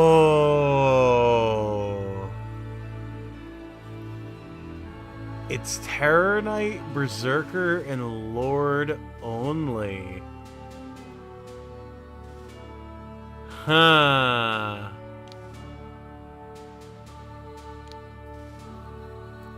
Look, -5 kind of hurts, though. How much, though? Like, really? Like, really? Alright, where's Diavold? Diavold absolutely wants one of these. And then, where's Eletheren? I know we haven't had her out in a long time, but she's around here somewhere.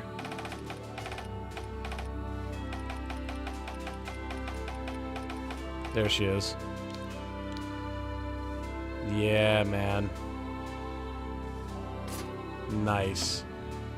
Very cool. Very cool. Okay, actually, wait, she's only level 46? Damn, she is. Wow. Alright, let's fix that really quick. What do you think, chat? Should we hold off on going to the final big bad? Because I know we got to go through a couple of stages and then fight him. And that's going to be a whole thing unto itself. So, should we wait until, like, tomorrow, maybe Monday, get more people here to enjoy it, and then go through and finish CODA 2? That's kind of what I'm leaning to at the moment, but you guys tell me. And while I wait, I'm going to burn some of these charms on characters who need it.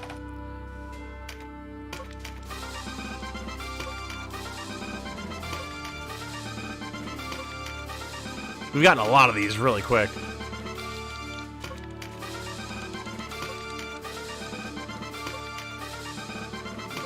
Final fight might take you a while, TBH, for Wizard Warren's not the smartest AI. Okay. We can wait. Okay. I'm going to burn through all these charms, so if anyone wants the chance to chime in, now's your opportunity.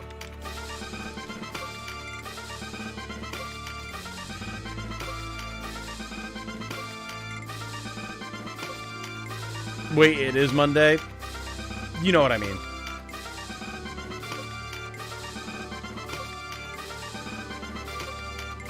Tomorrow night, Tuesday night, that kind of thing.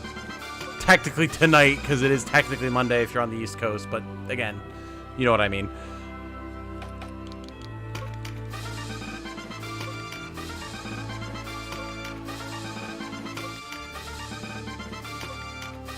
Baka votes for waiting. Okay. People seem to be in favor of waiting. All right. Fair enough. I think that'll be more fun.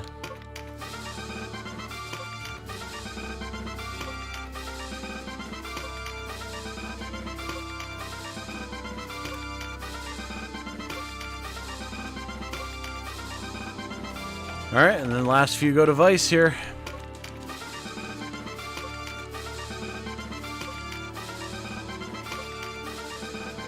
Now, for those of you not in the know, you're probably wondering, why am I just recklessly dumping charms into these three characters? Well, when we get to CODA 4, you'll find out.